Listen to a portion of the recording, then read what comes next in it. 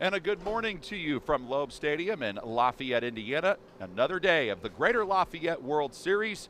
It's great to have you with us on the ISC Sports Network. I'm John Herrick. I'll be with you today from Loeb Stadium. And due to weather, they started this game a little bit earlier than we anticipated. They were supposed to begin at 10:30, but of course, everybody's trying to get as much in with the potential for rain possibly moving in later on today. So here is what's happened so far in this game. Royals Blue, 14 and under with a record of 1-0-1 so far, have taken the early 2-0 lead on Deck Blue.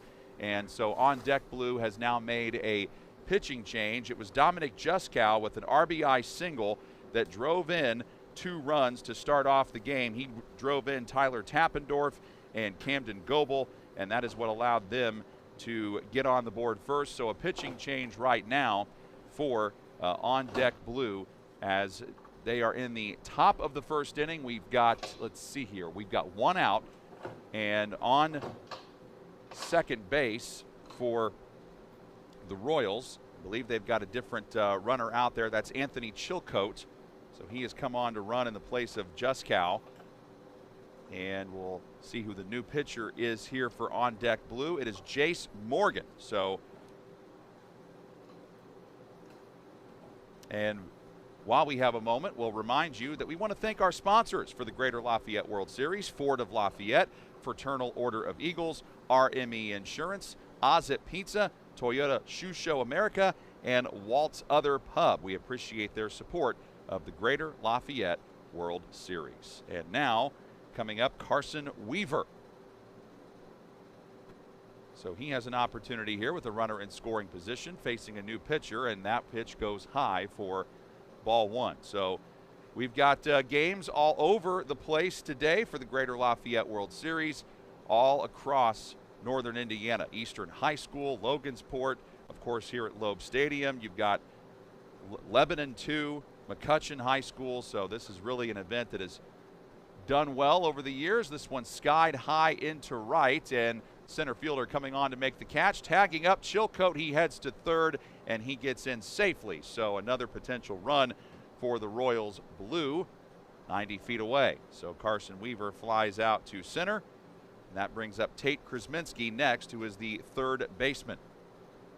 Royals are 1-0-1, a 9-9 tie for them with the Indiana Thunder earlier in this tournament, and a 2-0 win over Harrison. As for On Deck Blue, they are 2-0 so far. And the first pitch swinging high in the air, popped up, foul ground. Third baseman comes over to make the catch, and that does it for the top of the first. But the Royals Blue get an RBI single that drives in 2 runs, and they take a 2-0 lead. It's the Greater Lafayette World Series on the ISC Sports Network. If you haven't signed up for Mintel Fiber Optic Internet from Mulberry Telecommunications, then you're missing out. We have various packages to choose from and speeds up to a gig. Not to mention each package includes a Wi-Fi 6 wireless router and access to our Mintel Smart Home app, giving you complete control of your network backed by our award-winning customer service. Go ahead and dance till your heart's content in whatever reality you want, even if it's virtual. Mulberry Telecommunications offering the best gig in town. Sign up today at Mintel.net and experience the Mintel difference. For over 50 years, the Greater Lafayette World Series has brought our community together through the game of baseball. Ford and Lincoln of Lafayette are proud to support the players, families, and fans who make it all possible. When it's time for your next vehicle, buy with confidence with our lifetime warranty. Plus, get 0% APR, no payments for 90 days, and a 2-year complimentary maintenance plan on select new models. Good luck to every team from Ford and Lincoln of Lafayette. The Willow Creek Barn has been voted the best of weddings on the Knot for 4 years running. The Willow Creek Barn has earned its reputation for a reason. With breathtaking grounds, a stunning barn, and a staff that goes above and beyond, making sure that every detail is perfect, your wedding day will be seamless, joyful, and unforgettable. From the first look to the last dance, your happily ever after starts here. To book your dream wedding, visit thewillowcreekbarn.com. We welcome you back to Loeb Stadium. Greater Lafayette World Series, already a 2-0 lead for Royals Blue over On Deck 14 and under Blue. So On Deck blue about to come up to bat. We know the first three batters are Blake Dishman, Keegan Sliffer, and Lane Weaver, the right fielder, the designated hitter, and the shortstop. And after that, it is Brecken Myers who is playing third base, and we'll continue to get the lineup to you as we go through. So this game, if you're wondering, wait, 10:34 and we're already through the top of the first inning, that is because the game started a little bit earlier than anticipated, and everybody's trying to get a little bit ahead of the weather. The game before this ended prior a little bit earlier than people thought, so they figured out, let's just go right ahead and get things moving. So there is an air quality alert in effect, an 82-degree day. The high in West Lafayette supposed to be 86, and then a low of 75 tonight. So that's about pretty standard for what it is across the state at this moment. However, there is an 80% chance of rain in the forecast for West Lafayette today and a 65% chance for Saturday. So here is Blake Dishman coming up, standing in from the right side to face Lucas Kenworthy, the left-handed pitcher for Royals Blue. And the first pitch is outside for ball one. Which one do you need? Both of them?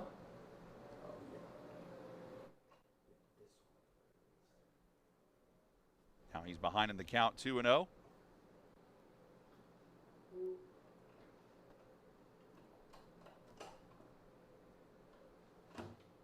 All these divisions broken down into different pools, and now it's 3-0. So in Pool B, the Royals Blue and On Deck Blue are the two teams in the top of that pool right now. And it's the 3-0. That time hits the corner for a strike to Dishman. So it's On Deck Blue at the top with that 2-0 record in the tournament so far. Royals Blue at 1-0-1 in second. The Indiana Thunder 0-1-1. And then the Harrison Raiders are 0-2, and a leadoff walk to Dishman. Great thing to have if you're a hitter, not so great if you are a pitcher. Leadoff walks tend to backfire. Keegan Sliffer is next, designated hitter, and a lefty-lefty matchup here for this one.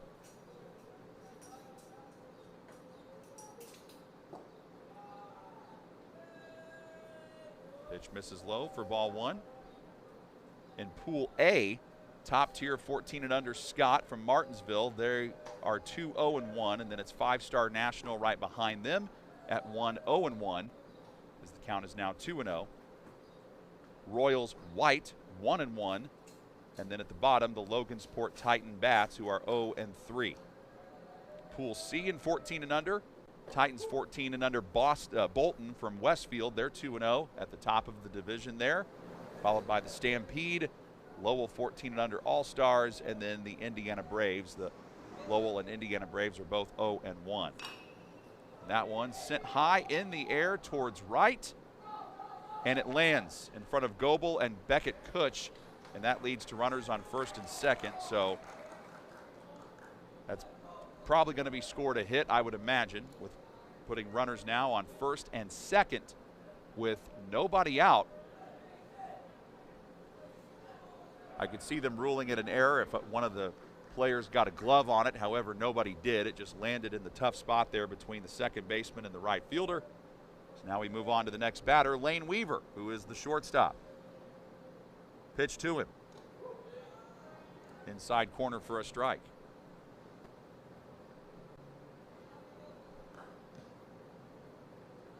It's our first of 4 games we're bringing you today from Loeb Stadium, but of course we are all over the place on the ISC Sports Network. Bunt shown, but then he pulls it back and it ends up being a strike, and now he is behind 0-2.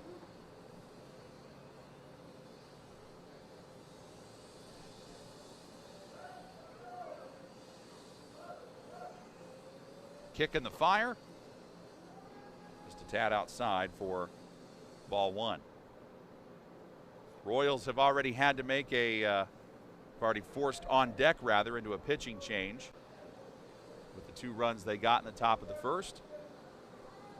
But On Deck putting on a nice display here, a double steal, the throw, and I believe he's safe. Both Dishman and Sliffer got a great jump, so runners are now at second and third with nobody out. So Lane Weaver, he gets a base hit here. he can nod this thing up. And yes, there are ties in the Greater Lafayette World Series. These games are on a 2-hour time limit as well. Pitch goes up high. Now it's 3-2. So if you walk Weaver here, you load the bases for Breckin Myers.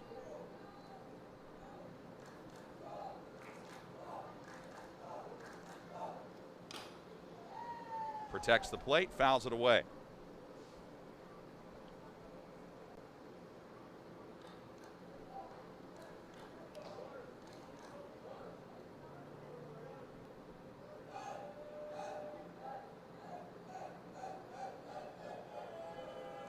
Kenworthy taking his time, and the pitch.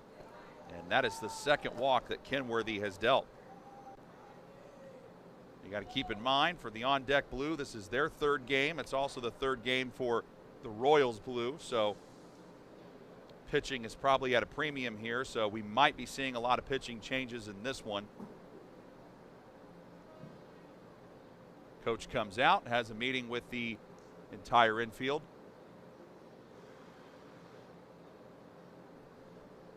While we have a moment, this will give us a chance to reset the rest of the lineup. So after Myers, it's Dallas Chavez, who is the catcher. Breckin Myers plays third base. And after Chavez, it's Ian Franklin. And Franklin is playing left field in this one. This is just a conversation, just trying to get Kenworthy refocused. After Ian Franklin, it's Jonathan Grajales. And on defense, Grajales is well, they've listed him as the third baseman, but they also have Myers listed as the third baseman. After Grajales, it is Ashton Slater. And that pitch gets away from Kuskow, and that scores a run. So the wild pitch from Kenworthy allows Dishman to come around to score. And it's a 2-1 lead now for the Royals Blue. Slipher goes to third. Weaver goes to second. And there are still no outs here in this bottom of the first inning.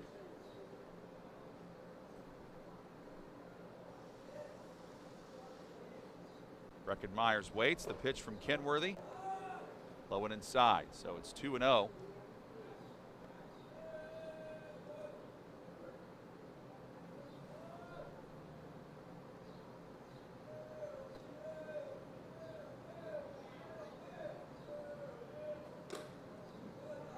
1 sent high and away. Now 3-0. Well, Kenworthy in danger of issuing his third walk so far.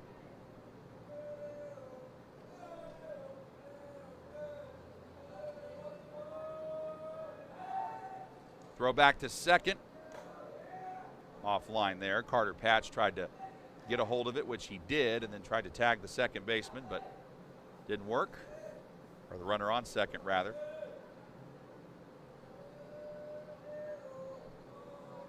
Ashton Slater started off the game as the pitcher before they changed to Chase Morgan. And now Kenworthy with yet another walk issued here. So, bases are loaded now for Dallas Chavez.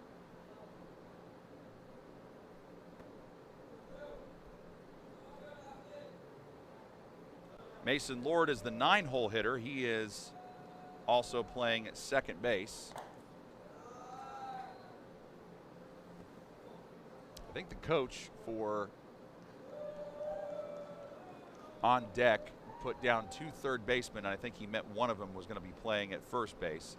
And Kenworthy looks like his day is done. So head coach has clearly seen enough, seeing 3 walks issued. And we'll have a pitching change, and that gives us a chance to step aside. You're watching the Greater Lafayette World Series on the ISC Sports Network. We've all heard the question, if a tree falls in the forest, does it make a sound? Honestly, we're not sure either. But what we do know is that if it falls in your yard, it usually leaves behind an unsightly stump that you'll be stuck mowing around. At JXN Stump Solutions, we'll get rid of that stump for good, and here's the best part. We offer free estimates, so you'll know the cost before the work begins. We deliver quality work from a professional, locally owned company with a commitment to leaving your property cleaner, safer, and stump-free. Contact us today at 242-9523. At JXN Stump Solutions, we're rooted in service and driven to remove. Meet Henry. Henry is hip. Henry loves the new Mintel TV streaming app. And check out Helen. With features like Cloud DVR, Restart, and Look Back TV, Helen never misses her favorite shows. And this? Well, this is Bob. Bob can't contain his excitement for the new Mintel TV streaming app. Bob is proving that you actually can teach an old dog new tricks. What do you say, Bob? Does the Mintel TV app get a thumbs up? All right, Bobby-o. Mintel TV, the next generation of awesome, upgrade today. Healthy Communities of Clinton County is committed to reduce the risk factors contributing to chronic disease, including health disparities. The new pitcher is Anthony Chilcote for the Royals Blue. And he is facing Dallas Chavez. This 14 and under matchup between On Deck Blue and the Royals Blue. And it's a good one so far, 2-1. The Royals Blue with the lead, but we do have On Deck with the bases loaded. And there have been no outs so far in this bottom of the first inning. Dallas Chavez can really break this open with a swing of the bat here, but he doesn't need to. Instead, he gets an RBI walk, and Keegan Sliffer scores. And we are knotted up at 2 runs apiece, and a courtesy runner coming on for Chavez.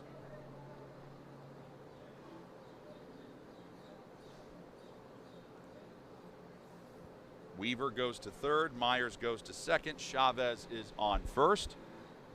And now we got Ian Franklin coming up. Chilcote's pitch down the heart of the plate that time for a strike.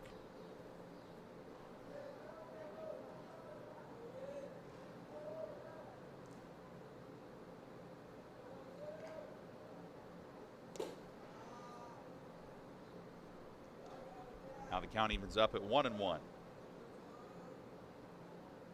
So that run, those 2 runs that have been scored, charged to Kenworthy. Chilcote is responsible for Chavez on first, and he throws that one high and into Franklin.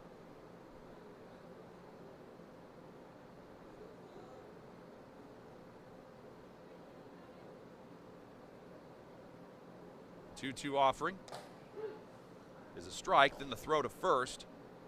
Carson Weaver comes over to grab it, tries to apply the tag, but courtesy runner back in time.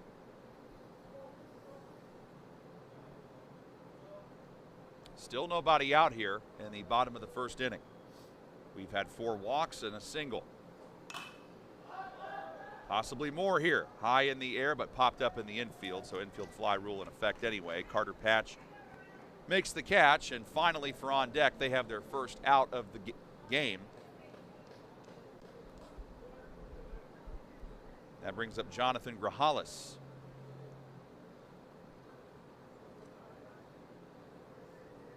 So for those of you watching at home, On Deck, they are the team at the plate in the black jerseys with, I guess, that pinkish and reddish outline. And then Royals Blue, they're the team just in blue and white.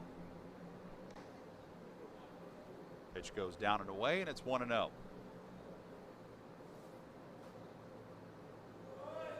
And he's trying to steal home, and it does not work at all. Lane Weaver tries to steal home. Chilcote delivers a strike there, and Weaver is tagged out. Boy, what a nice break for On Deck. You're thinking, we've had a few walks, things are slipping away from us, and then he tries to steal home, and it doesn't work for Lane Weaver. And I'm not guessing these umpires have seen 14-year-olds steal home too often, so I think they're going to talk about what just happened.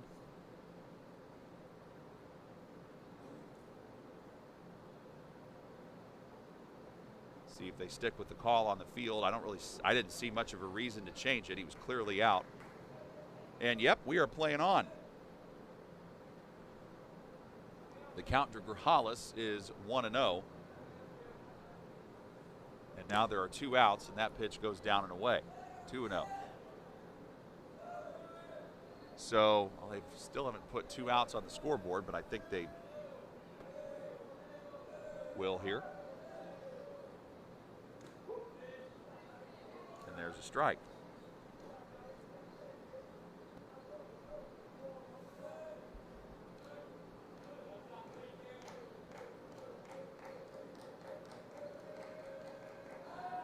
And Chilcote fakes to second. Breckenmeyers gets back, though, in plenty of time.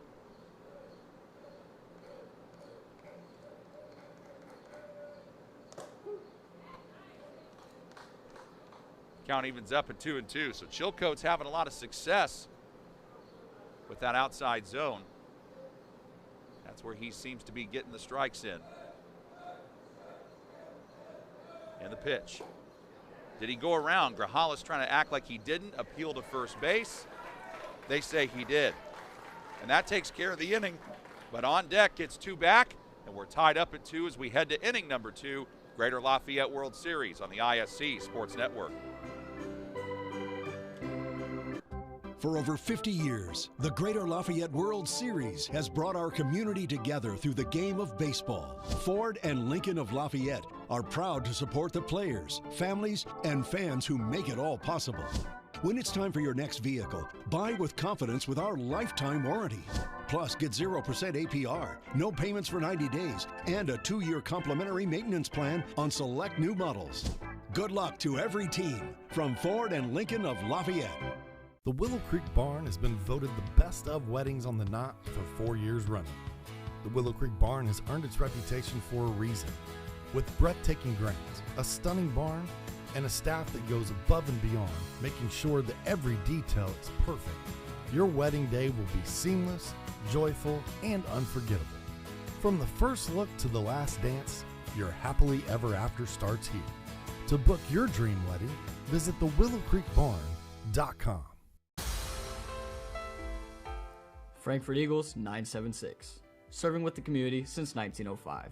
With over 900 members locally, Frankfort Eagles offers something for everyone. Golf leagues, bingo, concerts, kid parties, cookouts, and more. For more information on who we are and what we do, visit FOE.com or stop by Frankfort Eagles at 408 North Main Street, Frankfort, Indiana. Very interesting first inning there for both teams. The Royals got 2 runs on a hit, so did the on-deck 14 blue team, and there was also an error committed by the Royals. But I think if you are the Royals, you got to feel great about the way the first inning ended because they had 4 walks. Both teams have already had to make a pitching change. And it's Jace Morgan out there pitching for on deck.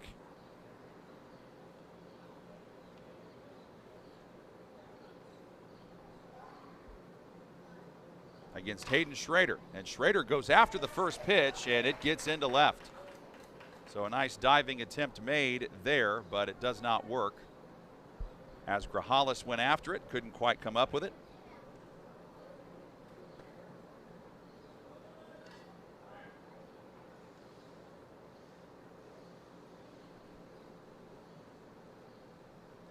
And that brings up now Carter Patch.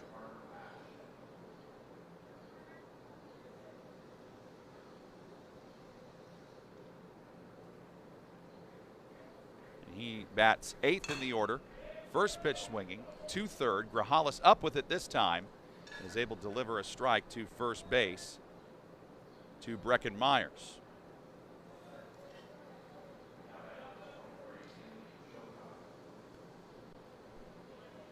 Schrader advances to second.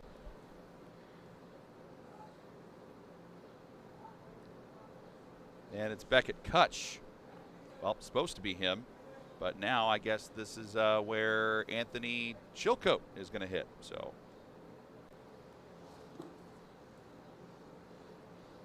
First pitch to Chilcote. This is low and away.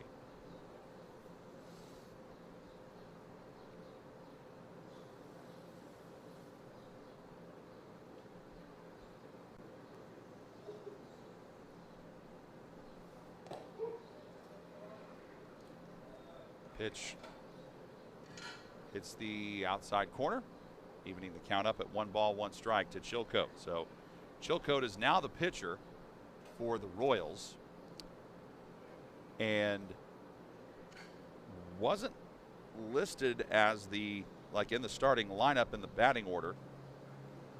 This is where Beckett Kutch was listed, but now they've changed it around to have Anthony Chilcote bat. Chilcote getting the sign from the third base coach with Schrader on second. Potential go-ahead run here. We're tied at 2.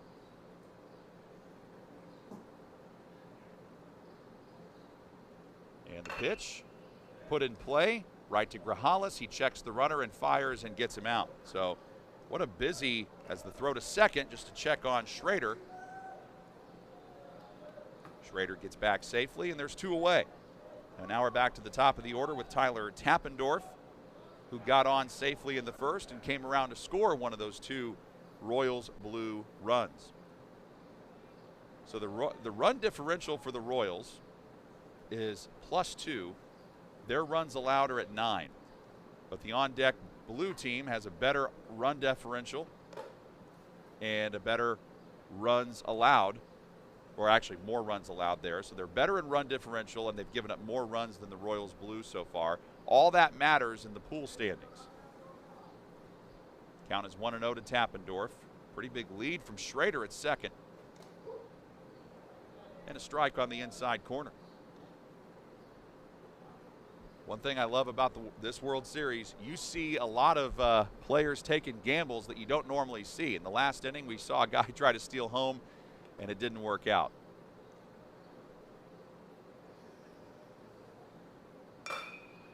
Back up the middle it goes. Tappendorf finds the seam. Throw home from Young. Well done. Liam Young. And they end up ending the inning, I think. Yes. Wow. So after all of that, Tappendorf gets a good hit. Schrader tries to round third. Liam Young ends up getting him out.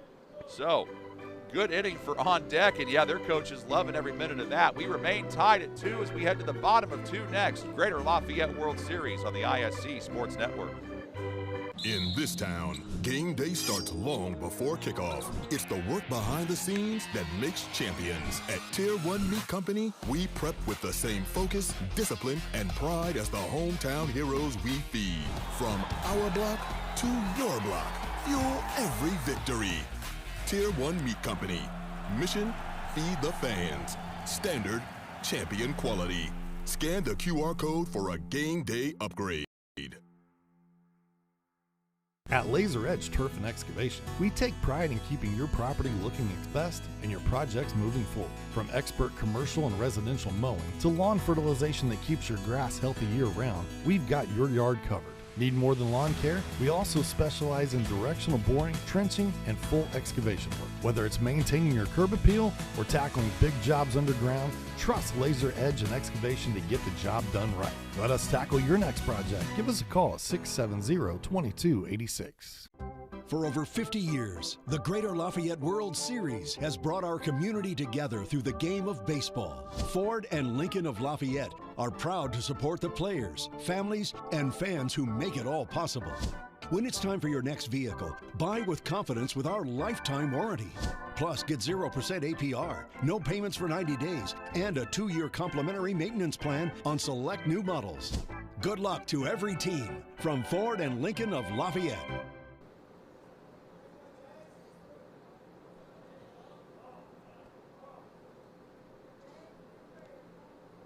So on deck blue coming up to bat here.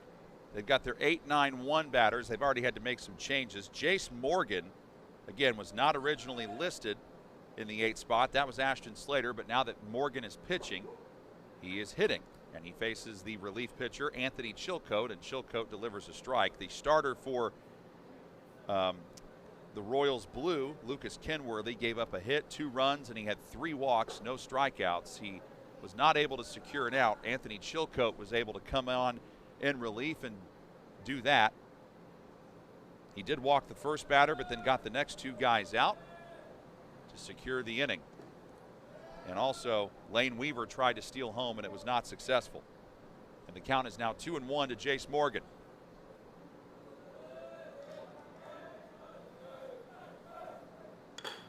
And he puts this one in play to shallow center, charging on Tappendorf. He did all he could to get in front of it, but the ball just had the right angle to bounce down in front of him, and that's exactly what it does.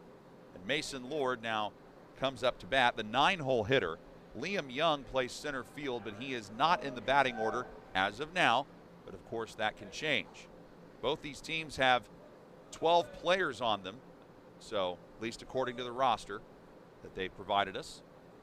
So there's not a ton of reserves beyond the 9 on the field. Throw to first, and Morgan is back safely. One thing I've noticed about Anthony Chilcote, he's got really good awareness of what the base paths are doing, what the runners are doing when they're on there. Now, runner goes, throws, and that one gets into the outfield, but Morgan is in safely. We've seen quite a bit of aggression here. We're just in the bottom of the 2nd inning, already a 2-2 tie. The Royals blue have committed an error, but they do have 3 hits to on deck's 2.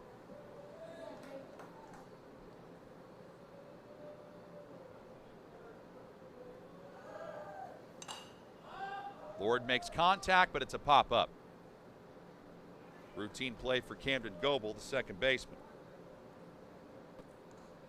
First down at the bottom of the 2nd. And back to the top of the order we go with Blake Dishman. Dishman walked and then came around to score in the 1st.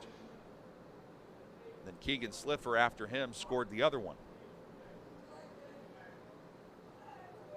So 2nd time through the on-deck order. The Royals blue are on their 2nd trip through the order as well.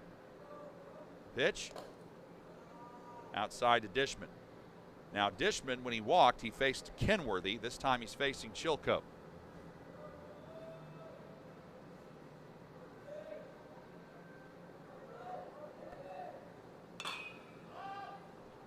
Sent high in the air. Oh, and Tappendorf does a good job. Loses the hat, but doesn't matter. He says, I've already let one bounce down in front of me. I'm not letting another one. 2 away. Now Sliffer has the other hit in this game so far for on deck. He bats 2nd in the order. The Royals blue have batters 2, 3, and 4 coming up when we get to the 3rd inning. Pitch. Poked foul.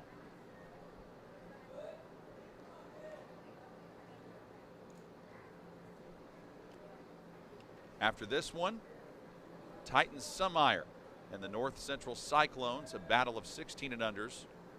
That's in game 2 that we'll have at Loeb Stadium. Then 2 more games after that. Sent high in the air to left. Schrader makes the catch, and that ends up being the 3rd out of the inning. So we remain tied at 2-2. Inning number 3 comes your way next. Greater Lafayette World Series on the ISC Sports Network. If you haven't signed up for Mintel fiber optic internet from Mulberry Telecommunications, then you're missing out. We have various packages to choose from and speeds up to a gig. Not to mention each package includes a Wi-Fi 6 wireless router and access to our Mintel Smart Home app, giving you complete control of your network backed by our award-winning customer service. Go ahead and dance till your heart's content in whatever reality you want, even if it's virtual. Mulberry Telecommunications offering the best gig in town. Sign up today at Mintel.net and experience the Mintel difference. For over 50 years, the Greater Lafayette World Series has brought our community together through the game of baseball. Ford and Lincoln of Lafayette are proud to support the players, families, and fans who make it all possible. When it's time for your next vehicle, buy with confidence with our lifetime warranty. Plus, get 0% APR, no payments for 90 days, and a 2-year complimentary maintenance plan on select new models. Good luck to every team from Ford and Lincoln of Lafayette. The Willow Creek Barn has been voted the best of weddings on the Knot for 4 years running. The Willow Creek Barn has earned its reputation for a reason. With breathtaking grounds, a stunning barn, and a staff that goes above and beyond, making sure that every detail is perfect, your wedding day will be seamless, joyful, and unforgettable. From the first look to the last dance, your happily ever after starts here. To book your dream wedding, visit thewillowcreekbarn.com.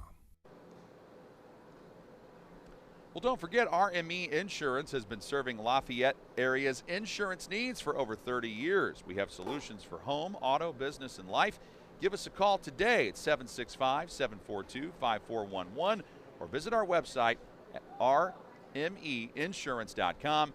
Our customers are our community. That's RME Insurance. I'm John Herrick. It's great to have you with us. We got 4 games today at Loeb Stadium right here on the Greater Lafayette World Series, ISC Sports Network. Local lives here. I'll have the first 2 games by myself, and then my partner Rob Albright will be showing up at the end for the final 2 games. Camden Goebel steps in for the Royals Blue. Batters 2, 3, and 4 in the order. Now, it's supposed to be Lucas Kenworthy behind him, but that might have changed with the Kenworthy pitching change, as that pitch from Jace Morgan was a beauty for strike 1. And the 0-1. Camden takes inside this time to even the count up at 1-1.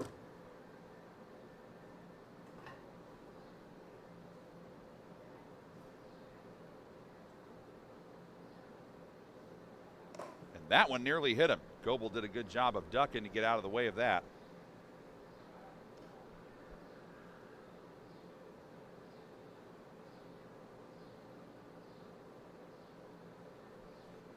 Jace Morgan came on in relief.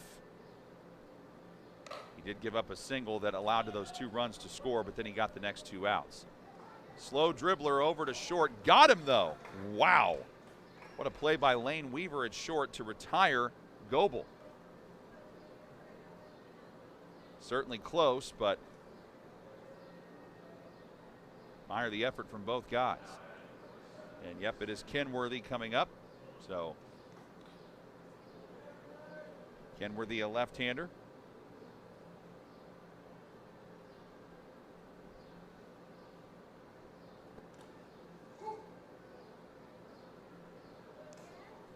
Takes a strike from Morgan.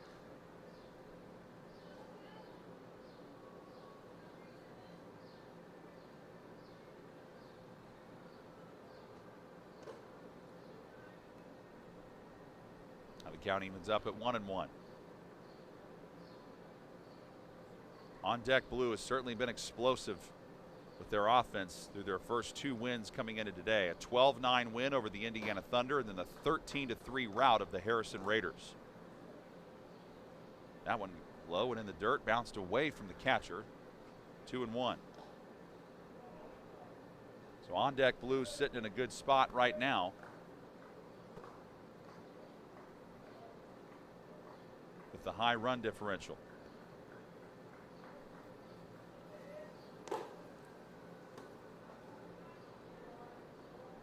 Pitch goes up high. They and the Royals Blue have positive run differentials, and then the Indiana Thunder and the Harrison Raiders below them, both in the negative. The Thunder at -3 and the Raiders at -10.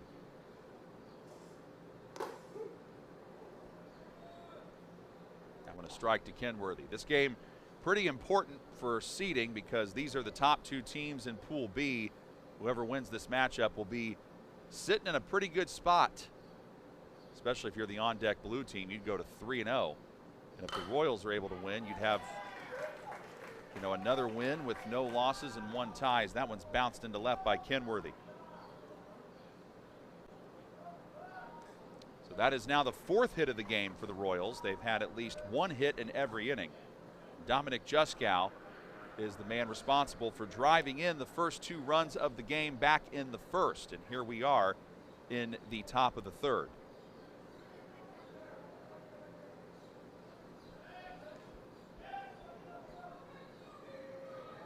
And the runner goes. Not quite sure what happened there. Throw to first and miscommunication And Kenworthy took the initiative and ran to second base and got there in time. So we have seen some crazy things happen on the base paths today in this game. Double steals, guy trying to steal home. Didn't work, but, you know, got to admire the effort. Juskow takes high for that one, and it's 1-0 the count.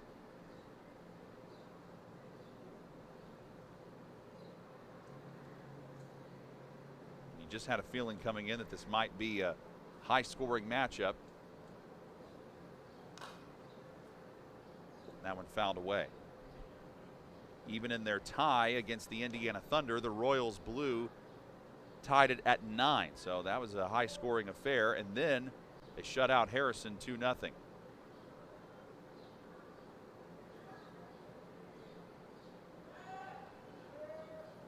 Kenworthy taking no chances and slides back to second, and plenty of time there.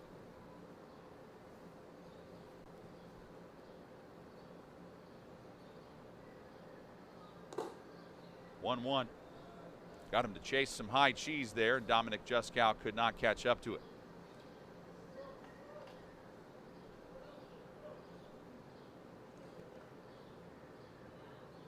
And he really gets close to the plate here. Let's see how Morgan decides to deal with that. And the pitch. He goes opposite way with it, and it's fouled. Mentioned a little bit about our next matchup, North Central Cyclones and the Titans Sunmeyer team. After that, we go back to 14 and under play. 5-star National Indiana versus Royals White. Then we close out the day with the Indiana Thunder against the Harrison Raiders. Those are the 4 games we have for you today at Loeb Stadium. Contact made, high in the air. This might be playable for Myers. It is. So there's 2 down. Kenworthy, of course, took no chances, stayed right at second base. Now we go to Carson Weaver. And Weaver hit a pretty good shot into center field his last time up, but right into the hands of Liam Young, who had a good read on it. Chase Morgan trying to get out of this inning.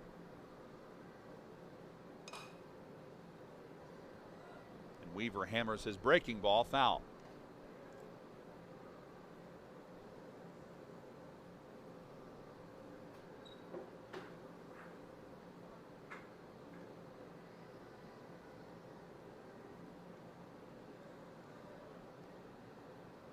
Morgan waiting the sign from Chavez. He and Chavez try to get on the same page, and I think Weaver was the one who ended up calling time. And now Chavez and Morgan want to go have a word. Yeah, I could sense that something was a little off there. And they try to get back on the same page.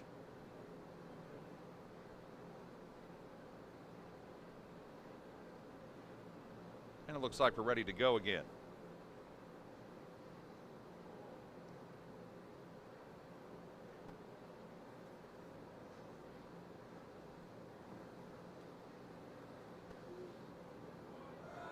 Kenworthy goes, ball gets away from Chavez.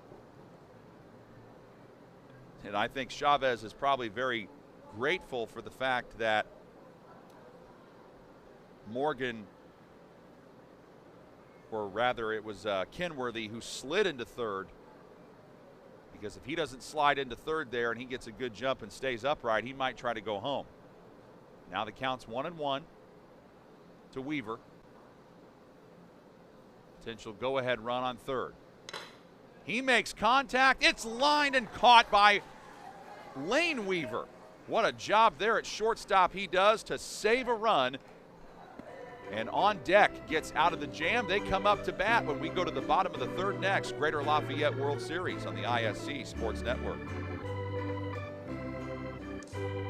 We've all heard the question, if a tree falls in a forest, does it make a sound? Honestly, we're not sure either. But what we do know is that if it falls in your yard, it usually leaves behind an unsightly stump that you'll be stuck mowing around. At JXN Stump Solutions, we'll get rid of that stump for good, and here's the best part. We offer free estimates, so you'll know the cost before the work begins. We deliver quality work from a professional, locally owned company with a commitment to leaving your property cleaner, safer, and stump-free. Contact us today at 242-9523. At JXN Stump Solutions, we're rooted in service and driven to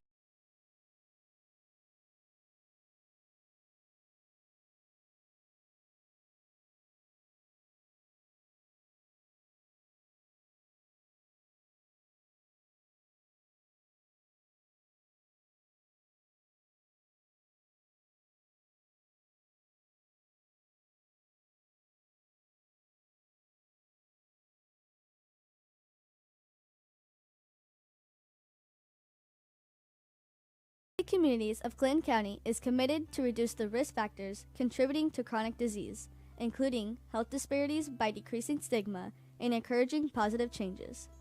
HCCC is here for the community with systems of care navigators, insurance assistance, prenatal classes, mental health programs, substance use prevention, and more. To help make the healthy choice the easy choice, contact us at 659-6063 or through our website, healthyclintoncounty.org.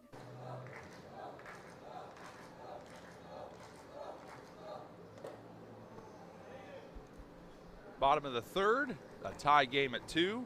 Lane Weaver, who ended that last inning with a spectacular defensive grab at shortstop, is now up to bat. He walked and then he tried to steal home and was caught stealing there.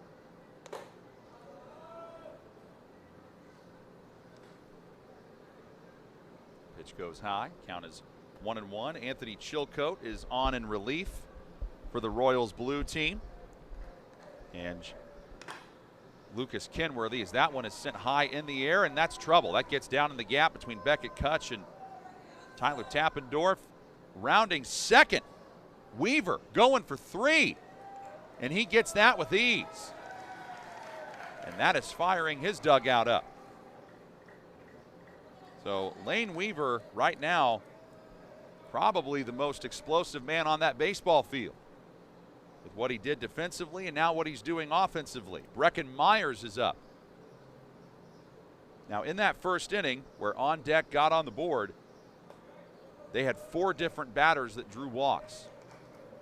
Anthony Chilcote tries to settle down after giving up that leadoff triple, and he delivers a strike. Even though Myers walked, he was left on second. And On Deck now has at least 1 hit in every inning so far. The pitch. Down and away. 2 runs, 3 hits, 1 error for On Deck Blue. The Royals Blue with 2 runs, 4 hits, and 1 error. A pretty close, evenly matched game. The 2 top teams in Pool B. On the outside corner. It's 1-2. So if you're wondering what this tournament is all about, it's basically a prominent annual youth baseball tournament held, of course, in Lafayette. The tournament typically hosts international and regional travel teams across multiple age groups from 14 and under to 17 and under. And it was established as a premier Midwest baseball event after the relocation of the long-standing Pony Colt World Series. And today, it features talented travel squads from across the country, sometimes with international entries, competing in a multi-day tournament format at venues all across northern Indiana.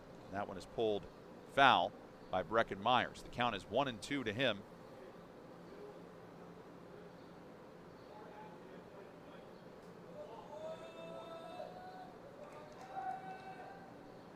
Chilcote just stepped over and looked at Weaver at third base. Yeah, he's going, you stole home the last time you were on third, or tried to anyway, and it didn't work. So he's keeping a close eye on Lane.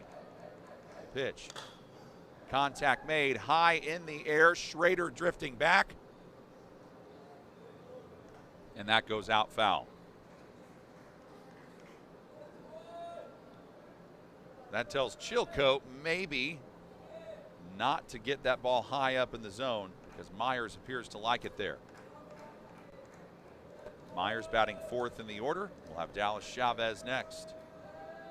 Kick in the fire from Chilcote, and it's way high and upstairs. 2-2.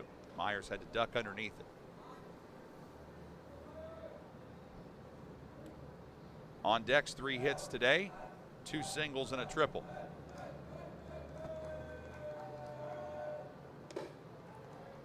Chilcote fires high again.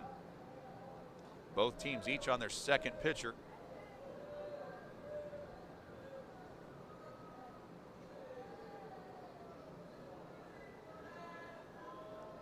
And again, just a reminder, these games are on a 2-hour time limit. And we got started before 10:30. So I know the game was scheduled to start at 10:30, but they started the game earlier than that. Couldn't get it. And Myers is upset with himself because he knows that he just had an opportunity that did not go his way, leaving Weaver on third. And now bringing up Chavez. Dallas Chavez stepping in as the team's catcher. He walked in the first and was left on first. Pitch to Chavez is high and inside, 1-0.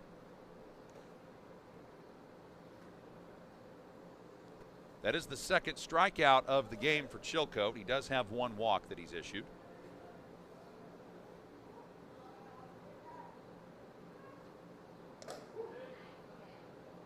Clips the corner for a strike.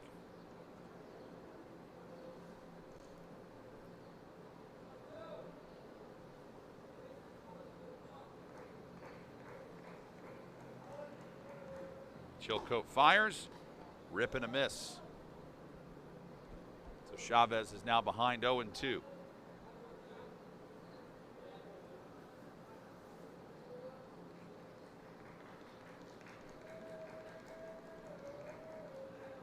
Can Chavez get Weaver home? Pitch from Chilcote. Nope. So Anthony Chilcote has found something. His second strikeout in a row and his third for the game since coming in the first inning. And now Ian Franklin.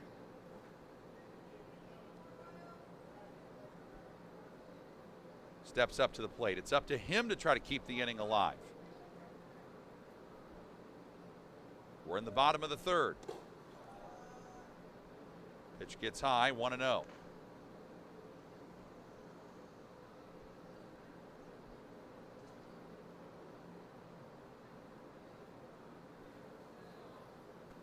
Chilcote working quickly. Contact made, but fouled away. We have 3 14 and under games to bring you today, along with 1 16 and under contest. That's in our next game between Titans Sunmeyer and North Central Cyclones. It's coming your way in game 2, and then we have the 2 other 14 and under games after that. Pitch low and well, that hits the corner, I guess, for the umpire's liking, 1-2.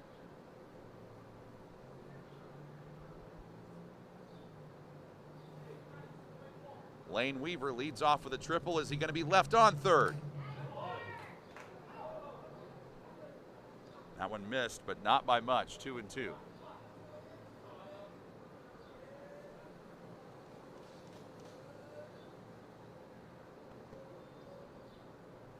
Chilcote takes his time and now fires.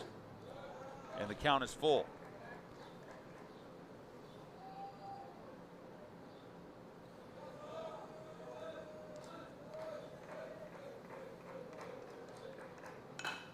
Contact made, almost over the head of Goebel, but he's able to make the catch, and that takes care of the inning.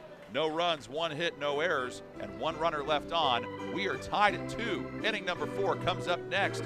Greater Lafayette World Series on the ISC Sports Network.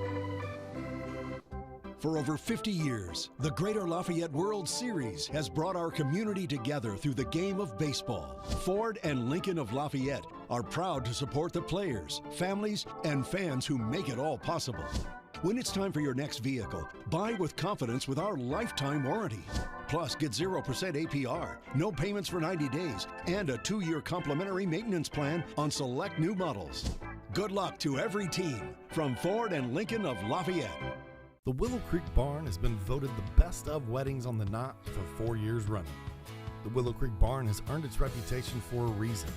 With breathtaking grounds, a stunning barn, and a staff that goes above and beyond, making sure that every detail is perfect, your wedding day will be seamless, joyful, and unforgettable.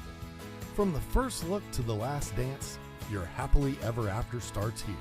To book your dream wedding, visit thewillowcreekbarn.com. Frankfurt Eagles 976, serving with the community since 1905. With over 900 members locally, Frankfurt Eagles offers something for everyone. Golf leagues, bingo, concerts, kid parties, cookouts, and more. For more information on who we are and what we do, visit FOE.com or stop by Frankfurt Eagles at 408 North Main Street, Frankfurt, Indiana. All the scoring in this one was done in the first inning, and we are tied at 2 between the Royals Blue and the On Deck Blue team. I'm John Herrick. It's great to have you with us, and we want to say a big thank you to the Fraternal Order of Eagles for their generous support of this year's tournament. The Eagles are committed to strengthening our community through charity, service, and fellowship. We appreciate everything they do for Greater Lafayette and beyond. Now Royals Blue has batters 6, 7, and 8 up in the order. Tate Krasminski, Hayden Schrader, Carter Patch. And Tate ended the first inning by popping up to third.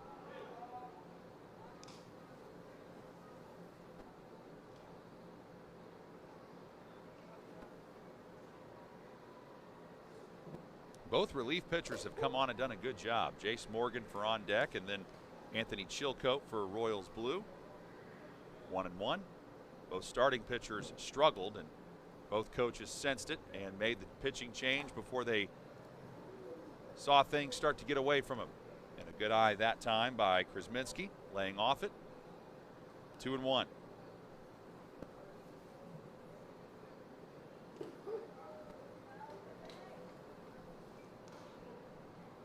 Now it evens up at 2. On Deck's left 4 runners on base. Royals Blue 3 runners stranded. Contact made, hits the mound high in the air, bounces in front of Lord, throws to first, and does a good job of trying to at least get the runner, and it doesn't work. But that goes down as a hit for Krasminski because he hit it right off the mound, and it took one of the strangest hops I've ever seen. But it works in his favor, puts him on with a leadoff single, and Hayden Schrader comes up to bat.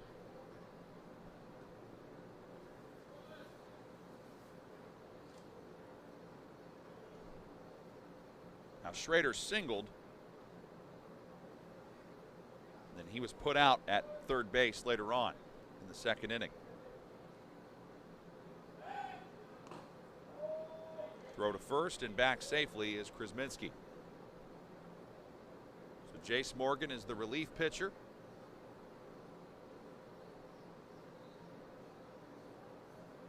The other thing, too, I've been impressed with both of these relievers on is they've pretty much been in a jam in every inning. There hasn't been a, that one's hit right back to Morgan, throw to second, and that might be the only play they have. Admire the effort to go to first, but they don't get the double play, but they do get the force at second.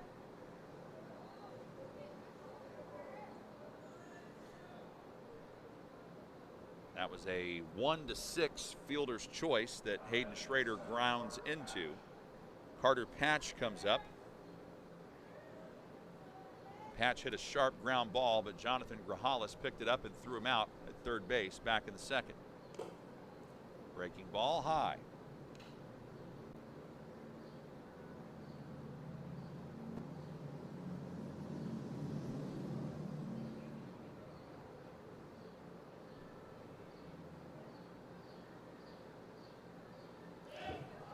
And that one gets away from Chavez. It was high and in, and ball didn't make contact with Patch's bat. So that wild pitch allows Schrader to head on down to second. All of our scoring done in the first inning, 2 runs by each team, and ever since then both teams have had opportunities with runners in scoring position. but have not been able to get that decisive run across just yet. And Patch can't convert that one. He swings and misses, and the count's now 2-1.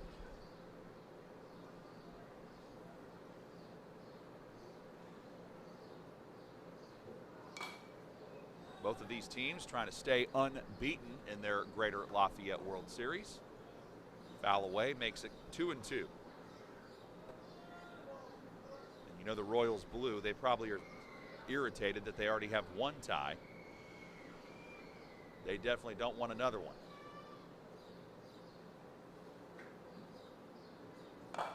Smashed, and is it fair? It looks like they say no. No, it was close.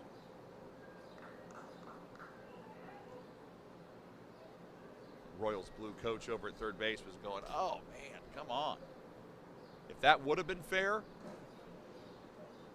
not only does Schrader score, but Patch is looking at least a double.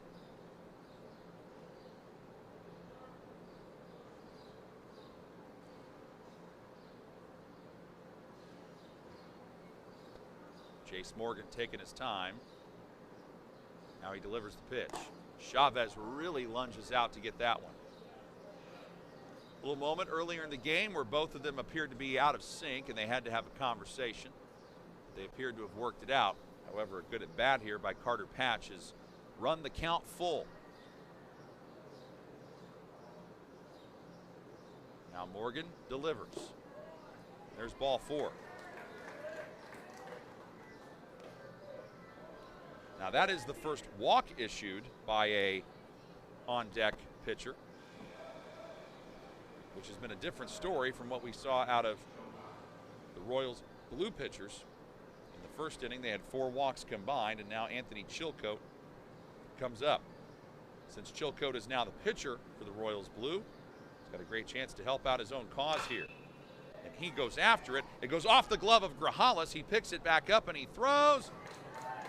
And over safely is Chilcote. Now this will be interesting to see how they rule this, if they rule that an error or not, because that was a sharply hit ball. They do not rule that an error. They rule it a hit instead. I do agree with that assessment, because props to Grajales for keeping that ball in the infield. That wasn't exactly what you would call a bloop single or whatever. That was a hard hit ball right to him.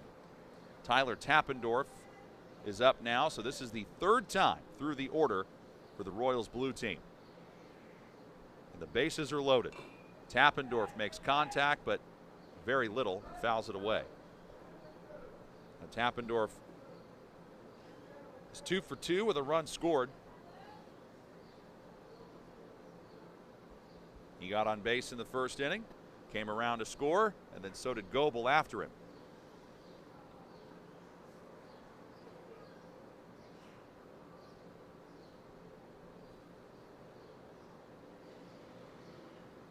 Pitch.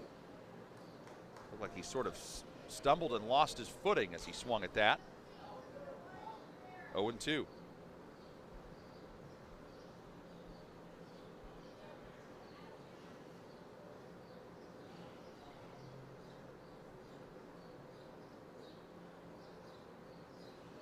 Morgan sets and delivers.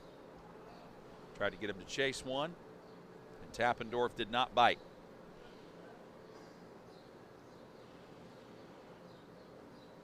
Got games today at Eastern High School, Harrison High School, of course Lebanon Middle School, here at Loeb Stadium, Logansport High School, another foul away, McCutcheon High School, and then West Lafayette too, Rossville High School as well. So those are all of the sites for the Greater Lafayette World Series. 6 hits now for the Royals blue to 3 for on deck. Could we have another one here? Up the middle it goes. 1 run is in for sure. Scooped up by Young. He throws home. And that one takes a weird bounce. And coach does the right thing by just saying, you know what, let's get one. Let's keep our hitting up and see what we can drive in. So Tappendorf has now scored a run and driven in a run and has his 3rd hit of the game.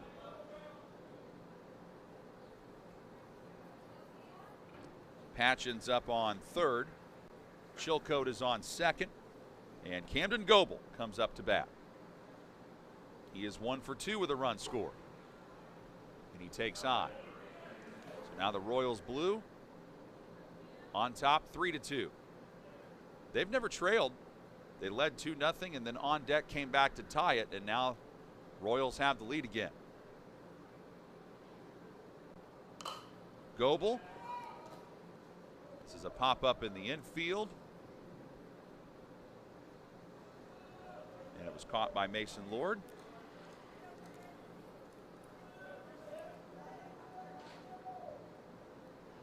And now Lucas Kenworthy is up. Now Kenworthy was a problem in the third inning for on deck because he singled, he stole a base.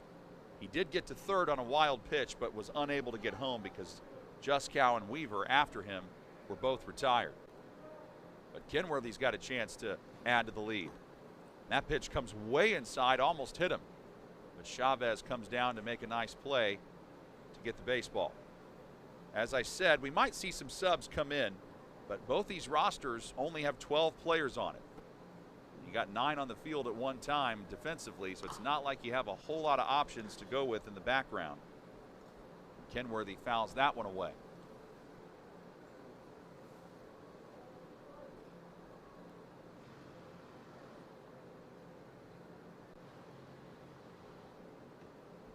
Kenworthy was the starting pitcher, so he's looking at a no decision today.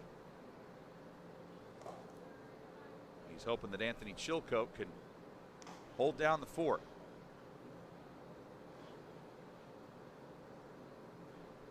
Counts now 2-1 after that pitch. Bases loaded though yet again for the Royals.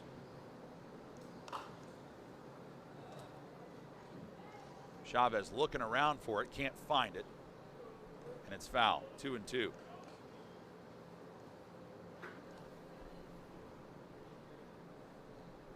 On third, it's Patch. On second, it's Chilcote. First, it's Tappendorf.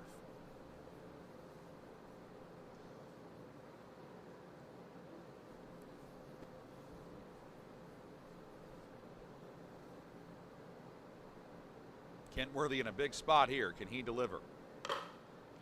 And yes, he can. It bounces down. Young had a beat on it, but loses control and his hat. 1 run is in for sure. 2 runs as well. We might see 3. And coming across to score at the end there is Tyler Tappendorf. So Patch scores. So does Chilcote. Tappendorf is in as well. And the Royals blue have helped break this thing open. They've got 4 runs now in this top of the 4th inning, and they now lead it 6-2.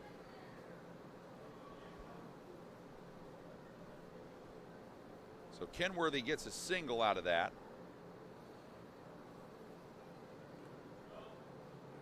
And Juskow is up. Dominic Juskow nearly got hit by that one. There's been 3 hits in this inning. Actually, correction, there's been 4. They have 8 hits for the game now, and that pitch from Morgan was a wild one. It gets away from Chavez, and Kenworthy is able to take third base. I think also what they did is they ruled an error on the center fielder Liam Young, because the base hit happened, but then other runs were able to score because Young had trouble fielding it. And so they have now ruled that an error on him. So that goes down as an E8, the second error of the day on deck. So now the on deck blue team with a lot of work to do. Juskow trying to see if he can drive another run in. He's got a runner on third. There's 2 outs in the inning. So if you're Jace Morgan, you're just thinking, get out of this and see if our bats can come alive.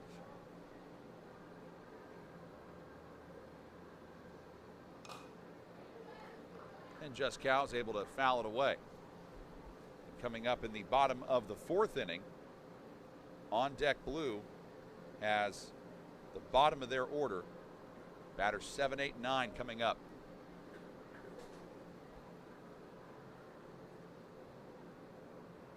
And the umpires are heading up to somewhere. I'm not quite sure what the issue is here. I don't know if they ran out of baseballs or what it might be.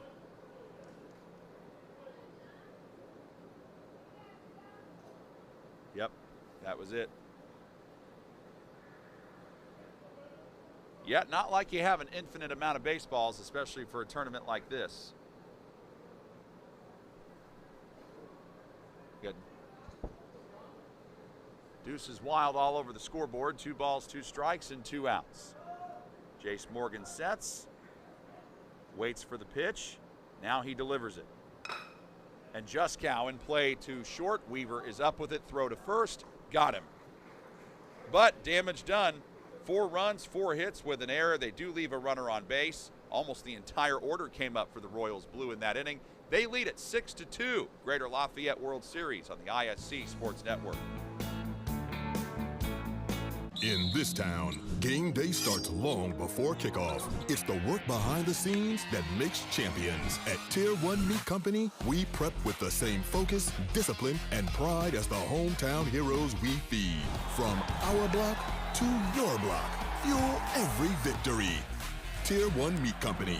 Mission, feed the fans. Standard, champion quality. Scan the QR code for a game day upgrade. At Laser Edge Turf and Excavation, we take pride in keeping your property looking its best and your projects moving forward. From expert commercial and residential mowing to lawn fertilization that keeps your grass healthy year-round, we've got your yard covered. Need more than lawn care? We also specialize in directional boring, trenching, and full excavation work. Whether it's maintaining your curb appeal or tackling big jobs underground, trust Laser Edge and Excavation to get the job done right. Let us tackle your next project. Give us a call at 670-2286.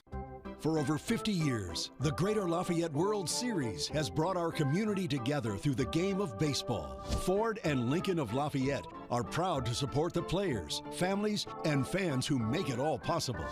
When it's time for your next vehicle, buy with confidence with our lifetime warranty. Plus, get 0% APR, no payments for 90 days, and a 2-year complimentary maintenance plan on select new models. Good luck to every team from Ford and Lincoln of Lafayette. The Willow Creek Barn has been voted the best of weddings on the knot for 4 years running. The Willow Creek Barn has earned its reputation for a reason. With breathtaking grounds, a stunning barn, and a staff that goes above and beyond, making sure that every detail is perfect, your wedding day will be seamless, joyful, and unforgettable. From the first look to the last dance, your happily ever after starts here. To book your dream wedding, visit thewillowcreekbarn.com.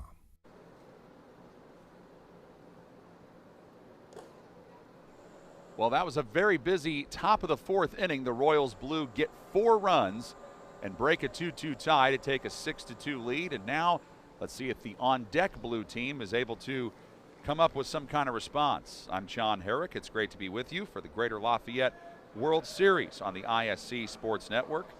Jonathan Grijalles starts us off. By the way, you can watch these games on the ISC Sports Network app. You can watch them on X. A lot of different platforms and way to watch, and games are free. Age groups from 14 and under up to 17 and under competing in this. Grijalles takes ball 1, and Chilcote's next pitch almost in the same spot as the previous one, 2-0. So Chilcote comes in. Anthony Chilcote is the reliever. He's given up just 2 runs. Sorry, well, no, the 2 runs were charged to Kenworthy. He's given up just 2 hits. He's had 3 strikeouts and just 1 walk. And he gets Grijalles to send this one high in the air, foul territory, but caught. Beckett Kutch with an excellent catch in right field. 1 down in the inning. Now Jace Morgan comes up.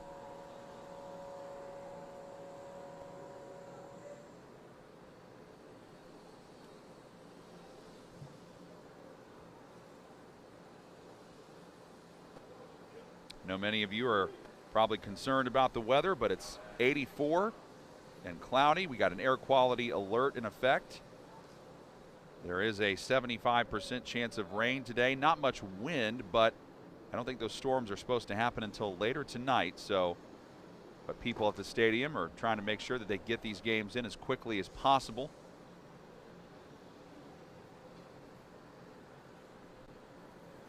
Morgan now ahead in the count, 1-0. And looking around on the radar, there are some light showers, but those are to the north and east of us. The 1-1. Nice play by Carter Patchett. Short. Delivers it across the diamond for a beauty to retire Morgan. And that was an important out because Morgan has one of the 3 on-deck hits today. And here's what's at stake. The Royals Blue team are in Pool B with on-deck Blue. So if Royals Blue able to win this game, they'll go to 2-0-1 in the World Series, and on-deck will drop to 2-1. So if you're Royals Blue, you got a chance to leapfrog the team in front of you. Mason Lord is up.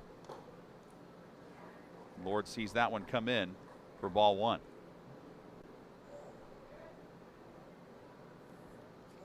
Royals Blue has batters 5, 6, and 7 coming up when we begin the 5th. Plates the inside corner. It's a 14 and under matchup here in this one. And Lord makes contact and fouls it away.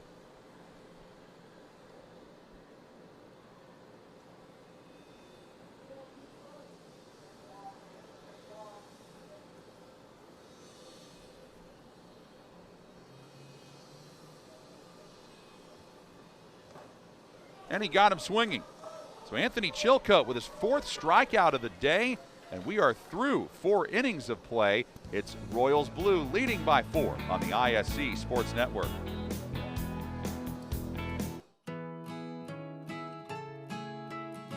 Whether you dine in or carry out, the South Fork restaurant is known for daily lunch and dinner specials. World famous hand-battered tenderloins, fresh, never frozen whole catfish, and award-winning onion rings.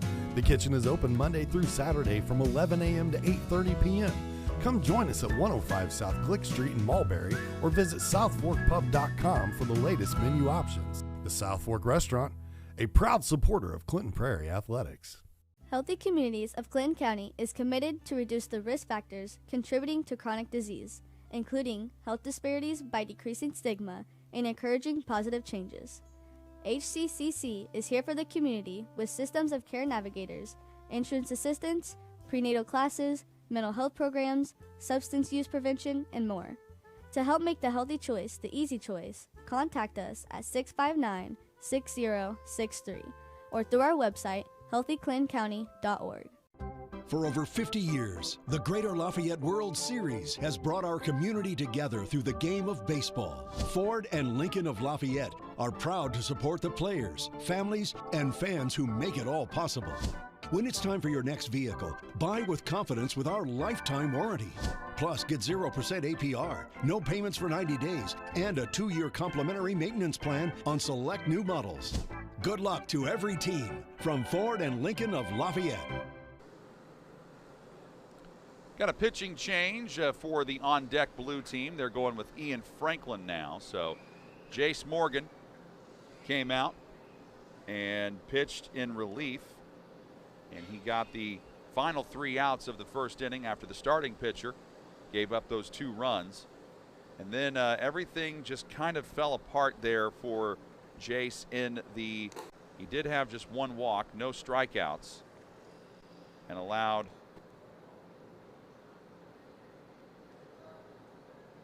what was eventually 7 of the 8 hits.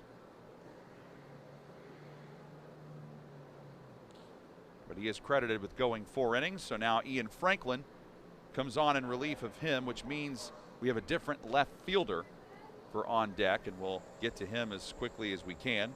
But it's Carson Weaver who Franklin has to face first. This is the first time that Franklin is facing Weaver. Weaver was 0 for 2 against Morgan. He flew out in the first to center and popped up to short in the third.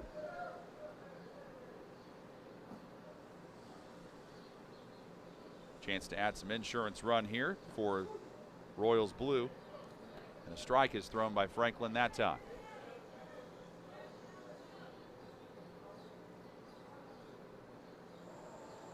The Royals blue team had been out hitting or been right on the cusp of out hitting on deck blue most of the game, and then they broke it open in the fourth, and that's a great start to the top of the fifth as Weaver lines that one into center.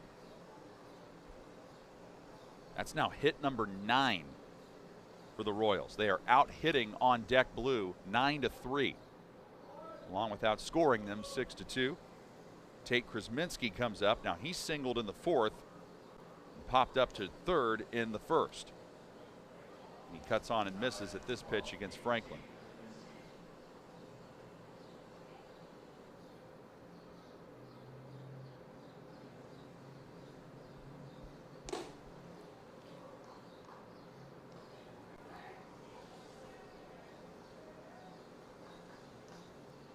That pitch wasn't to the umpire's liking, 1-1.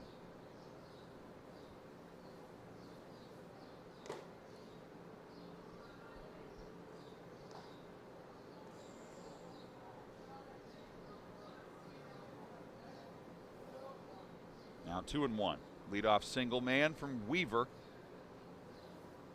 Keep extending that lead at first. Doesn't go this time. And that one blasted foul by Krasminski.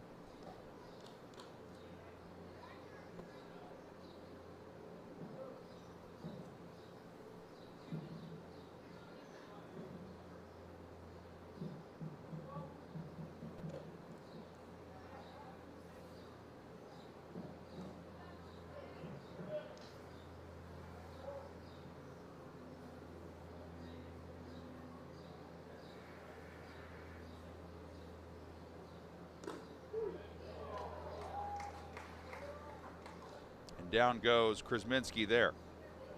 That's exactly what Franklin needed for his confidence as he strikes out. Krasminski, and looks like we have a pinch hitter coming up here for the Royals blue this time. It's Jackson Toll.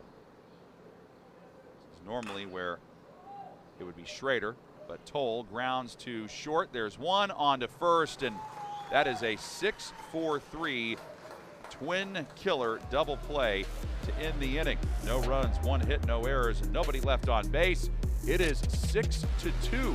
Royals blue with the lead on the ISC Sports Network. If you haven't signed up for Mintel fiber optic internet from Mulberry Telecommunications, then you're missing out. We have various packages to choose from and speeds up to a gig. Not to mention each package includes a Wi-Fi 6 wireless router and access to our Mintel smart home app, giving you complete control of your network backed by our award-winning customer service. Go ahead and dance till your heart's content in whatever reality you want, even if it's virtual. Mulberry Telecommunications offering the best gig in town. Sign up today at Mintel.net and experience the Mintel difference. For over 50 years, the Greater Lafayette World Series has brought our community together through the game of baseball. Ford and Lincoln of Lafayette are proud to support the players, families, and fans who make it all possible. When it's time for your next vehicle, buy with confidence with our lifetime warranty. Plus, get 0% APR, no payments for 90 days, and a 2-year complimentary maintenance plan on select new models. Good luck to every team from Ford and Lincoln of Lafayette. The Willow Creek Barn has been voted the best of weddings on the knot for 4 years running. The Willow Creek Barn has earned its reputation for a reason. With breathtaking grounds, a stunning barn, and a staff that goes above and beyond, making sure that every detail is perfect, your wedding day will be seamless, joyful, and unforgettable. From the first look to the last dance, your happily ever after starts here. To book your dream wedding, visit thewillowcreekbarn.com. This is now the third time through the order for the on-deck 14 and under blue team. Starting us off, Blake Dishman, then Keegan Sliffer and Lane Weaver. This has been the part of the lineup that's been pretty successful for on-deck, as Anthony Chilcote continues another inning of relief and pitches that one low and away. And Chilcote looked really good, probably at his absolute best in that fourth inning. Got a 1-2-3 inning out of on deck. A fly out, a ground out, and a strikeout. And Chilcote has 4 strikeouts today against 4 different batters, but he's behind 2-0 here to Dishman. It's the second time he's faced Dishman. The first time Dishman was up against Lucas Kenworthy, and Kenworthy walked him. Chilcote motors that one in for a strike. Chilcote walked 1 batter in the first. That was Chavez. But then after that, he's been pretty solid. He's given up just 2 hits and no runs. No runs since the first inning for on deck. This is a good at bat for Dishman. He's now ahead in the count, 3-1. And now the count is full.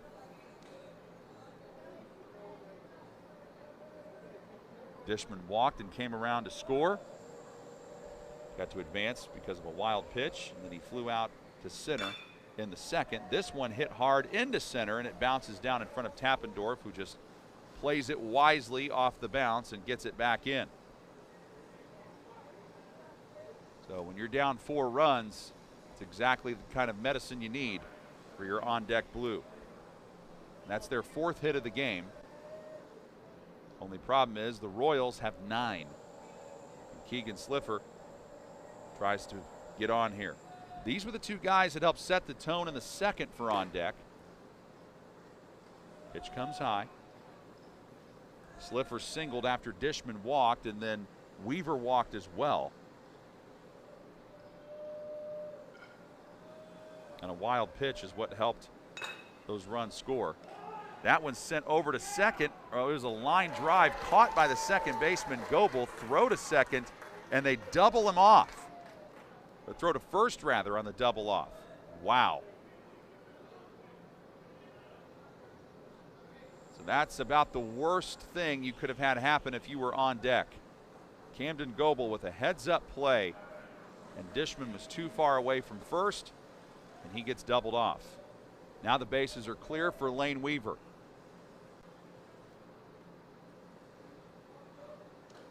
Weaver nearly gets hit by that pitch.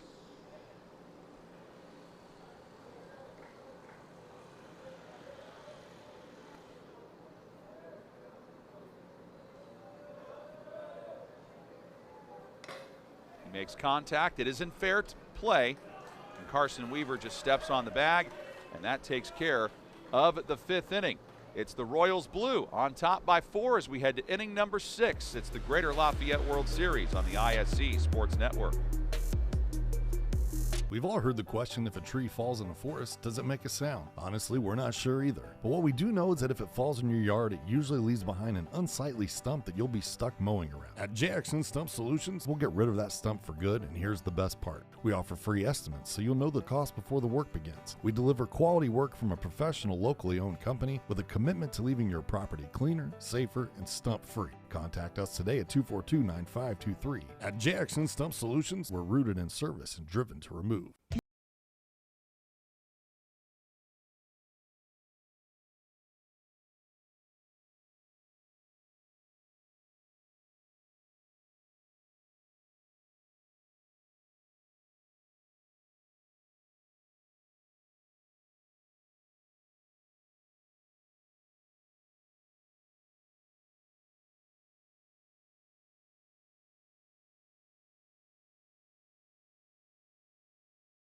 Communities of Clinton County is committed to reduce the risk factors contributing to chronic disease, including health disparities by decreasing stigma and encouraging positive changes.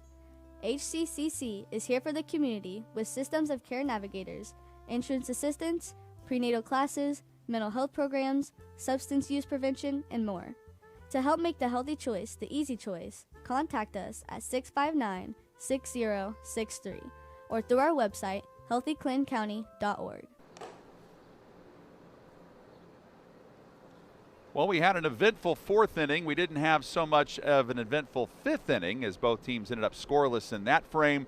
But that 4-run inning by the Royals Blue has helped break things open, and now they lead it 6-2 here at the Greater Lafayette World Series. I'm John Herrick. It's great to have you with us. An important game in pool play for both of these teams. Royals Blue trying to move ahead and get in first place in Pool B. On deck, 14 and under blue, trying to stay on top of there, but Royals blue making it difficult for them. One final today in 14 and under elsewhere over at Logansport High School. It was top tier 14 and under Scott routing the Logansport Titan Bats 13-1. That game started at 8:15 this morning. That's a tough time to ask 14 and under kids to get up and play baseball. Carter Patch is up. We will see batters 8, 9, and 1 up in this order for the Royals blue here in the top of the 6th. And that pitch from Ian Franklin goes high.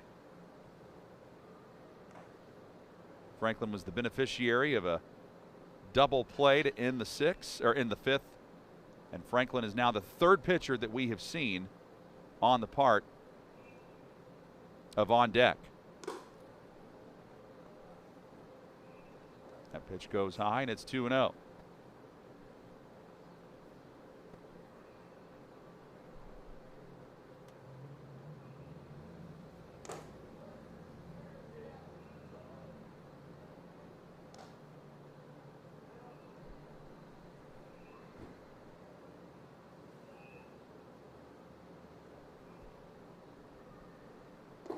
And Patch with an excellent eye on all of them. Stood there. And Franklin ends up walking him. There's only been 2 walks today earned by Royals batters. And guess what? Patch has them both. He grounded out in the 3rd, but then he got on by way of a walk in the 4th and 6th. And Anthony Chilcote wastes no time swinging at this one. They get the force at 2nd to retire Patch. That's a 6-4 fielder's choice. Now we're back to the top of the order. This is the 4th time through for the Royals. Tyler Tappendorf. 3 hits in this game. What a day. 3 for 3, 2 runs scored, and an RBI. And Tappendorf takes a called strike on the inside corner.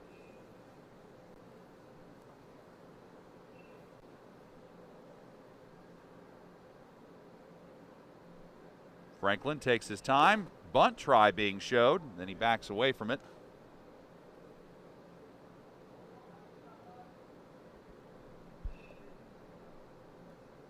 And the count is 1-1.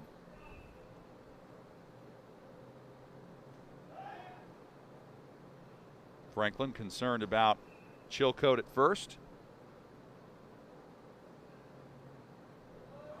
And Chilcote goes, and he's ending up on second anyway because Tappendorf gets hit. So runners are on first and second with 1 away. And Camden Goebel comes up to the plate. He's 1 for 3 in this game. He has scored a run. His other 2 outs have been a ground out and a pop out. But Camden's got a big opportunity here as the second baseman. But Franklin settles down and delivers a strike.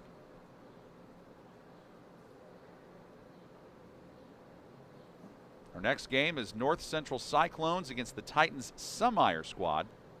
And that's going to come your way about 25 minutes or so after the end of this one, as that one is pulled foul.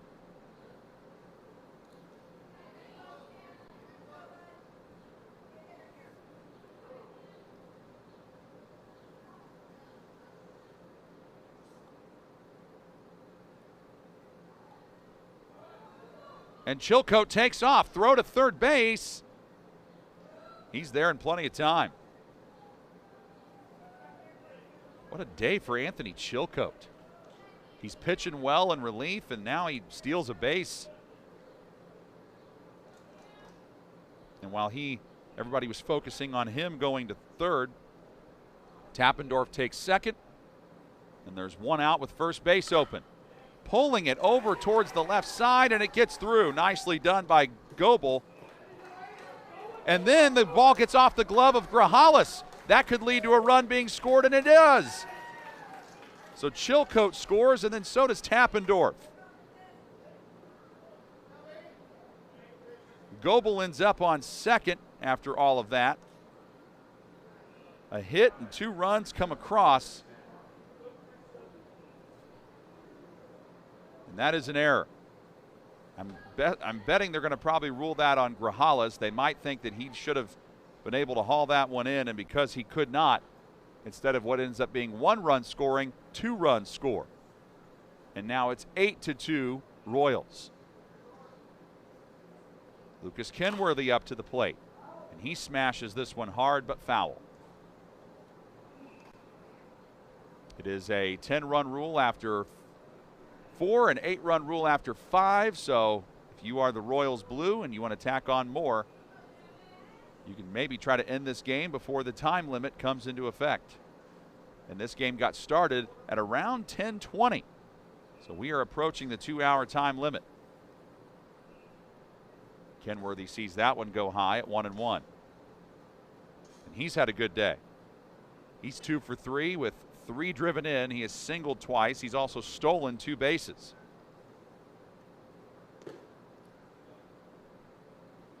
One bounces its way to home plate from Franklin. On decks on pitcher number 3. The Royals are on their second pitcher.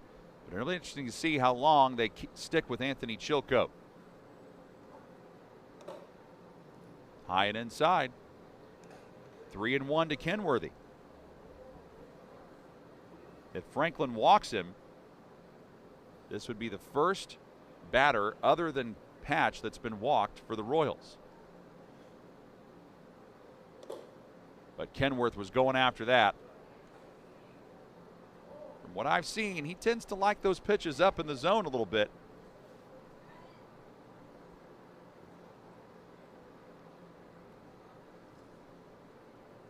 And the count is full. The pitch. Contact made, but it's fouled away, so we'll do it all over again.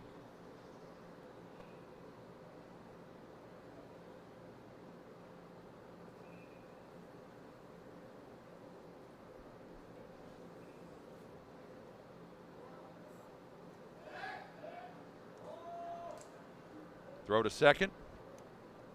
Back goes Camden.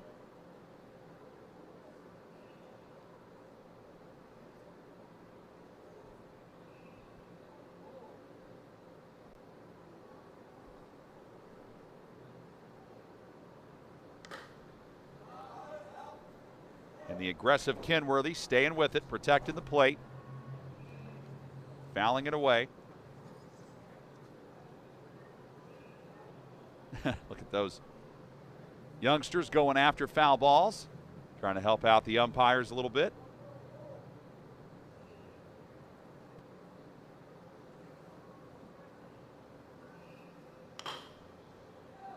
This time he sends it to second. Mason Lord up with it and throws him out.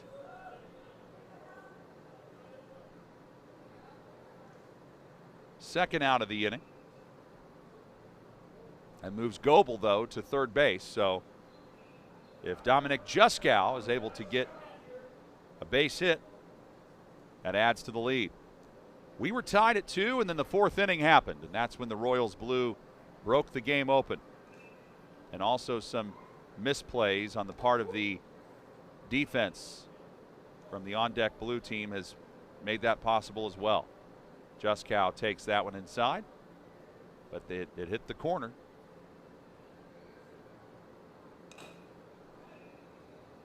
That one fouled away.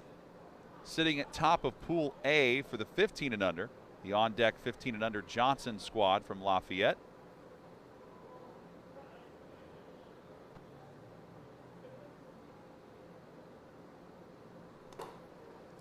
They're playing their first game over at West Lafayette in 15 and under play between the Northwest Indiana Fury and the Titans American team. Then it's the Indiana Tigers followed by the Indiana Thunder. Those two teams will be squaring off in the next game after that. Line drive over to short, and Lane Weaver with a nice grab to end the inning. But 2 runs come across with a hit along with an error and a runner left on. It is 8-2 Royals on the ISC Sports Network. For over 50 years, the Greater Lafayette World Series has brought our community together through the game of baseball. Ford and Lincoln of Lafayette are proud to support the players, families, and fans who make it all possible. When it's time for your next vehicle, buy with confidence with our lifetime warranty. Plus, get 0% APR, no payments for 90 days, and a 2-year complimentary maintenance plan on select new models. Good luck to every team from Ford and Lincoln of Lafayette. The Willow Creek Barn has been voted the best of weddings on the Knot for 4 years running. The Willow Creek Barn has earned its reputation for a reason. With breathtaking grounds, a stunning barn, and a staff that goes above and beyond, making sure that every detail is perfect, your wedding day will be seamless, joyful, and unforgettable. From the first look to the last dance, your happily ever after starts here. To book your dream wedding, visit thewillowcreekbarn.com. Frankfurt Eagles 976, serving with the community since 1905. With over 900 members locally, Frankfurt Eagles offers something for everyone. Golf leagues, bingo, concerts, kid parties, cookouts, and more. For more information on who we are and what we do, visit FOE.com or stop by Frankfurt Eagles at 408 North Main Street, Frankfurt, Indiana.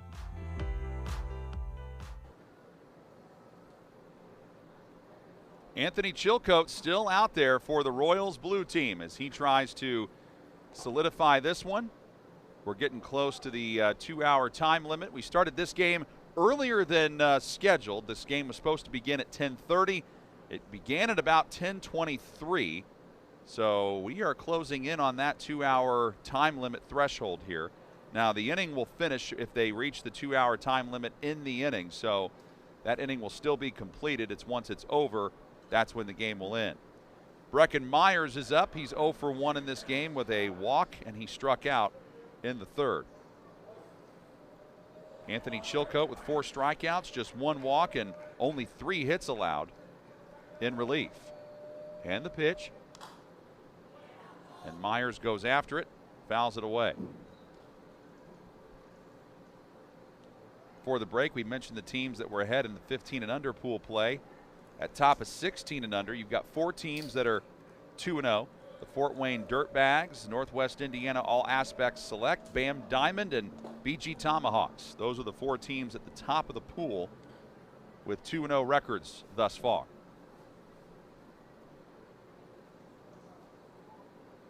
And as far as the 17 and under pool play goes, the Titans Midwest, Indiana Bullets, and Mavericks Summer Baseball team. Those are the teams at the top with 2-0 records to this point. Nice piece of hitting there by Brecken Myers, sending that into left and giving the on-deck blue team a much-needed leadoff single. They now have 5 hits in the game. Dallas Chavez is up. He's 0 for 1 with a walk. Chavez was the first man that Chilcote faced in relief of Lucas Kenworthy. The fire, that one is ripped foul by Chavez.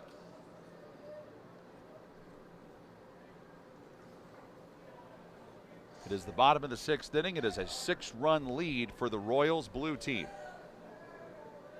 It was tied at 2, and then the 4th inning happened. They got 4 runs, and then 2 more in the 6th. And that one hammered foul.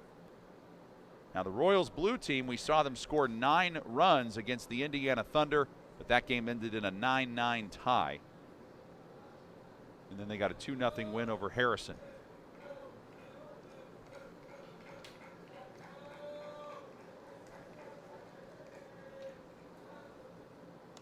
Chavez goes after that pitch. It was 0-2. He had to protect the plate and foul it away.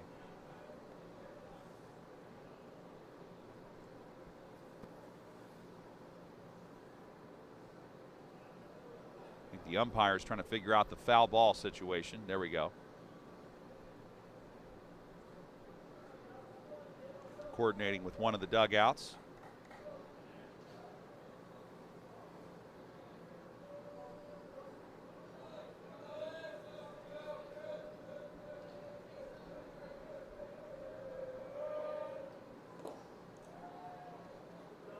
The The 0-2 just missed down and away from Chilcote.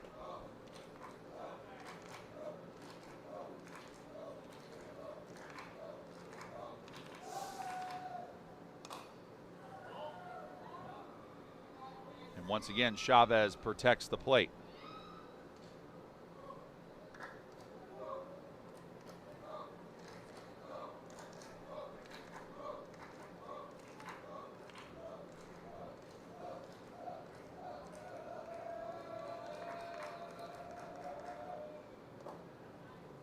Throw to first. After that pitch goes high and away. Weaver tries to get the tag down, but Myers is back safely. Count is now 2-2 to Chavez. On deck, got the leadoff man aboard, now trying to pay it off here. That's a dribbler to third. Krasminski up with it, throw to first. High, but got him. That was not an easy play by Krasminski. And now you hope that Chavez is okay because he's down. He gets back up. Nice job by Krasminski on the hot corner, and Chavez is able to head back to the dugout. So that's a good sign for the on-deck blue team as he gets a high five from Ian Franklin. Franklin looking for his first hit of the contest. He popped up in the first to shortstop, then popped up to second in the third inning.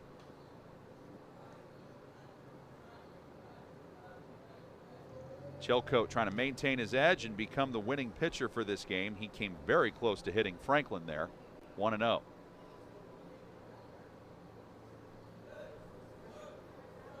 It's not that On Deck Blue hasn't had their moments. They've had hits, and they get another one here. That's a base knock through the left side, picked up by Schrader, and the ball just moved too slow getting through, so not much of a chance for Myers to round third. So you've got runners now on first and third for On Deck Blue with one out. Jonathan Grajales is up to bat. He's 0 for 2. He has struck out and he has flown out, and we have a courtesy runner coming on first because Franklin is the pitcher.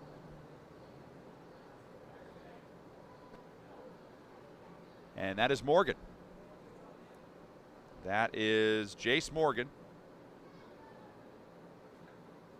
So Morgan was the second pitcher of the day, but he was the one that unfortunately had the rough fourth inning.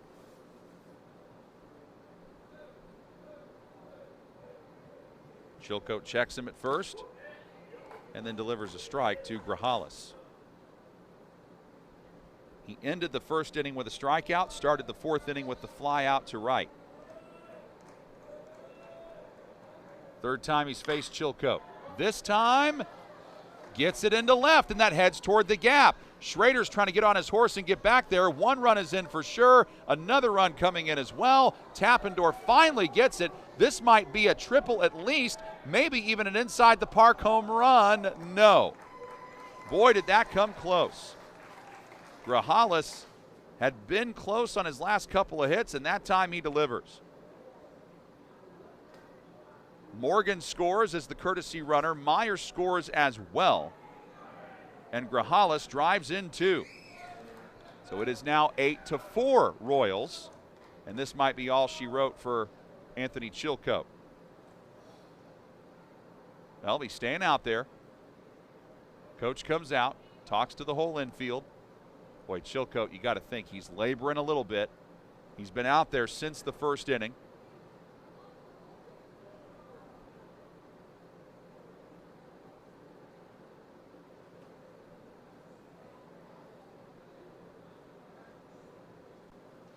And Chilcote is staying out there. So, 3 hits in this inning alone, 2 singles and a triple. They had 4 hits coming into this inning combined. 4 hits in the first 5 innings combined, and now they have 3 in this inning alone to the on-deck blue team. And they've made things a lot more interesting here in the bottom of the 6th. There's 1 out and 1 runner on. That's at third. And Ashton Slater is now up. So Slater was supposed to start in this game batting, but then Jace Morgan had to come on in relief, so Morgan hit the last 2 times. He was 1 for 2, so this is the first time Slater's been up. He is very quickly behind 0-2. Chilcote trying to lock in and get out of this inning. And that's one way to do it. I think that pitch sequence is an example of how you got one guy who hasn't hit all day against a pitcher who's pitched all day. And the winner goes to Chilcote in that at bat. Mason Lord now the last hope for the on-deck blue team. And he sends this one high in the air. Now to play foul.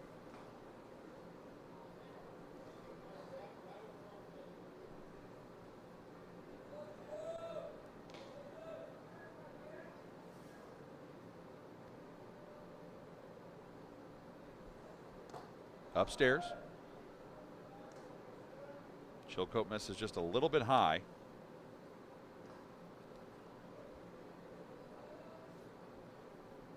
See if he can drive home Grajales here. Makes contact over to second. Goebel up with it. The throw to first. Got him. And that takes care of the inning. Let's see what they decide on the time limit. And that might be all she wrote there. Yep, players are taking off their gear, and we did reach the 2-hour time limit. So your final in 6 is 8-4. Royals blue, they end up picking up a big win. They're now 2-0-1 in pool play, and the on-deck blue team drops to 2-1 on the season as the handshakes commence. So this will make pool play very interesting as we try to finish up 14 and under play over these next few games. And that wraps things up for this game at the Greater Lafayette World Series. We want to thank our sponsors, Ford of Lafayette, Fraternal Order of Eagles, RME Insurance, Ozit Pizza, Toyota Susho America, and Walt's Other Pub for making this tournament possible. I'm John Herrick. We'll talk to you in about 25 minutes for our next game, which is a 16 and under matchup between the Titans Sunmeyer and North Central Cyclones. You've been watching Greater Lafayette World Series Baseball on the ISC Sports Network.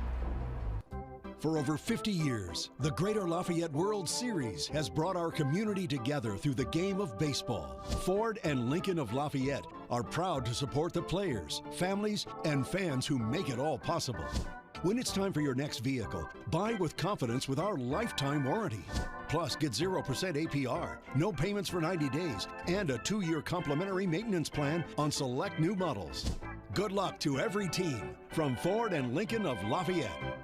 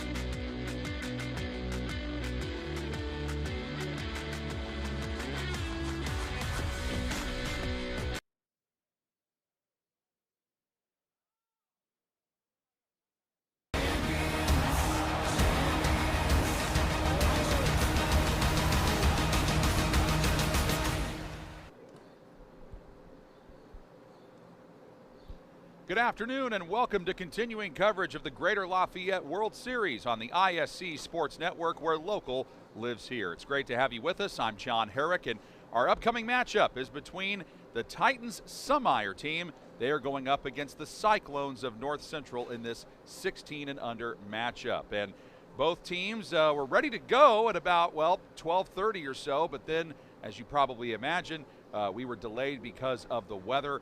Heavy rainstorm blew through that delayed us close to 2 hours. So we are about to start a game that was supposed to begin in the 12 o'clock hour. So a look at the batting lineups first. The North Central Cyclones 0-1 and Titans Summeyer 1-0 so far. And the look at that for you.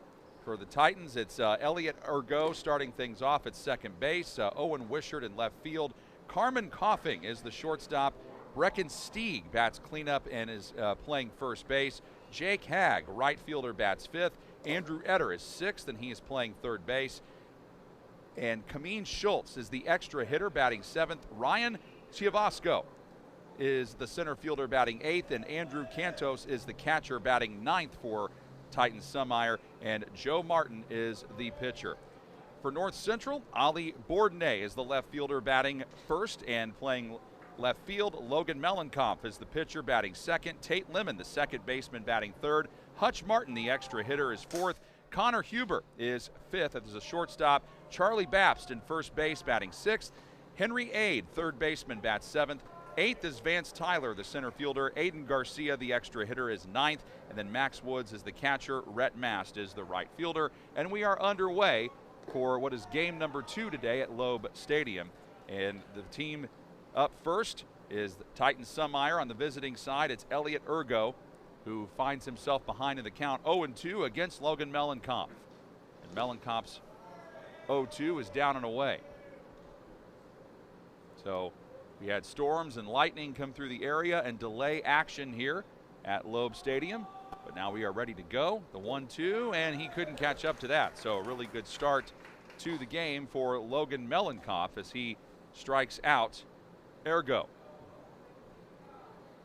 And Owen Wishart now comes to the plate.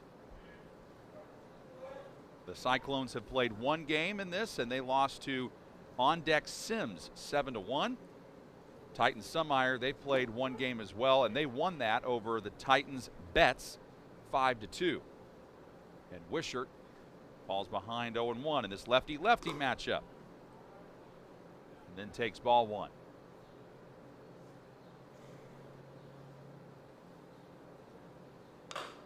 Puts this one in play. Mellenkopf comes off the mound to get it. Throw to first is wide of the mark. Charlie Babst goes soaring into the air to try to get it. He cannot. Rhett Mast has to come over there, and then the throw over to third base is offline. But luckily, Henry Aide able to slide over and get it before things could get any worse. So I believe they'll end up just scoring that as an error on the pitcher for his throw. Mellenkopf off target there. And that allows Wishart to go over to third base. And Cameron Coughing is up next, the shortstop. And he takes ball one. And that is an error that was costly because it led to 2 extra bases, really, for Wishart. But where Wishart hit that put Mellenkopf in a tough spot where he had to come off the mound and just couldn't get the throw to settle down for him. And Coughing now ahead in the count 2-1. Now Mellenkopf's got to try to shake that off and find a way to get Coughing out, and he is 1 strike away from doing that.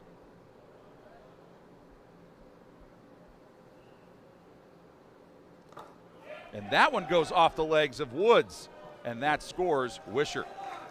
So not a really strong start to the game for Mellenkopf, striking out Ergo, but then he commits an error that allows Wishart to go to third, and then the wild pitch scores Wishart, and it is a 1-0 lead now for Titans Summeyer. And Coughing fans got just enough of that pitch to stay alive.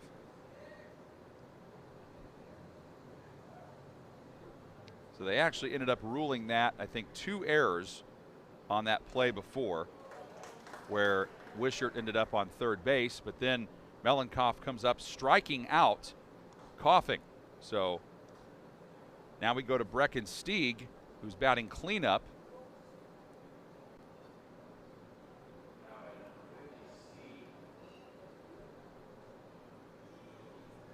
By the way, we would like to thank our sponsors, Ford of Lafayette, Fraternal Order of Eagles, RME Insurance, Ozit Pizza, Toyota Susho America, and Walt's Other Pub.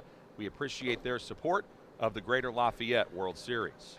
Good pitch by Mellenkopf that fooled Stieg, and he falls behind 0-1. The kick and the fire from Mellenkopf. Misses outside, 1-1.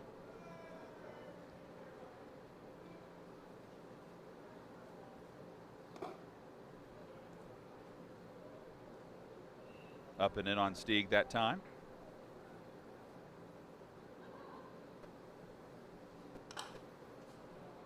Fouls that one away. Now it's 2-2 with 2 outs. At the top of the pool for 16 and under, BG Tomahawks and Bam Diamond, both 2-0 with run differential of +16, inside 3-2. Then you have Northwest Indiana, all aspects select, and the Fort Wayne Dirtbags are 2-0. And then the Hoosier Warhawks and the Titans Semi are both 1-0. And a good at bat there by Stieg as he battles back to draw a walk against Mellenkopf. Jake Hagg is up, the right fielder.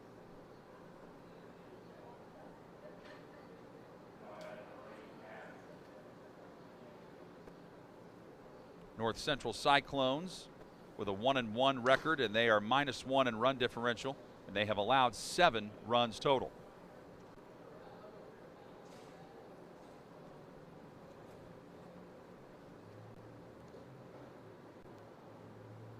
And they won earlier today over the Indiana Playmakers 2028 Chapman team 5-0. So they lost to they lost to On Deck Sims, but then had a nice bounce back win this morning over at Harrison High School before coming to Loeb Stadium. And Jake Hagg is behind in the count, 0-2. Stieg being watched at first, and the throw. Down and in, 1-2. Hagg was telling his first base runner, Stieg, hold up there.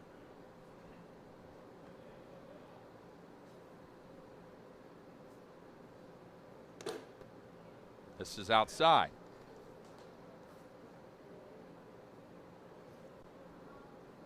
So a big win this morning for the Cyclones to try to make sure they don't slip further down in pool play. This one put in play over to first. Charlie Babst picks it up, foot race to first, and Babst is able to win that battle. But a run, no hits with 1 error, and a runner left on base. Titans Summeyer take the early 1-0 lead. It's the Greater Lafayette World Series on the ISC Sports Network. If you haven't signed up for Mintel Fiber Optic Internet from Mulberry Telecommunications, then you're missing out. We have various packages to choose from and speeds up to a gig. Not to mention each package includes a Wi-Fi 6 wireless router and access to our Mintel Smart Home app, giving you complete control of your network backed by our award-winning customer service. Go ahead and dance till your heart's content in whatever reality you want, even if it's virtual. Mulberry Telecommunications offering the best gig in town. Sign up today at Mintel.net and experience the Mintel difference. For over 50 years, the Greater Lafayette World Series has brought our community together through the game of baseball. Ford and Lincoln of Lafayette are proud to support the players, families, and fans who make it all possible. When it's time for your next vehicle, buy with confidence with our lifetime warranty. Plus, get 0% APR, no payments for 90 days, and a 2-year complimentary maintenance plan on select new models. Good luck to every team from Ford and Lincoln of Lafayette. The Willow Creek Barn has been voted the best of weddings on the knot for 4 years running. The Willow Creek Barn has earned its reputation for a reason. With breathtaking grounds, a stunning barn, and a staff that goes above and beyond, making sure that every detail is perfect, your wedding day will be seamless, joyful, and unforgettable. From the first look to the last dance, your happily ever after starts here. To book your dream wedding, visit thewillowcreekbarn.com.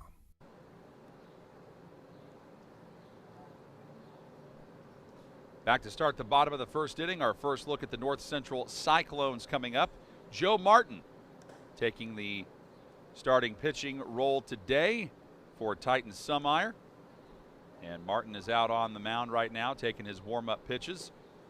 It is an 85-degree and cloudy afternoon here in Lafayette. There are some storms that are circling around us on radar still. That's been kind of the theme of the day. There's been some pop-up showers and thunderstorms that have impacted play. And we got through our first game here at Loeb Stadium. I get with On Deck Blue and Royals Blue winning that one 8-4. It was a 14 and under matchup. And this one is a 16 and under. And wind gusts supposed to be around 11 miles an hour at times. And the forecast doesn't call for more thunderstorms in the Lafayette area until roughly 6 o'clock tonight, but it bears a warning that earlier we saw really nothing on radar, and then next thing you know, as happens a lot with Indiana weather, pop-up showers and thunderstorms came and put us in a weather delay. Ollie Bourdonnais starts us off here, the left fielder, getting ready to face Joe Martin. Martin having one last word with his colleagues on the infield.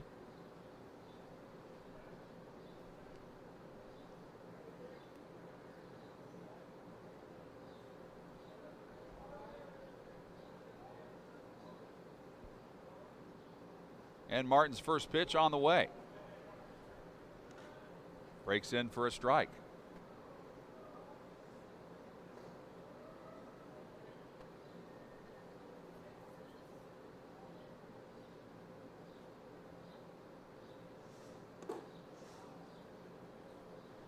And that pitch evens the count up at 1-1. So it's Owen Wishart in left field, Ryan Schiavocco in center, Jake Hagan right, Brecken Stieg on first base, Elliot Ergo at second, Cameron Coughing at short, Andrew Etter at third base, and Etter gets hit right towards him, and Etter is able to throw out Bourdonnais, one down. And then the catcher is Andrew Cantos taking the pitches from Joe Martin. Now it's pitcher versus pitcher with Logan Mellenkopf coming up to bat. So if you're just joining us in the first inning, Mellenkopf had 2 strikeouts and 1 walk, and then he committed an error on a throw to first base. There were 2 errors in that inning, as a matter of fact, which is what allowed Titan Summeyer to have a run come around and score. One of the stranger innings of baseball you'll see, with 2 errors being committed, no hits, and a run coming across.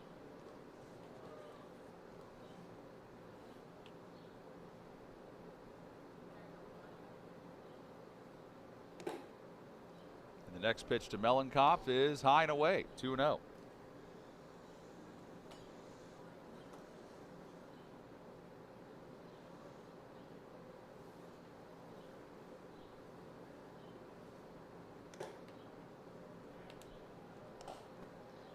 See if we can get you some other 16 and under scores from the tournament.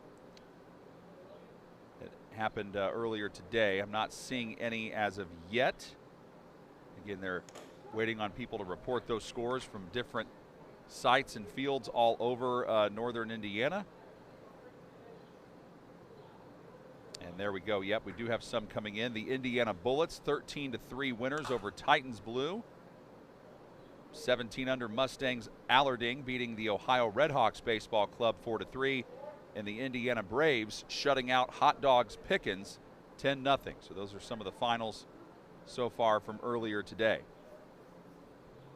And the count is 3-2 to Logan Mellenkopf, but then he ends up striking out. So after a hard-fought at-bat, Mellenkopf cannot keep the at-bat alive. Tate Lemon, the second baseman, is coming in as Martin shares a moment of encouragement with his infielders. And now Tate Lemon will try to keep the inning alive.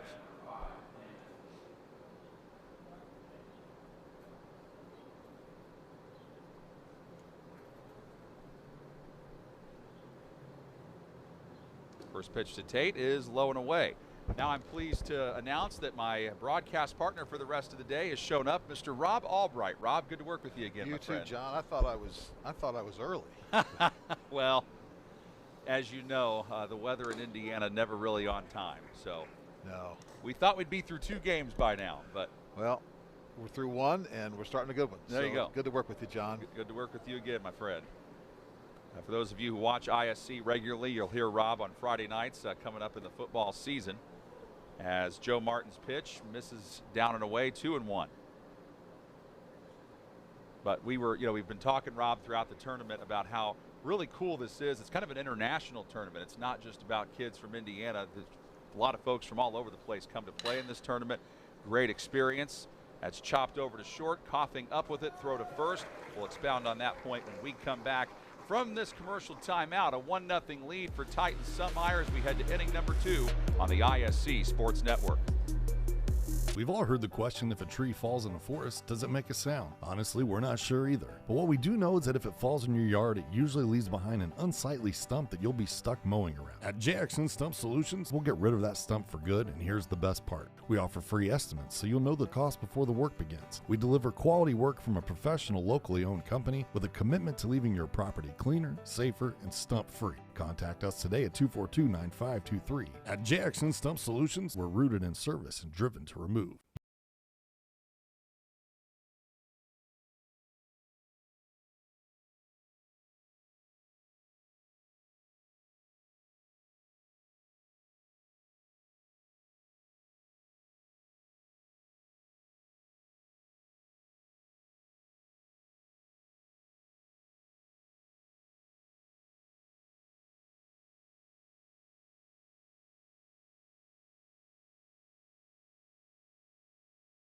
Of Clinton County is committed to reduce the risk factors contributing to chronic disease, including health disparities by decreasing stigma and encouraging positive changes.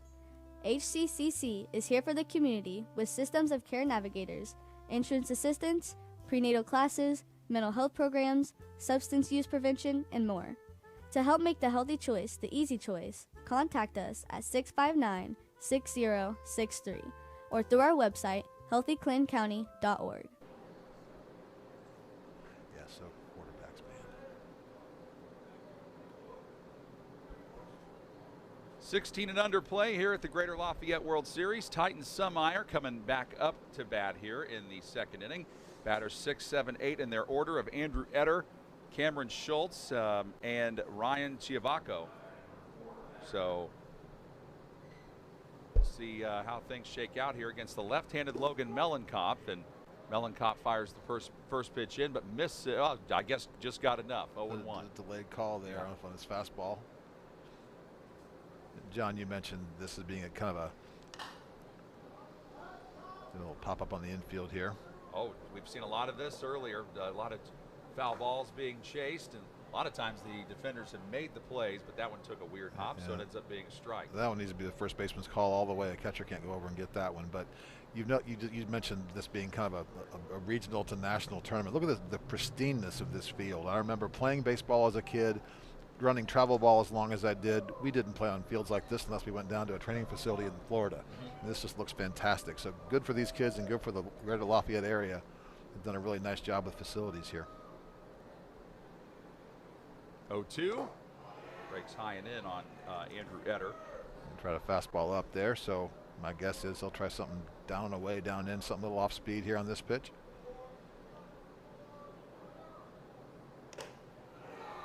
Ends up outside, and Max Woods, the catcher, does a nice job of grabbing it.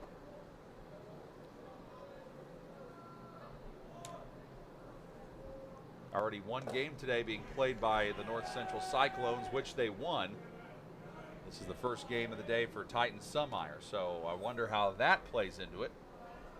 He's gone from 1-2 to 3-2 here and had to come back with something and missed outside 3 straight pitches, so he wasn't going to give him anything good to hit there.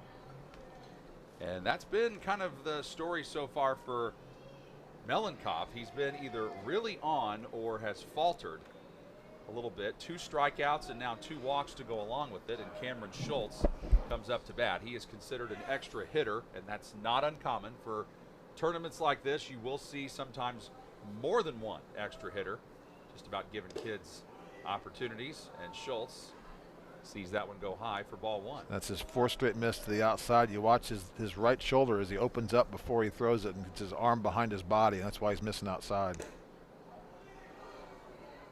Well, and he misses once again. In the last game we had today, we had pitching changes made before the second inning even got here. So both these teams trying to avoid that similar fate. And an excellent pickoff throw to first base. Andrew Etter just was out of sorts there, moving one direction when he should have been moving the other, and he gets picked off by Mellenkopf. That's a really, really nice move there, though. I don't know if they have slow motion, but there's a replay against that. But that was a really, really solid move there to pick him off of first base. And typically, you know, when you're facing a left-handed pitcher, you want to make that lead as small as possible because he's looking directly at you. Yeah, and you're either going or you're not. There's no in-between against a lefty like that. I'll tell you what I love about Mellenkopf is he catches it, gets on the rubber, and he goes. I like that. He gets the games over with quickly. There's not a lot of thinking out there going on. Good for him. And now Schultz sees the count run full. That time he was able to hit the outside corner. Here's the payoff. And got him swinging. So there's part of what, when Mellenkopf has been on, that's what he looks like. And that is his third strikeout of this young contest. You get these 16-year-old kids. Most of them are going into their junior season in high school, and they're just learning how to mature, especially pitchers. They really haven't learned their body yet. We'll have some 14U ball later, and that's even tougher because they haven't grown into that body yet, and you get a lot of lanky kids trying to pitch, and their body's sort of all over the place. But he's got good control of it right now as long as his shoulder doesn't fly open. Ryan Schiavocco is up, and he took the first pitch, swung at the next one. Now he's behind 0-2 with 2 outs here in the top of 2. Titan Summeyer leading early, 1-0. But that one gets way away from him. And you see his release point there from the mound. You can see how his left arm gets way out away from his body. You'd like to see pitchers stay a little bit what they call tighter and just sort of sit and drive. And he kind of flies open on both sides of his body there. Good pitch there. And then he comes right back down the middle and gets his 4th strikeout of the day. We are through an inning and a half, and it's a 1-0 lead for Titan Summeyer. You're watching the Greater Lafayette World Series on the ISC Sports Network. For over 50 years, the Greater Lafayette World Series has brought our community together through the game of baseball. Ford and Lincoln of Lafayette are proud to support the players, families, and fans who make it all possible.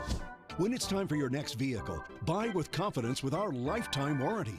Plus, get 0% APR, no payments for 90 days, and a 2-year complimentary maintenance plan on select new models.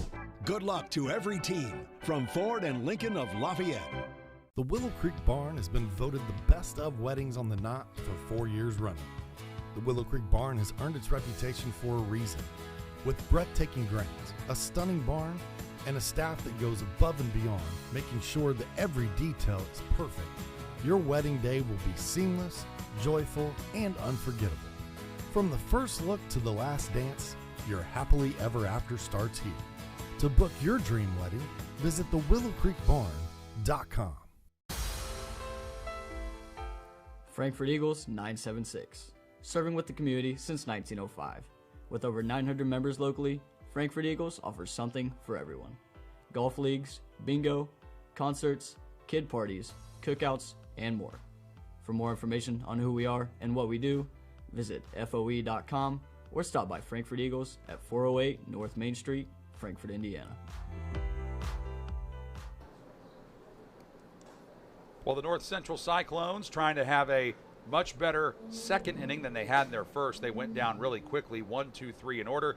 Now 4, 5, and 6 about to come up in the batting order for the North Central Cyclones. Along with Rob Albright, I'm John Herrick. Thank you for being with us on the ISC Sports Network. Of course, it's always our pleasure to bring this tournament to you every single year.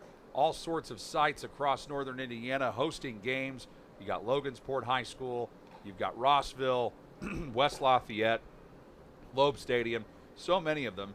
And, Harrison High School is another one. So it's great to see all this, the whole community really chip in and help put this together. Hutch Martin is up first, and he is the extra hitter, or one of them anyway, in the lineup for North Central. You expect the kid hitting fourth who's the extra hitter to be a real stick, so you got to be careful if you're the pitcher on this one, especially if he's a first ball fastball hitter. I'd start him with something a little off speed, get him off balance. This kid's obviously a hitter, and he's all over the plate with a little closed stance. He wants to drive it against him. And Joe Martin comes right up high at him and misses ball one. Well, that was off speed, but right at his head. I'm not sure I would have done that, but at least he took the message and took that seriously. And the 1-0. Low and outside, 2-0. If you're a kid named Hutch Martin batting fourth, you know you can hit a little bit.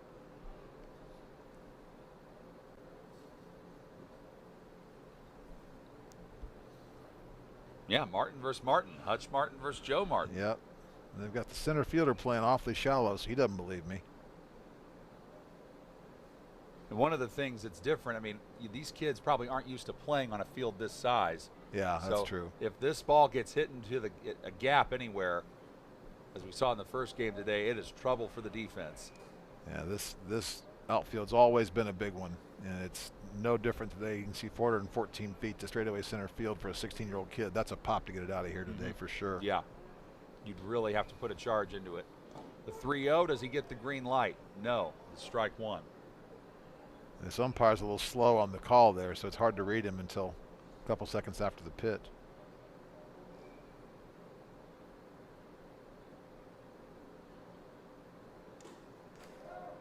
And that one got away from Joe Martin to walk Hutch Martin, so leadoff walk advantage for North Central. And Connor Huber, the team's shortstop, is up next.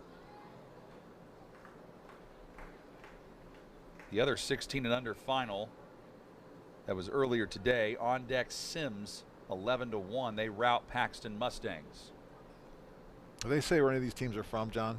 A few of them do, yep, and just depends on what you look at.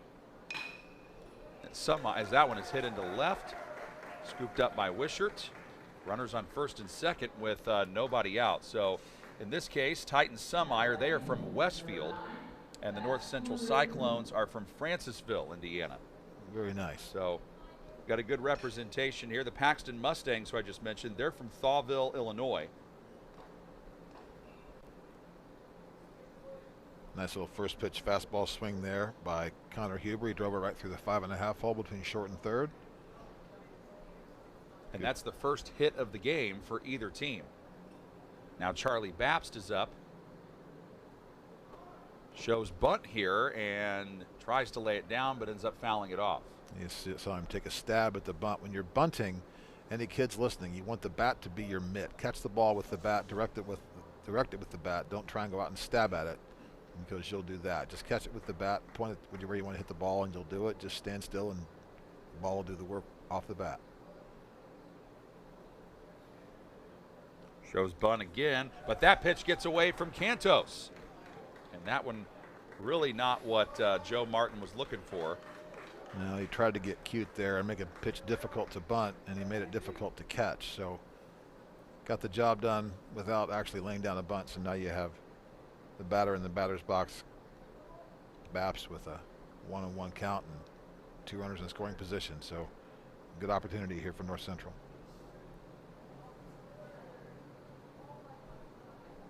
And Morgan has another pitch get away from him. Cantos has to go all the way to the wall to get it, then throw it back. And could not get the runner at home, Hutch Martin, and we are tied up at 1. So back-to-back wild pitches from Joe Martin prove costly. And it's, again, similar story with Martin that we saw with Logan Melenkoff. I mean, when he's on, he's really on. But when he's not, things slip away. And he started off this inning with a walk and then the 2 wild pitches, a single he gives up to Huber, and now Huber is on third. The thing you bump into sometimes with young pitchers is that they're afraid to get hit, so they try to get cute and they nibble on corners, and when they miss, they miss. That one is sent over to short. Coughing has no play at it. So he did the best he could just to get that ball and prevent it from going into the outfield. Second hit of the inning and second run of the inning scored by the North Central Cyclones. So they now have the advantage 2-1.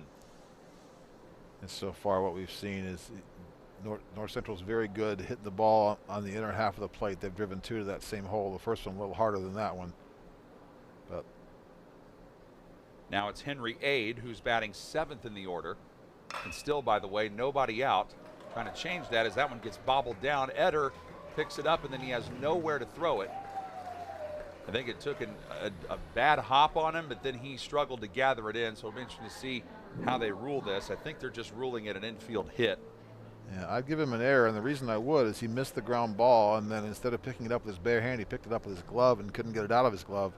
And you want to teach kids when they do keep a ball in front of them, he did a good job on the first play, pick it up with your bare hand and throw it, and he picked it up with his glove and then couldn't field it. So same position they were in just a couple pitches ago. And they have ruled 2 errors in this inning on Titan Summeyer. And bunt try doesn't work from Vance Tyler.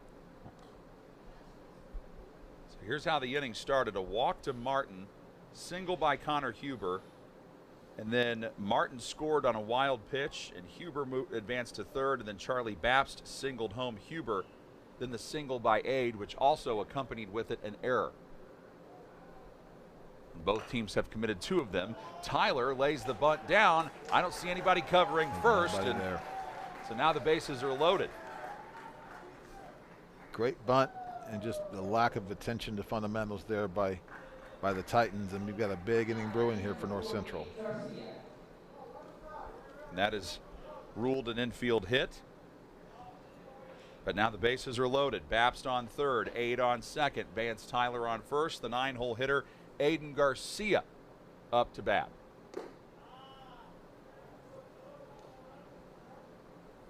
And Garcia takes ball 1.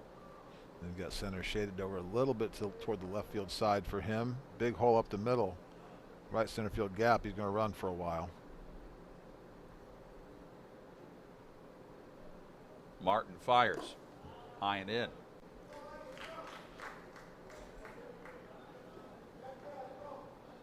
You see Garcia real flat-footed there in the box. If I'm the pitcher in this situation, I just want to work a fastball right under his hands here. Had a real hard time getting to it at that position, and he's set up to hit something away. I think he'd be better off going inside here if I'm pitching.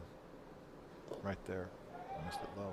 And that gets away from Cantos. Sliding home to score is Babs. Now that might be ruled a pass ball instead of a wild pitch, and the only reason I say that is because it looked like it was in the position for the catcher to get it. It did. And then it slipped through his legs. It's hard to see from our angle here behind home plate just how low that was, but it looked like a catchable ball for sure. I had a real hard time keeping the ball in play here. That's 3 wild pitches in about the last 6 for Martin. And you've got Ade on third now and Vance Tyler on second. First base is open for Aiden Garcia, and the count is 3-0 to him. So you need to deliver a strike here if you're Joe Martin in the worst possible way. And he got it.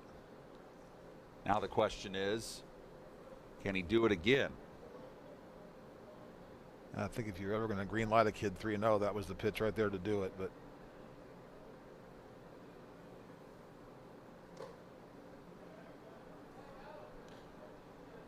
good cut, didn't get it. And now they did, I think they ruled that last run being scored an error on the catcher, because now there's 3 errors on Titan Summeyer. So you called your pass ball there.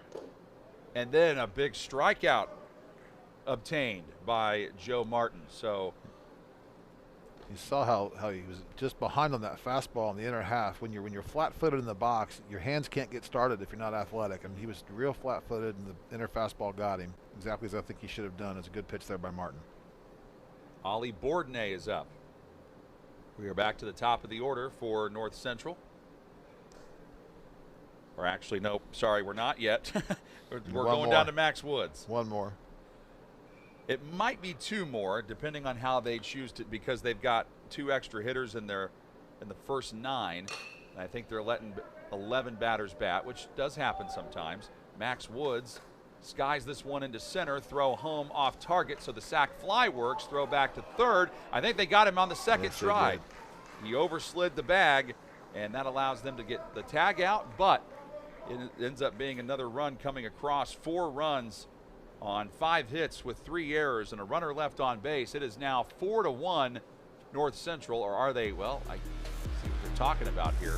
This will be interesting because they got the third out of the inning at a base that they're appealing. It's a dead base. So we'll have to sort of see what the ruling is here, because you can't call 2 outs on the same base on the same play if the first one's dead. So we'll see what the argument really is. Not seeing anything change. And if they're going to appeal it, then that means the first runner left early, but there's only going to be 2 outs. At least there should be. Well, Morgan called him out. Yeah, Martin just threw him over to second. But that makes third base a dead base, so they can't have the third out at third base on that play. I think the umpire missed that call there, but they're going to go with it. All right, so then he just said wave off that last run that scored. So it ends up being 3-1 advantage North Central Cyclones, and we will have the third inning for you when we come back in just a moment. It's the Greater Lafayette World Series on the ISC Sports Network. In this town, game day starts long before kickoff. It's the work behind the scenes that makes champions. At Tier 1 Meat Company, we prep with the same focus, discipline, and pride as the hometown heroes we feed. From our block to your block, fuel every victory. Tier 1 Meat Company. Mission, feed the fans. Standard, champion quality. Scan the QR code for a game day upgrade.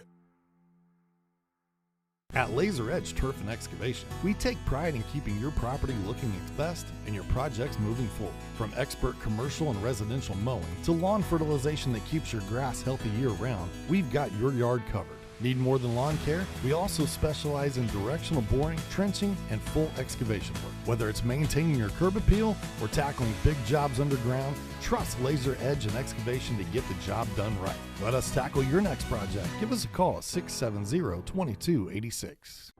For over 50 years, the Greater Lafayette World Series has brought our community together through the game of baseball. Ford and Lincoln of Lafayette are proud to support the players, families, and fans who make it all possible. When it's time for your next vehicle, buy with confidence with our lifetime warranty. Plus, get 0% APR, no payments for 90 days, and a 2-year complimentary maintenance plan on select new models. Good luck to every team from Ford and Lincoln of Lafayette. And we start off with the Titans Summeyer 9-hole hitter and Andrew Cantos. So Titans now down 3-1 after having the early 1-0 lead as we enter the third inning. By the way, RME Insurance has been serving Lafayette area's insurance needs for over 30 years. We have solutions for home, auto, business, and life.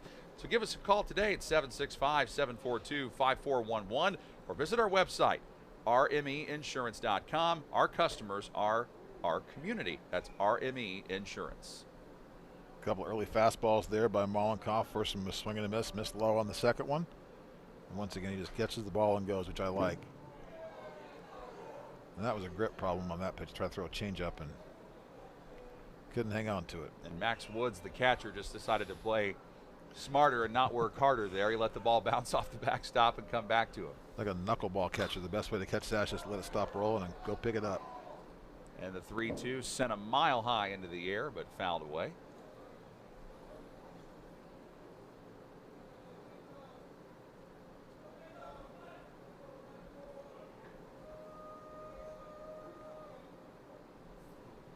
It is strange to say this, but even though, because that is a strikeout now, that's the third in a row from Logan Mollenkoff.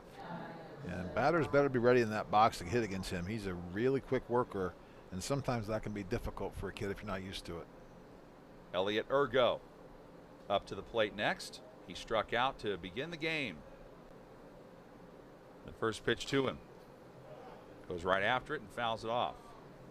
Or unless we have Joe Martin. Okay, so they're batting with Joe Martin too. So both these teams are playing with more than 9 batters, which is unconventional, I'm sure, to most of you, but that's how a lot of these summer baseball tournaments are played.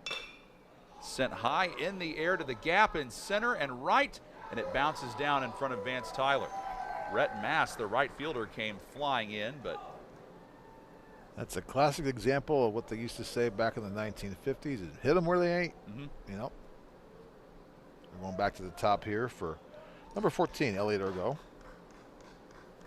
Well, that's good from the standpoint of the pitcher to see Martin do that. Now a courtesy runner is coming on for him. I think that is Luke Jefferson. So Jefferson's now on first. And ergo, ball's behind there. Once again, a good fastball to start the at-bat.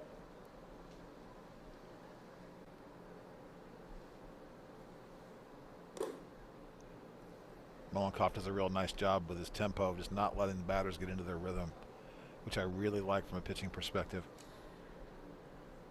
Well, it helps too with the modern game with the way it is now with the pitch clock. Absolutely. Good to learn that early. Yep. I did a game earlier this season at one of the sectional games, a 3-hour and 45-minute baseball game, because the pitchers didn't do it. It just was, I better be getting back here pretty soon. I'm not sure it's over. It's crazy. Good changeup. Just missed. Is that a water park we have in left field out there, John? Oh, yeah. That looks like a lot of fun. 2-2. Oh, wait. Well, 2 pitches in a row where he didn't miss by much. Yeah, he missed either just out or just up. Just 2 off-speed pitches in a row on the outside. I might come the fastball back in here. The 3-2. Ball 4. He came with the fastball open, try to throw it too hard, and a lot of times when you try to overthrow, what you'd end up doing is opening up. And so when you open your right shoulder, if you're lefty, your left arm drags behind your body, and you can't get it back to your hips, and then you end up leaving it way high and outside. So right now, we have Wishart in the box. He does that again. His head's in danger, so you better be real careful here pitching. Mollenkopf in this lefty-lefty battle delivers strike 1. And then with that one, he kind of threw across his body and overcompensated a little bit. So he's got to learn just to drive right down the hill like they tell you. Right like that, better pitch. He's able to jam Wishart, but he fouls it away. It looks to me like he's just kind of throwing. He's really not pitching, as they say, just trying to put the ball as hard as he can to a spot. And it's either going to work really well for him or get him in trouble. You can do that if you're Greg Maddux. I'm not sure you can if you're a 16-year-old kid.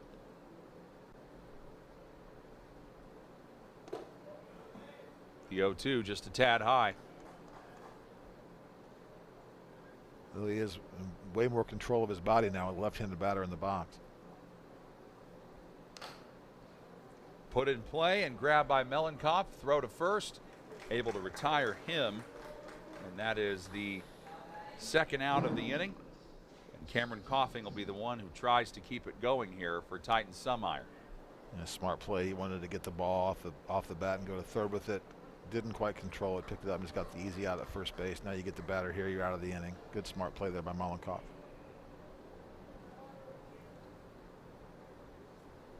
Coughing struck out in the first. Second time through the order for Titan Summeyer.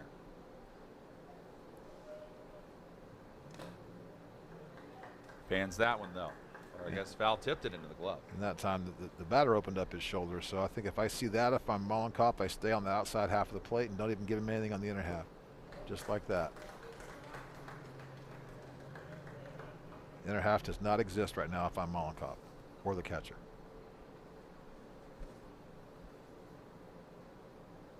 And the 1-2 just got enough of it to foul it away. And the pitch got a little bit too much of the plate too. So I think he needs to stay a little bit further outside, maybe something off speed here, get him out on his front foot, see if he can get the strikeout to end the inning.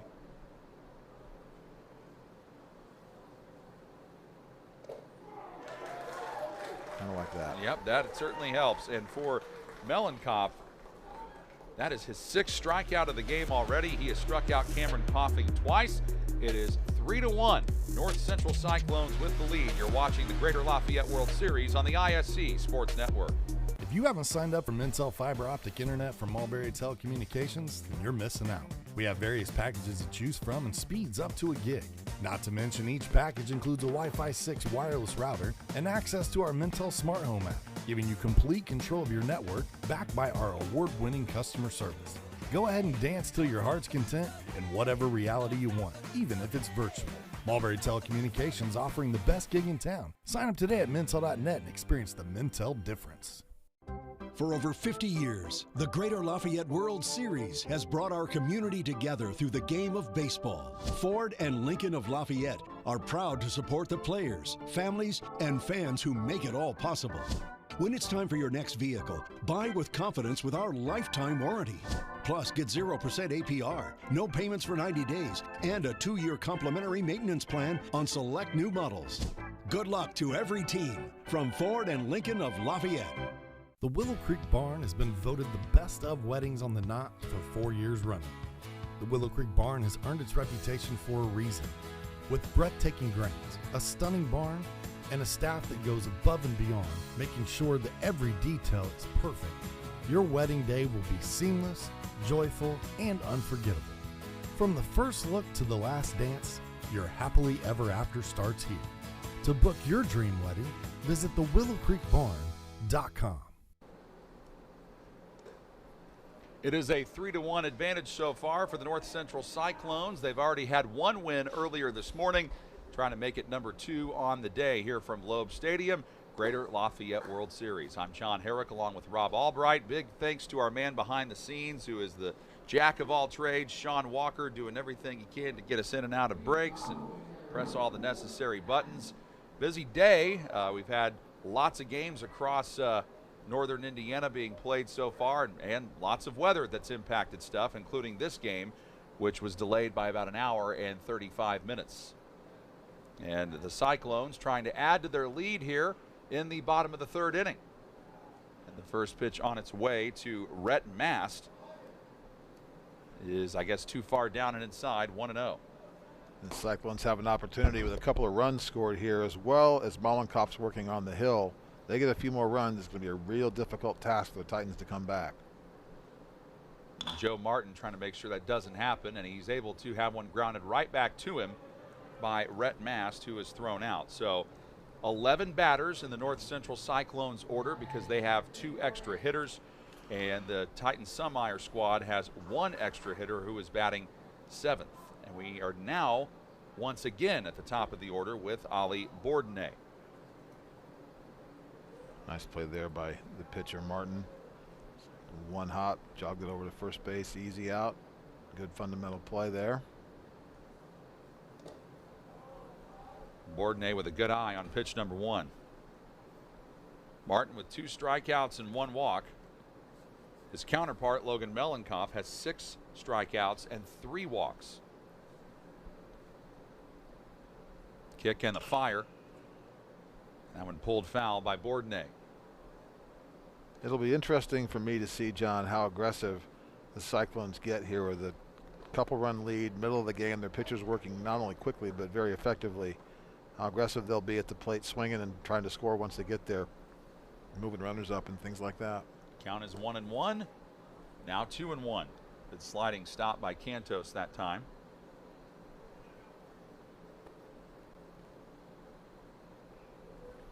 I also love how both these teams are playing with jerseys that are very different, you know? They're so different from each other.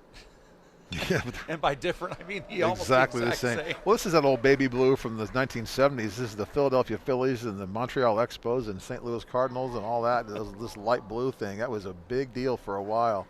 That was the road uniform in several different ballparks. I get it. I get the appeal for sure. And Bourdonnais blasts one back up the middle. So Bourdonnais now 1 for 2 in this game, and Logan Mollenkopf has a chance to move Bourdonnais over. 3 runs on 5 hits, 3 errors for the North Central Cyclones, and 1 run, 1 hit, 3 errors for the Titans. Mollenkopf's doing us a favor wearing gray pants. We can tell the difference now. So now you got me looking at uniforms and fashion statements over here now, I know. John. I mean, well, that's what we noticed when we were looking at the warm-up. When both teams warming up, we were kind of like, okay, which team is which? And that sometimes happens. Sometimes. You know, the Titans have a lot more of the red trim on their uniforms than the Cyclones do. The 1-0 to Mollenkopf, and he fouls it off. Well, it looked like he fouled it off somebody. Might have fouled it off himself. Either way, he's able to shake it off. Looks like people are okay back there, which is good. Nice quick move there to home plate by Martin. He's not going to give Bourdonnais any chance at all to run on him.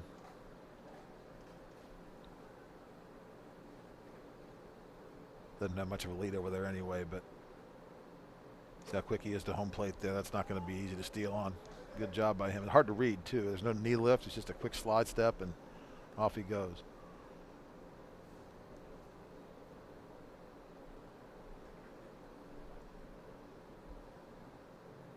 Martin looks over at first and then fires. And Melenkov couldn't catch up to that one, so now it is 2 balls, 2 strikes the count. I like to see hitters keep their front shoulder in closed. He flew wide open there, which makes the outside part of the plate an impossibility to hit it if you're Melenkov right here. So you stay out there again. You just can't get to it. And you open your shoulder up, you shorten the bat. And Joe Martin has now struck out Melenkov twice. Apparently that's only 2 strikes. I think they got a foul ball and 2 okay. misses. So that's 3. The umpire missed there. Yeah, okay, there we go. We can count to 3 today. It's only Friday. We can't relax too much. Oh, man. Can't believe a new week is almost upon us. I can't believe it's already July 20th on Monday. Yeah, that is crazy to think about. Yeah, we're a few weeks away, John, from you know what? Football season. Football season. Yeah. Tate Lemon ended the first inning by grounding out to short. Tries to avoid a similar fate here and takes ball 1. Big, strong kid, Lemon. He's all loaded up with his armor there, so I wouldn't throw something inside to him. He can drive it.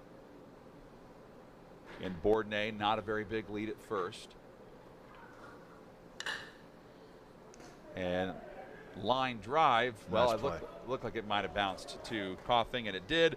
And he makes the play to second to get the force, and that takes care of the inning. No runs, 1 hit, no errors, and a runner left on base. It is a 3-1 lead for the North Central Cyclones as we head to the 4th on the ISC Sports Network. We've all heard the question, if a tree falls in a forest, does it make a sound? Honestly, we're not sure either. But what we do know is that if it falls in your yard, it usually leaves behind an unsightly stump that you'll be stuck mowing around. At JXN Stump Solutions, we'll get rid of that stump for good, and here's the best part. We offer free estimates, so you'll know the cost before the work begins. We deliver quality work from a professional, locally owned company with a commitment to leaving your property cleaner, safer, and stump-free. Contact us today at 242-9523. At JXN Stump Solutions, we're rooted in service and driven to remove. Meet Henry. Henry is hip. Henry loves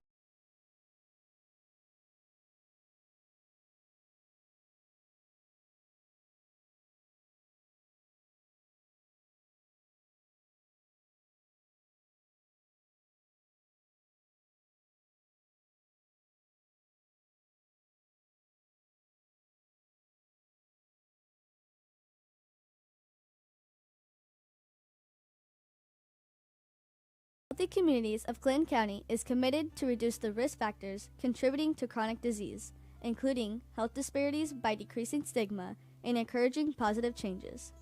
HCCC is here for the community with systems of care navigators, insurance assistance, prenatal classes, mental health programs, substance use prevention, and more. To help make the healthy choice the easy choice, contact us at 659-6063 or through our website, healthyclintoncounty.org.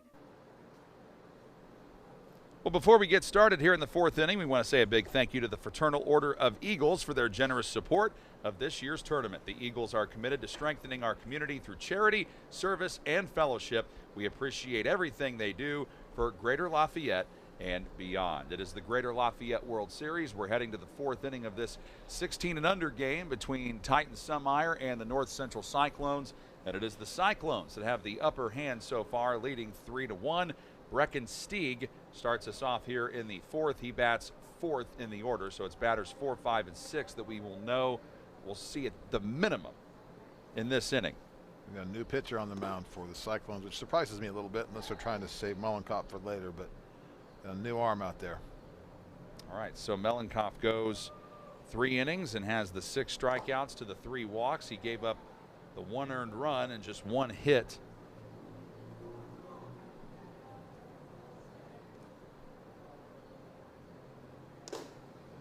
And Stieg, who was ahead in the count 2-0, now behind, sees his first strike called against him as he swings and misses. 2-1. Yeah, this pitcher works equally quickly, which is fun. I just think when you work quickly, you can keep the batter off their rhythm, which is always a good thing. And Stieg chops it high and down the line, but foul. And Stieg's big thing to learn now, he's got really quick hands, so he flips those wrists very quickly in his swing, and he just sort of stay with it a little bit and try and drive the ball more than flip the ball, at least so far. This is Hutch Martin, who is now pitching for North Central. Backdoor breaking ball got him on a called third. Really nice pitch there. Starts it under his hands off the plate, broke back over the plate. Kind of locked him up there. Good pitch.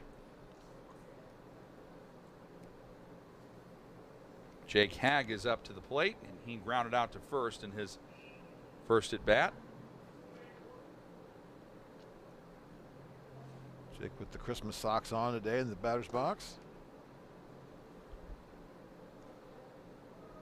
Started in and then had to back out because he saw how fast that pitch was coming in. Right under his chin.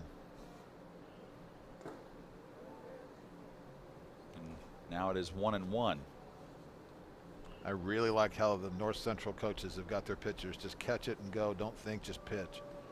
Either the catcher calls a great game or they're getting called from the bench, but I just love that about baseball coaches. And that pitch clips the outside corner to make it 1-2.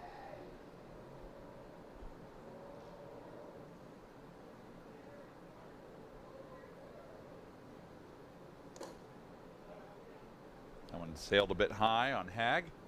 Again, pretty straight up play by the infielders, and then you have the center fielder shaded about 15 feet over to the second base side of the bag there. So big hole, big gap in left center because the left fielder's playing straight up behind the shortstop third base 5 hole there. Now the count has gone full, 3-2 to Jake Hagg. The payoff got him swinging. So how about this? 8 strikeouts for the North Central pitchers combined. 6 by Mellenkopf and now 2 by Hutch Martin. And the Titans were started as an organization. The guy that's coaching now at Lawrence North, a guy named Jason Tallman, they've always been a really good pitching and defense organization. Need to get their bats going today. Andrew Etter to the plate, and Etter sees that one go way outside for ball 1. He walked in the second inning, but then was picked off when he was trying to head to second. And you watch his left foot and he's in the batter's box. You want your hitters to step toward the pitcher, and his left foot will end up behind his left hip. If you watch him step this time, just an outside pitch will be, see how he steps out there? Outside pitch will get him all day long. That one sharply hit to second, but right there is Tate Lemon, and Lemon throws out Andrew Etter. So a 1-2-3 inning there for Titan Summeyer. It is 3-1. The Cyclones are in front. You're watching the Greater Lafayette World Series on the ISC Sports Network. For over 50 years, the Greater Lafayette World Series has brought our community together through the game of baseball. Ford and Lincoln of Lafayette are proud to support the players, families, and fans who make it all possible. When it's time for your next vehicle, buy with confidence with our lifetime warranty. Plus, get 0% APR, no payments for 90 days, and a 2-year complimentary maintenance plan on select new models. Good luck to every team from Ford and Lincoln of Lafayette. The Willow Creek Barn has been voted the best of weddings on the knot for 4 years running. The Willow Creek Barn has earned its reputation for a reason. With breathtaking grounds, a stunning barn, and a staff that goes above and beyond, making sure that every detail is perfect, your wedding day will be seamless, joyful, and unforgettable. From the first look to the last dance, your happily ever after starts here. To book your dream wedding, visit thewillowcreekbarn.com. Frankfurt Eagles 976, serving with the community since 1905. With over 900 members locally, Frankfurt Eagles offers something for everyone. Golf leagues, bingo, concerts, kid parties, cookouts, and more. For more information on who we are and what we do, visit FOE.com or stop by Frankfurt Eagles at 408 North Main Street, Frankfurt, Indiana.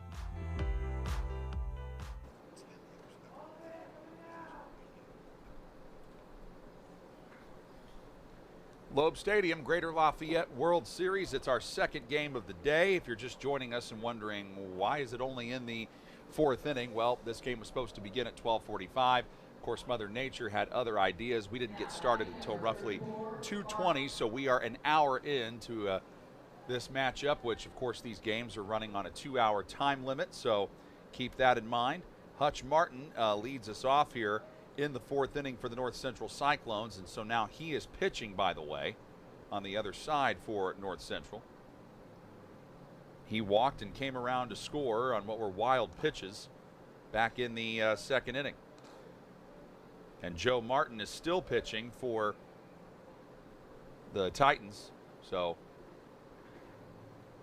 good smart pitch in the first. He's going to close stance in the batter's box, throw him inside, and make him, or throw it over his head too. You can do that. I'm not sure he's going to swing at it, but anytime you have a real closed stance, you want to throw him inside and sort of see where their feet go.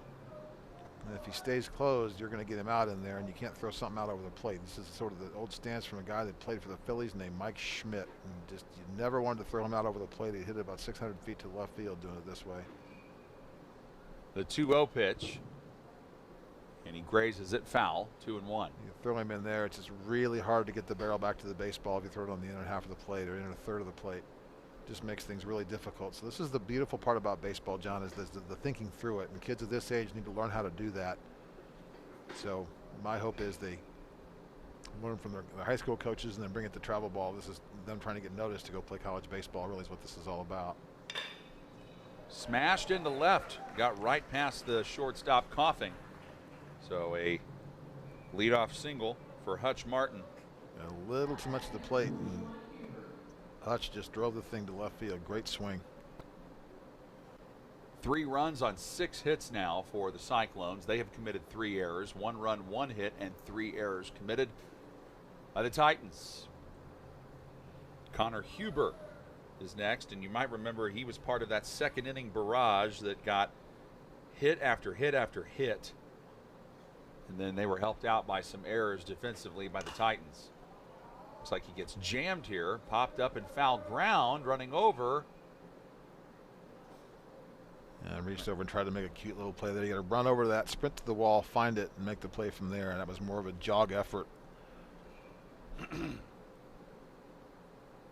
So Connor Huber gets to stay alive for another swing. And so far, Martin's made the adjustment and hasn't had the wild pitches he had back in that 3-run third inning. I guess it was the second inning, yeah. Snap throw to first, and Martin's back in plenty of time. And travel ball tends to become a little bit more showcase ball for these kids. They're not quite as fundamental and interested in the win and the loss as they are in high school until you get to bracket play tomorrow. So sometimes the fundamentals lack a little bit during the week. 1-1, high in the air to center, grabbed by Ryan Ciavaco. And that's the first out of the inning. My dad used to call that an atom ball. Hit it right at him. Charlie Babst is next. Babst, Huber, and Martin all scored runs in the second inning to help give the Cyclones the lead. And Huber hit that ball hard, just right at him, and didn't elevate it enough to get it over him, but really hit the ball hard.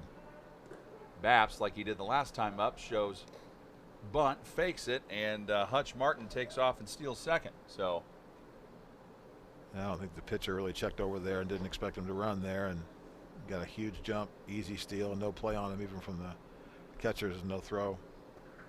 Stole that one on the pitcher. Count is 0-1 to Babst. Make it 1-1. And again, with as well as I see North Central pitching, a couple runs here, they put this thing in a real difficult position for the Titans.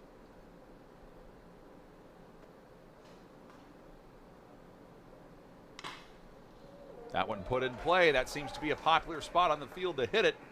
Taking off for third and sliding in is Martin. And you've got runners at the corners now with 1 out. And Joe Martin is in another jam. How much longer will Titans Summeyer's head coach decide to keep Martin out there. And the North Central coach here is going to have to make a decision on how long he waits to send his runner. As I promise he's going to send him here and make the Titans make a play on him. There he goes, no throw. Back to third base, though. Thought they might catch him napping and didn't. Just opt to let Charlie Babst steal second. Yeah, and in high school, they'll try and cut that runner off. And in travel ball, not always. So pretty obvious play there. I was surprised on the first pitch, but he was going to go at some point. 0-1. Low and outside, 1-1. The A's got a chance now to put a bigger gap between North Central and the Titans here with runners in scoring position, less than 2 out. Good spot to be if you're a hitter. Looking to drive the ball somewhere. That'll get one of them done, I think. Ergo throws and gets him out at first, but you're right, that does score Martin from third. Babst ends up going to third, so that is an RBI ground out for Henry Ade.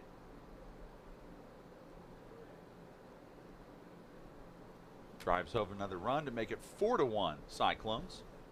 And Vance Tyler is up next. Good rip on the first fastball. Got a pitch he wanted, expected it, and just didn't hit it.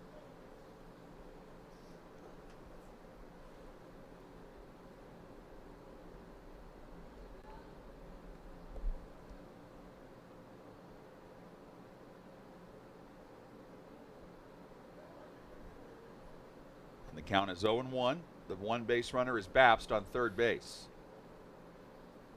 who is now 2 for 2 hitting wise. Tyler is 1 for 1 with a single. He'll excuse me swing there on an off-speed pitch on the inside part of the plate. Kind of quit on it, left the bat out there, and nice soft foul ball. A little lucky there by the pitcher, but if he's waiting on that pitch and stays with it, he drives that about as far as he wants to. Hanging breaking ball in the inner half, that's what you're looking for as a hitter if you're expecting the breaking pitch. 0-2 the count. Ooh, he tried to bring it down, did Cantos, the catcher, but umpire didn't buy it, so it's 1-2. Left it up just a little bit.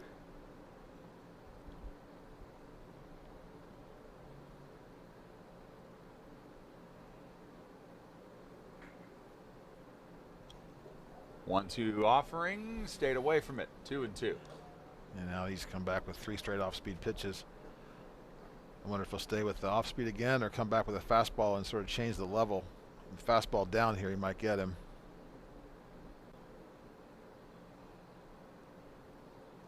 Joe Martin gets the sign from Cantos. And the pitch. Swinging a drive a mile high down the right field line, but foul.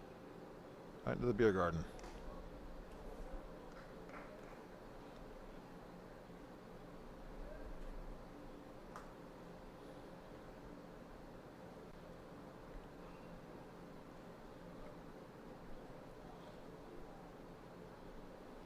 Martin waits. Now the 2-2. Jammed him. Good pitch. And that is able to go right into the glove of Elliot Ergo. And the inning comes to an end with 1 run, 2 hits, no errors, and a runner left on base. It is 4-1. The North Central Cyclones with the lead. Inning number 5 comes your way next on the ISC Sports Network. In this town, game day starts long before kickoff. It's the work behind the scenes that makes champions. At Tier 1 Meat Company, we prep with the same focus, discipline, and pride as the hometown heroes we feed. From our block to your block, fuel every victory. Tier 1 Meat Company. Mission, feed the fans. Standard, champion quality. Scan the QR code for a game day upgrade. At Laser Edge Turf and Excavation, we take pride in keeping your property looking its best and your projects moving forward. From expert commercial and residential mowing to lawn fertilization that keeps your grass healthy year-round, we've got your yard covered. Need more than lawn care? We also specialize in directional boring, trenching, and full excavation work. Whether it's maintaining your curb appeal or tackling big jobs underground, trust Laser Edge and Excavation to get the job done right. Let us tackle your next project. Give us a call at 670-2286. For over 50 years, the Greater Lafayette World Series has brought our community together through the game of baseball. Ford and Lincoln of Lafayette are proud to support the players, families, and fans who make it all possible. When it's time for your next vehicle, buy with confidence with our lifetime warranty. Plus, get 0% APR, no payments for 90 days, and a 2-year complimentary maintenance plan on select new models. Good luck to every team from Ford and Lincoln of Lafayette. Batters 7, 8, 9 due up in this inning for the Titans Sunmeyer squad here. Cameron Schultz, Ryan Ciavaco, and Andrew Cantos.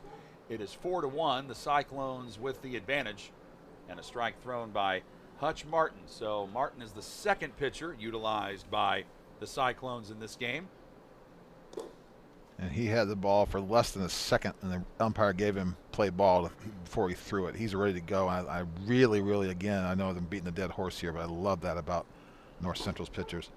Check swing. Did he go around? They say it's a strike anyway. So the count is now 1-2 to Cameron Schultz. Yeah, good fastball in the outer half there by Hutch there. And the batter trying to get his rhythm back. Steps out for a second. Let's see if he does get it back. And he goes down looking. That was right at a tough part of the plate, but that is now the 7th batter in a row retired by the North Central Cyclones. Tough to tell where that pitch was. Looked a little bit outside. Maybe it caught the corner on the way through, but I thought it was a little bit out. Ryan Ciavaco is up, and he has been one of the strikeout victims tonight. He struck out to end the second inning. Pitch to him is on cue for a strike. John, if baseball doesn't work out for him, would you eat at an Italian place called Ciavaco's? I would. Yep. All day. Of course, I'm biased. I would probably eat an Italian restaurant no matter what the name of it was. Yeah, but Ciavaco's is kind of cool. Yeah, I'd definitely eat there for sure. There's a lot of great Italian restaurants across Indiana. The count is now 0-2. Yes, there are. You got Vito Provolone's. Yes, down south. Down south. I know our colleague Greg Rakestraw knows all about that place. Yes, he does. Irea's is another staple. Yes. I'm a big fan of Ambrosia on the north side. 0-2 is up and in, 1-2. I had a chance to eat at Maggiano's not long ago. Yep. They had the family style. I just kept bringing it. I think I'm still full. The 1-2 popped up high in the air, shallow right. And a good job by Rhett Mast. He gets a good read on it for the second out. You kind of have to remember watching these kids play, because of just how old they are. A lot of them, if they played, or most of them played high school baseball, they're JV players. So this is going to be their first step up into varsity. So as we're looking at their fundamentals, there's just a lot of work to do on a lot of them. And they're not as strong as they could be or they will be. And there's kids just kind of coming into their varsity seasons next year. So good time for them to learn and get better and stronger. Martin's first pitch misses down and away, 1-0. But that's why this tournament's so valuable. Gives you that experience you need. Absolutely. And you're going to see good pitchers, you're going to see good players, and generally speaking, there's good coaches across this region, so good time for them to grow. Count is 1-1. Make it now 1-2. As we're giving free advertising to Italian restaurants, I had a chance to eat with Rick Straw the other night at Sangiovese on the north side. It's also a really good spot. Sent a mile high into the air, but foul. Out of play down the left side, it looks like. You want to do sushi places next, or what do you want to do next? Oh, I mean, we do burgers. Sushi places are good. Yep. Burgers, you and I went to Working Man's Friend. We did. Just was thinking about that. Pretty good one there. Strike three. Great pitch. Oh, yeah, you could tell great all pitch. the way. Yeah, he knew it. Good, great pitch. And that is now, for them, 8 batters in a row retired by the North Central Cyclones. They are on a roll. We head to the bottom of the 5th. Cyclones ahead by 3 runs. It's the Greater Lafayette World Series on the ISC Sports Network. If you haven't signed up for Mintel fiber optic internet from Mulberry Telecommunications, then you're missing out. We have various packages to choose from and speeds up to a gig. Not to mention, each package includes a Wi-Fi 6 wireless router and access to our Mintel Smart Home app, giving you complete control of your network, backed by our award-winning customer service. Go ahead and dance till your heart's content in whatever reality you want, even if it's virtual. Mulberry Telecommunications, offering the best gig in town. Sign up today at Mintel.net and experience the Mintel difference. For over 50 years, the Greater Lafayette World Series has brought our community together through the game of baseball. Ford and Lincoln of Lafayette are proud to support the players, families, and fans who make it all possible.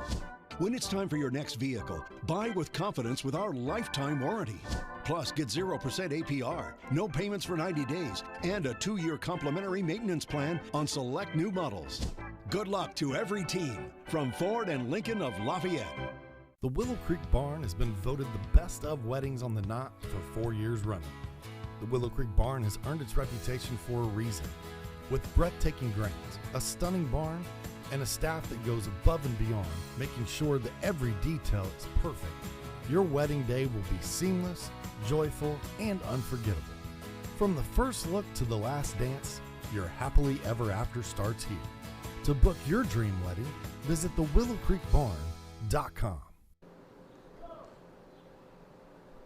Heading to the bottom of the 5th inning, 4 runs, 7 hits, and 3 errors for the North Central Cyclones, but they lead Titan-Summeyer 1 run, 1 hit, and 3 errors for the Titans. So it's 4-1 North Central with the lead as they try to add to it here in the bottom of the 5th inning. Along with Rob Albright and Sean Walker, I'm John Herrick. Great to have you with us. And there are 11 batters in the North Central batting order today with 2 extra hitters, one of them being Aiden Garcia, who we are about to see right now. Garcia had a long at bat back in the 2nd inning, but he ended up striking out swinging and facing Joe Martin, and Martin delivers ball 1. So after Garcia, it's Max Woods and then Rhett Mast. Those are batters 10 and 11 in the order. Then we go back to the top. So that one is pulled foul. And again, Garcia's a little bit stiff in the box to me, just a little flat-footed. If I were his coach, I'd like him to get a little bit more on his back foot and on his toes and drive the ball a little more. Right now he's kind of slapping at it because he can't get back to the baseball with his feet that flat. Going a little bit high from Joe Martin. Makes the count 2-1. Good time to start thinking the game if you're pitchers when you're 16, going into your varsity seasons as juniors, and figuring out where you can get hitters out and how you can get hitters out. Win or lose, that's kind of what this is all about. So they get a trophy on Sunday, but it really doesn't matter if you're a baseball player. This is just time to get your reps and learn.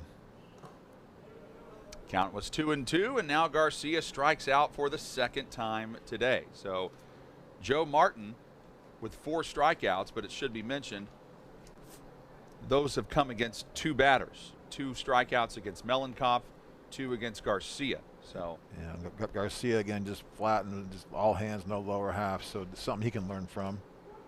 Now we go to Max Woods, the catcher, who flew out to center back in the 2nd inning. If you're a catcher and you can hit, there's really no end to your career if you can play for as long as you want to. Good shot there. Well, he heard you. I think he appreciated that advice as that one's bounced into left. Wishart bobbles it for a second. He got him. But he was able to recover nicely and throw him out. So great throw. Woods gets credit for the single, but then is thrown out at 2nd base. I got to give a lot of credit there to Connor Huber, the 2nd baseman. He went out and got the ball on the shortstop side of 2nd base, came back and made the tag as the runner arrived. He did a good job going to get the ball. Would have been a tough hop. He went and got it and came back and made a really nice play. Now it is Rhett Mast who grounded out to the pitcher Martin in his last at bat. Pitch to him. I apologize. 2nd baseman was Schultz of the wrong team there because, you know, they look exactly the same, John. So yeah, no, I get it. I got beat there. There was Cameron Schultz with a nice play.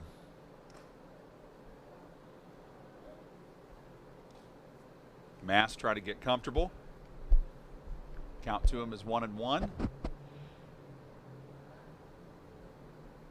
Martin would love to just get out of this inning and then hope his team's bats can start to come alive in the 6th. That one's smashed into center and bounces down in front of Siavaco. And 2 in a row hit pretty hard against Martin there. Now he faces the top of the order, and this is the 3rd time through with Ollie Bourdonnais coming up to bat. Bourdonnais 1 for 2 with a single.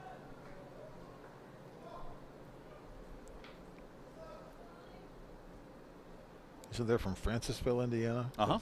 Where is Francisville? That's a good question. I have not. That's a place that I'm not super familiar with. Throw, though, to 2nd. Oh, that was very close. Yeah, a little slow on the tag. sort of the whole thing was in slow motion, but just got in there. I say that because Bourdonnais is a big, thick, athletic kid, and I don't know where these kids go to high school in Francisville or up near there, so it's kind of wonder if he's a multi-sport athlete, maybe a football player as well. Well, if you aren't a multi-sport athlete, just take advice from Christian McCaffrey, Exactly. NFL running back, who has always said you need to play as many sports as you can while you can, because you're not going to be able to do it for very long, and it helps your body become well-rounded. Yeah, I don't know a college coach who doesn't like multi-sport athletes because they need all those muscle groups developed and worked, and if you're only playing one sport, you're only developing really one muscle group or one set of muscle groups. The 1-1 is sent high in the air to left, and that is caught by Owen Wishart. And we're going to give you a lot more information on Francisville, Indiana, when we come back to start the 6th inning. It is 4-1 North Central Cyclones with the lead. The Greater Lafayette World Series on the ISC Sports Network. We've all heard the question, if a tree falls in a forest, does it make a sound? Honestly, we're not sure either. But what we do know is that if it falls in your yard, it usually leaves behind an unsightly stump that you'll be stuck mowing around. At JXN Stump Solutions, we'll get rid of that stump for good, and here's the best part. We offer free estimates, so you'll know the cost before the work begins. We deliver quality work from a professional, locally owned company with a commitment to leaving your property cleaner, safer, and stump-free. Contact us today at 242-9523. At JXN Stump Solutions, we're rooted in service and driven to remove.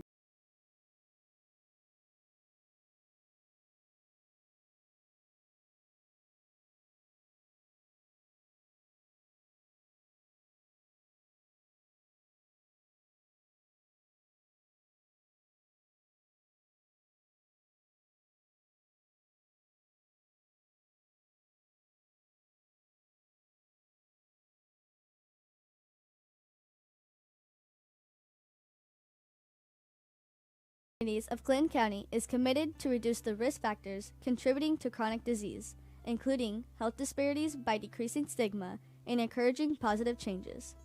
HCCC is here for the community with systems of care navigators, insurance assistance, prenatal classes, mental health programs, substance use prevention, and more. To help make the healthy choice the easy choice, contact us at 659-6063 or through our website, healthyclintoncounty.org.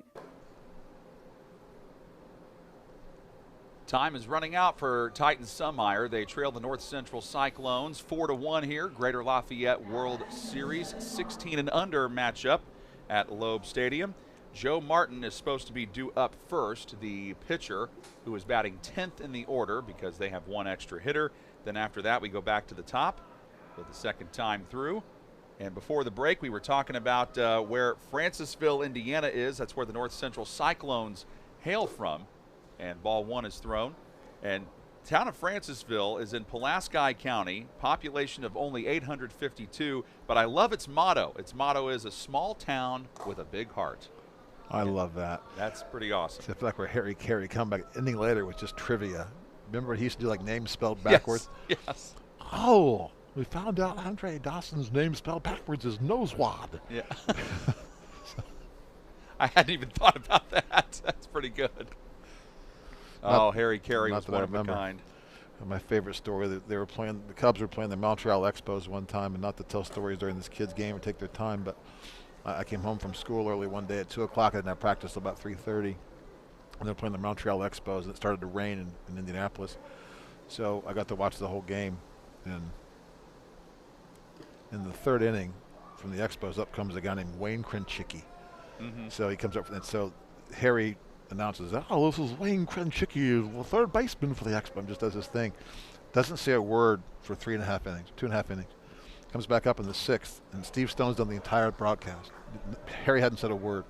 So it comes in the 6th inning, and Krenchicki comes back to the plate, and Harry says, "We finally have Wayne Krenchicki's name spelled backwards as He tried to say that guy's name backwards. And he didn't say a word for 3. That was his big deal for 3 innings. So he was one of a kind, boy. Harry Carey was something else. And that at bat was something else there for Joe Martin. Does a nice job of working his way back in the count. Ran it full and then draws a walk. That's the 4th walk issued today by a North Central pitcher, but it's just the first one dealt by Hutch Martin, who has come on in relief of Logan Melenkoff, who went 3 innings, and we are about to have a courtesy runner come over on first base. Right now, the very last thing North Central wants to do is put people on base with a walk. They've got a 3-run lead in the 6th inning. They want to get out of here with 6 more outs. The game's over. So they want to get as many people out as they can without base runners. And so far, Hutch Martin needs to kind of find the plate again. He's missed a few pitches in a row now. And it looks like Owen Wishart is the runner at first base. And I say that because he's supposed to be coming up to bat after Elliot Ergo here. So we'll see what they decide to do. Must have made a substitution. That one paints the outside corner from Hutch Martin. Count is now 2-1. I do wish our umpire was a little quicker on the call there, but he's probably about had enough of this heat today, especially with the rain delay. Yeah. Pickoff try to first. There was like a bird or a bug or something. That was a gigantic bug, I think, on our camera lens. Sorry about that. But the way it was positioned made it look like it was messing with the first baseman and the runner on first. I'm easily amused. That's okay. I'm seeing liquid falling from the sky again here. So 3-1, chopped over towards third. Not an easy play for Aid. But he made it. Great play. Well done by Henry Aid, as he is able to throw out Elliot Ergo. And not every kid can make that play No. to come get it and then make the transition and the throw and make it accurately. It's not easy to do, and it's one of those things that looks easy when you can do it. You watch guys like Manny Machado and people like that just do it routinely. That's a difficult play and very, very nicely done by Aid over there.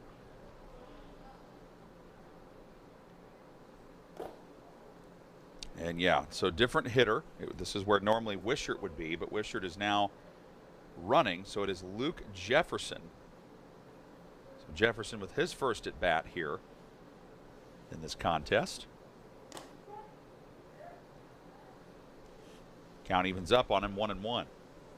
Pool play important to watch here. Titans Summeyer 1-0, and North Central Cyclones at 1-1. So if the Cyclones can finish this out, they would obviously take the lead in pool play over Titans Summeyer. Yeah, and the way this works is they have different levels of brackets, and the better you do in pool play, the better your seed. So you can, there's a top one usually called gold, or maybe sometimes platinum or diamond, and then down to bronze at the end. You see how Jefferson sort of has the bat wrapped around his head. If again, as they're learning fundamentals, if I'm him, I don't mind the butt of the bat pointed toward the catcher, but I kind of want the barrel more behind his right ear there than I want it behind his head like it is. It's just tough to get back to that fastball, as you can see. Easy to do when someone's throwing at 60 miles an hour at you, but you get into high school and they're throwing at 80, you'll never get back to it. And the count is now 2-2 to Jefferson. Putting together a nice at bat here against Martin. Got a runner in scoring position. Martin steps off the bag to check Wishart. And they've got him again shaded all the way around to the right side, so they don't think he can pull him regardless. So they pitch him away and pitch him the way you're shaded. And he rips that one foul.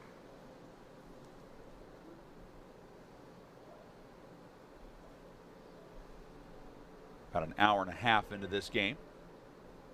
Top of 6. That one drilled into left. Is it? Well, no, grabbed by Aid, and he throws to first. Couldn't get him. A heck of a job by Aid to get there. He's made some nice plays over at third base. I thought that one might have skipped past him, but it's still an infield single for Jefferson, but that could have been a lot worse.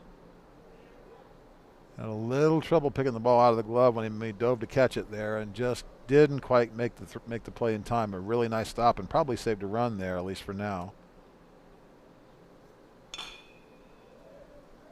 That's just the second hit of the game, and that one gets through, though. Cameron Coughing wasting no time, as that one bounced into left, scores a run. Titans Summeyer back within 2. I like the aggressive swing there. Didn't swing very hard, but found a hole, got it right through the 5.5 between shortstop and third. As we know, Hutch Martin likes to work quickly, and fastball, first ball fastball, it's going to be over the plate. He knew it, swung at it, and got a base hit and an RBI. Good job there by the Titans. Brecken Stieg is up. The tying run is now on first base, so Stieg represents what would be the go-ahead run. Martin in probably his biggest jam yet. The pitch just misses outside, 1-0.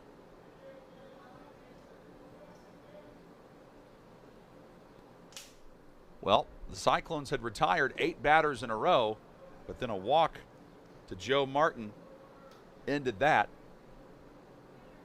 And Steeg's got a real shot here, and the Titans have a real shot. Only 1 out in the inning. They've got a couple runners on base. They can get right back in this thing right now with a couple good swings. And coughing after getting that single, he's now 1 for 3 on the day. Steeg is 0 for 1 with a walk. Trying to change that here. The count is 3-0 to him. So Hutch Martin really starting to lose some of his composure. Got to come back with a strike. I don't think he did. Nope, that's ball 4, and the bases are loaded now. I would imagine he'll get a visit here by his coaches, or at least somebody. Catcher ought to go out, or somebody. He'll get a visit. Yeah, he sure will. There he comes. So Martin is through 2 1/3 innings at this point. And there is some rain in the area, but it's not heavy. And there definitely is some moisture in the air, but I don't see any signs of lightning like what we had earlier. And I wonder if that's all she wrote for Hutch Martin. No, I think it's all good there. That's just a pep talk. Because it'd be tough, you know. I mean, I get it. The bases are loaded. Martin's out there laboring a little bit. But do you really want to bring in a relief pitcher with the bases juiced and only 1 out? That's a tough spot to be in. Absolutely, especially right now in this bracket play game. I think if I'm the coach, I say, hey, man, you did this. Get out of it. Let them hit it and see what happens. That's another thing that's great about this tournament. Teaches the young kids work through adversity. First pitch swinging by Hag, and it bounces into center. 1 run in at the minimum. The throw back is well done by Vance Tyler. He played it well off the bounce and got it back in. However, Jefferson scores. Coughing goes to third. Steeg to second. RBI single for Jake Hag. The bats are coming alive here. Yeah, first ball, fastball again. Expected it, got it, hit it hard, and got the RBI. So let's see if Hutch Martin can work out of this.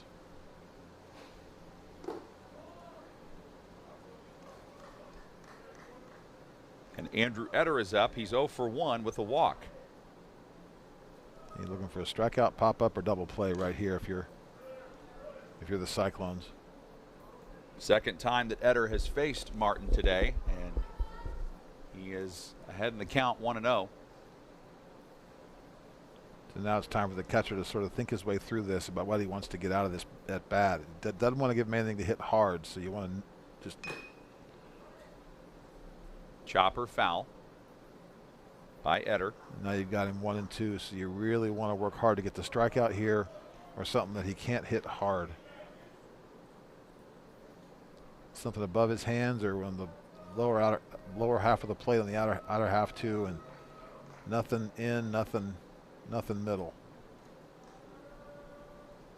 The pitch up and in makes the count 2-2. Try to do a little backdoor curveball, backdoor slider there. Sometimes they call it what's the new word for it?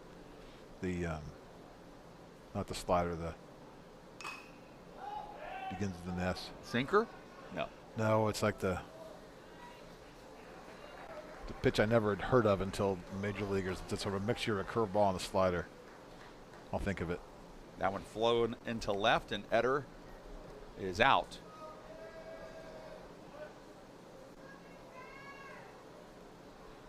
Now you've got 2 outs, and you've got Schultz here at the plate. Made a great play at second base last inning. Now he's got a chance to give his team a lead with a hit into the gap someplace. And first pitch fastball swinging, hit a foul ball, but he knew it was coming, got it, and fouled it away. Were you talking about a slurve, Rob? No, it's some new word I'm hearing baseball guys use now. Because I've heard slurve used. Well, that's not what you wanted there. That's pass ball. You can't let that happen. And that scores Coughing from third. Well, the scoreboard says 4-3. I think that should be 4-4. That's 4-4, I believe so. Yeah, I think they might be behind by a run here on there. But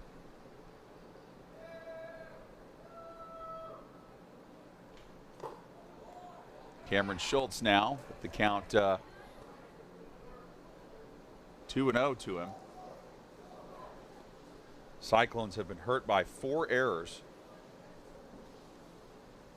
Yeah, just amazing how much walks will hurt you if you're a pitcher. Yep. You just can't do it. You got to throw strikes, and if they hit it, they hit it. Check swing. Did he go around? Wonder if the rain's picked up a little bit. Yeah, maybe he's losing his grip on the ball a little bit. Looks to be a little bit.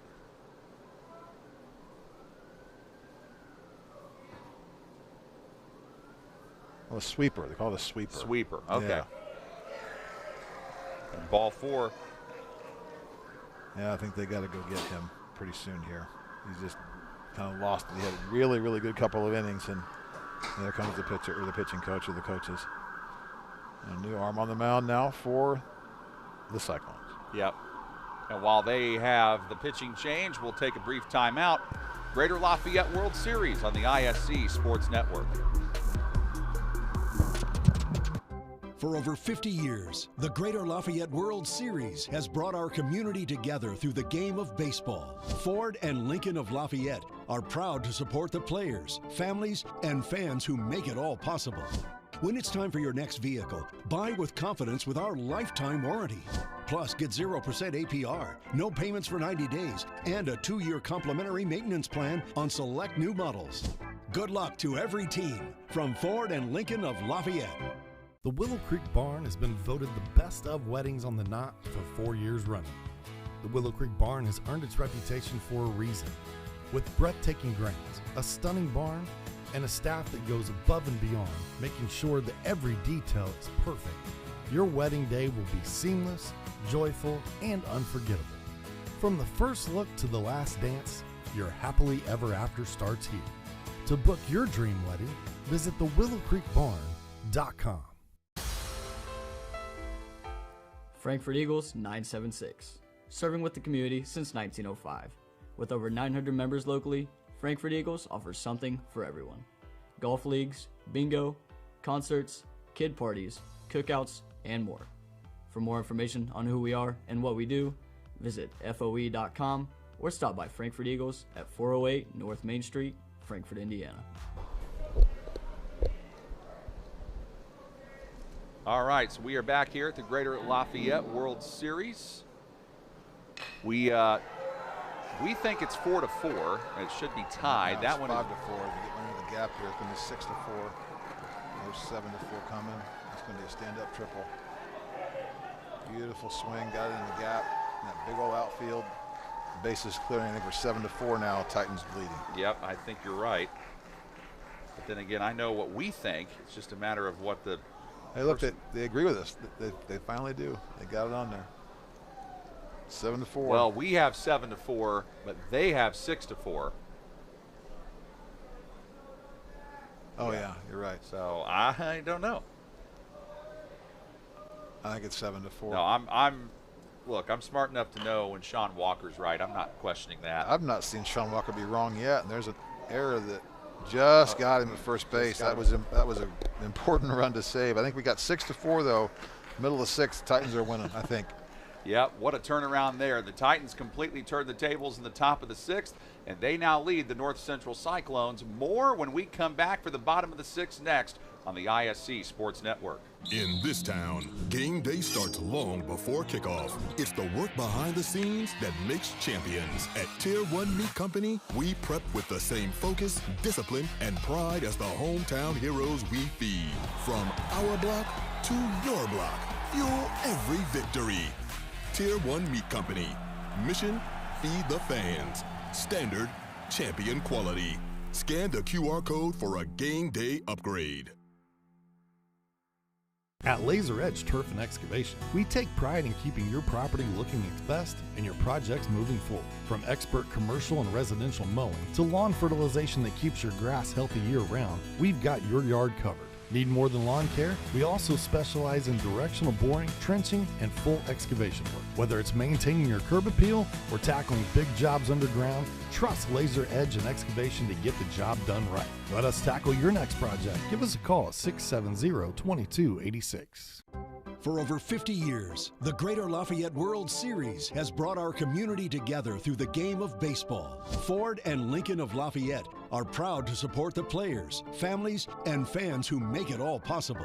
When it's time for your next vehicle, buy with confidence with our lifetime warranty. Plus, get 0% APR, no payments for 90 days, and a 2-year complimentary maintenance plan on select new models. Good luck to every team from Ford and Lincoln of Lafayette. Well, this game has completely changed. The North Central Cyclones look like they were in control, up 4-1. But, you know, then all of a sudden the Titans-Summeyer squad turns the tables in the top of the 6th. And, of course, there's a discrepancy about how many runs they scored in that inning. We think they scored 6 to go up 7-4. Yeah. The official scorekeeper out at Loeb Stadium is saying that they only scored 5 to make it 6-4. Either way, just know that the North Central Cyclones are now behind. Titans-Summeyer now ahead. And this would be a huge win in pool play for the Titans, because this would put them at 2-0 and would also improve their run differential. So we'll see how that happens if this result can hold. And Logan Mellenkopf, who started the game as the pitcher, was pulled after 3 innings. And now is back to work, batting second in the order. This is on the 3rd trip through, but he has struck out twice. However, that pitch gets through the legs of the catcher, Andrew Cantos. And the way that run differential works for any parents or anybody interested watching at home is that if you have the same record as somebody else, the tiebreaker is the difference between the runs you scored and the runs you allowed. So the more that differential is how they seed you in bracket play. Yep, it's very important. Chopper over to first, foot race to first, and Brecken Stieg is able to win that and outrace Logan Mellenkopf for the first out of the bottom of the 6th. You should recognize the new pitcher on the mound now for the Titans is number 21, Cameron Schultz. The second baseman made a real nice play an inning ago. Is now on the bump for the Titans.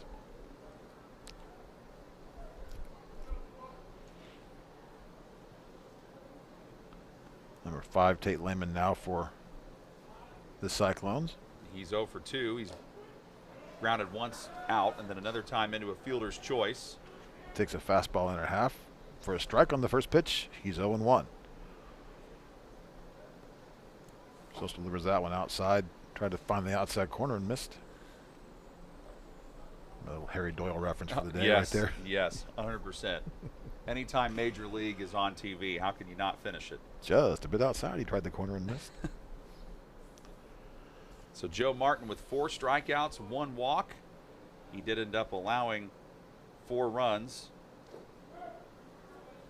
And it looks like he just got plunked, did Tate Lemon, so he gets to go to first. Fastball just a little bit too far in. Now, I think they still have Hutch Martin batting as the extra hitter. Yes, they do. He is coming up now. What a turn of events there. Yeah, really. I mean, Titans had the lead 1-0. Then back comes the Cyclones to take a 4-1 lead, but then the Titans get 6 in the top of the 6th to make it 7-4. The pitch. Faking bunt, throw to second, steal try. He slides off the bag, and that is not what you want to do. Yeah, you can't do that. Tough break for Tate Lemon. Just had a little too much momentum, slides off it, and he gets tagged out. Now the bases are clear. When you slide head first, it's really hard to stop if you can't grab the base, because you give all your momentum going forward, and there's nothing to stop you. At least when when you slide with your feet, you can drag your hands and drag your butt a little bit to stop, hit the bag with your heel, and pop up. But when you're on with your hands, there's nothing to stop you. Nope.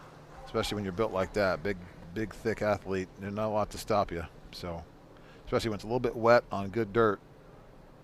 Hutch Martin has scored twice. He's behind 0-2, and make it 0-3. 0-3. I was going to say the same thing. He's behind 0-3. So that takes care of the 6th. It looked like a threat was brewing for the Cyclones, but it ends as quickly as it started. Through 6, it is an advantage, 7-4 for the Titans-Summeyer squad as we head to inning number 7 on the ISC Sports Network. If you haven't signed up for Mintel Fiber Optic Internet from Mulberry Telecommunications, then you're missing out. We have various packages to choose from and speeds up to a gig.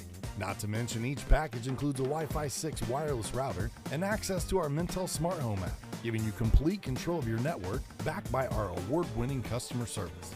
Go ahead and dance till your heart's content in whatever reality you want, even if it's virtual. Mulberry Telecommunications offering the best gig in town. Sign up today at Mintel.net and experience the Mintel difference.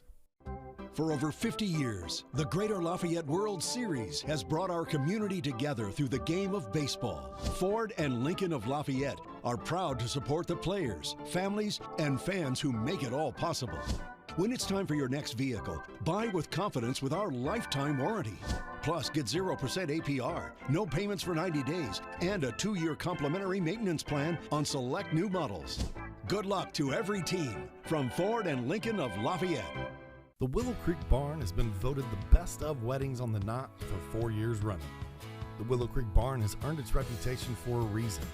With breathtaking grounds, a stunning barn, and a staff that goes above and beyond, making sure that every detail is perfect, your wedding day will be seamless, joyful, and unforgettable.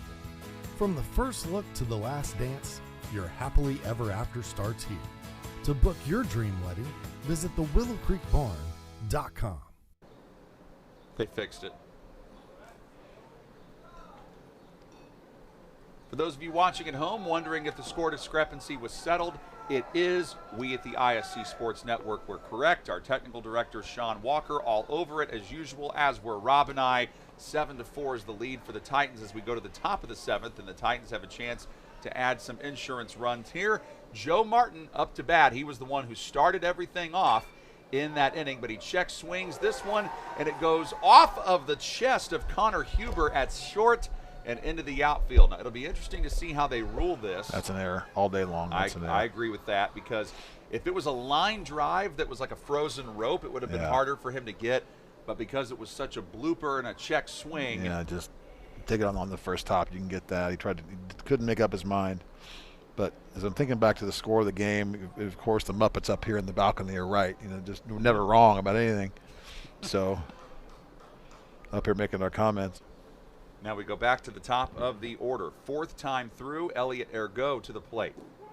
And Ergo, see strike 1. He is 0 for 2, a strikeout and a ground out, also walked in the 3rd.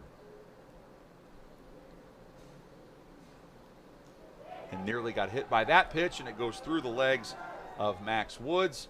On to second base goes Martin. It's amazing how much the Cyclones just lost control of this game. Yeah.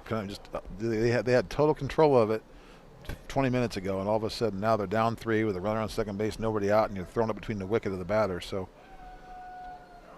And that is Charlie Babst, who is the new pitcher for the Cyclones, who took over for Hutch Martin. And that one bounced over to 3rd. But that throw base hit offline. Our friend Jake Query probably would say that Charlie Babst is a blue ribbon pitcher, probably.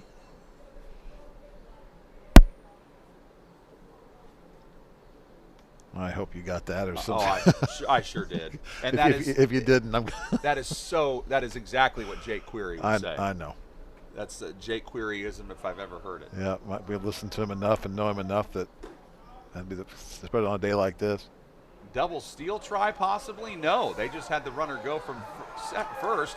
He ends up getting in safely, and while that happens, coming around to score is Martin. So again, fundamentals didn't make the play cleanly at second base. They had the runner at 3rd. He wasn't going any place, and then just couldn't make the catch in the play at second base. Ball got loose, the runner came home, and now they're down 8-4. So more loss of control here for the Cyclones. 7 unanswered runs. A high fly ball by Jefferson into right. And that one's down. Rhett Mast picked it up and acted like he was going to go further with it, but you got runners on 1st and 2nd with still nobody out. 1st and 3rd now. So 1st and 3rd, yeah. They're just not hitting a lot of balls hard, but where they're hitting them, there's not a lot of defense, and they're just piling on now at this point with nobody out here on top of the 7th. And Cameron Coughing sees ball 1.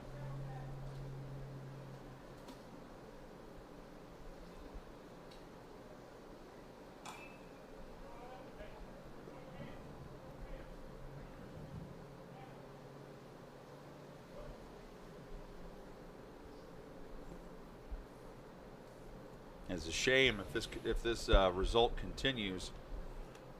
It's looking like Hutch Martin might be the losing pitcher, as that one is driven hard in the air to left, but foul. Just foul. Yeah, he run for a long time, but that's a fair ball. Good swing. Kept his hands inside the baseball and drove it down the left field line. Just pulled it a little bit foul.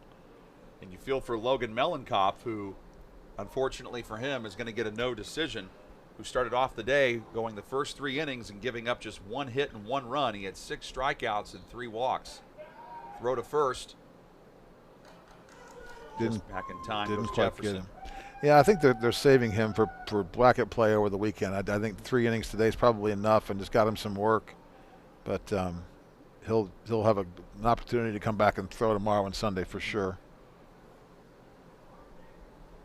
You know, if you're a travel coach, though, you find out, you can throw Hutch Martin a couple of innings. You've got a good pitcher there in Melenkopf. So you've got some arms available to you. You just kind of have to learn how and when to use them.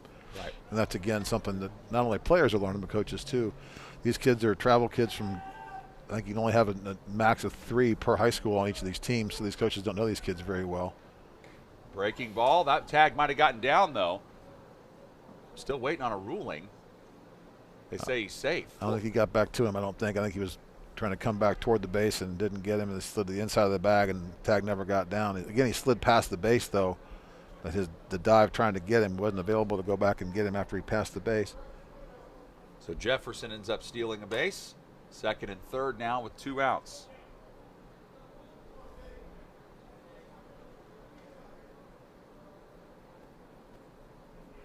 For Breckenstieg, he has scored a run. He's been walked twice, struck out once. That pitch goes way wide. Just a bit outside. Throw back in. Of course, Max Woods did all he can to get back there. I wonder if the ball's been slipping a little bit out of the hands of the pitchers. And Elliot Ergo is able to score that. So second run of this inning in. And it's now 9-4 Titans. That is now 8 unanswered runs. And the 2-hour time limit is fast approaching because we got this one started at 2:20. It's now 4:12. And on this turf, the ball just picks up all that moisture, and I think they've got some on their fingers. We've seen a lot of pitches get away like that. Right.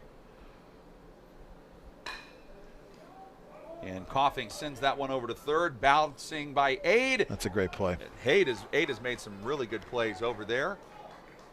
And that should take care of the inning on that 5-3. I think we had the outs wrong. I think that's only 2. Okay. It's 9-4. I don't know where Mr. Henry Aid goes to high school, but he is a high school third baseman next year someplace for sure. He is terrific over there defensively. And he's made some great plays in not ideal conditions. Yeah, and just plays that aren't routine that he's made look so. That was a difficult play going to his left, a hot ground ball, and the spin throw was accurate and got him. Great play. That's 2 in the last 2 innings for him. I'm impressed. Jake Hagg is now up.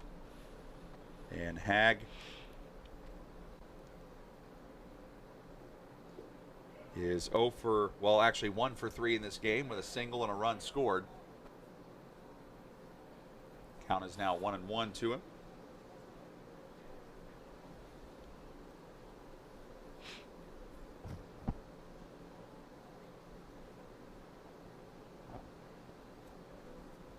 Getting foul balls is not always easy in these conditions, and it's even harder when it rains and you have a lot of these foul offs. So the umpires have to work even harder to get out there and grab them. And kids in the dugout, their responsibility is they're busy chewing bubble gum and spitting seeds and talking about girls and all the other things. So. Pitch low and inside to Hagg. Not that I ran a travel team for 5 years and watched it, but.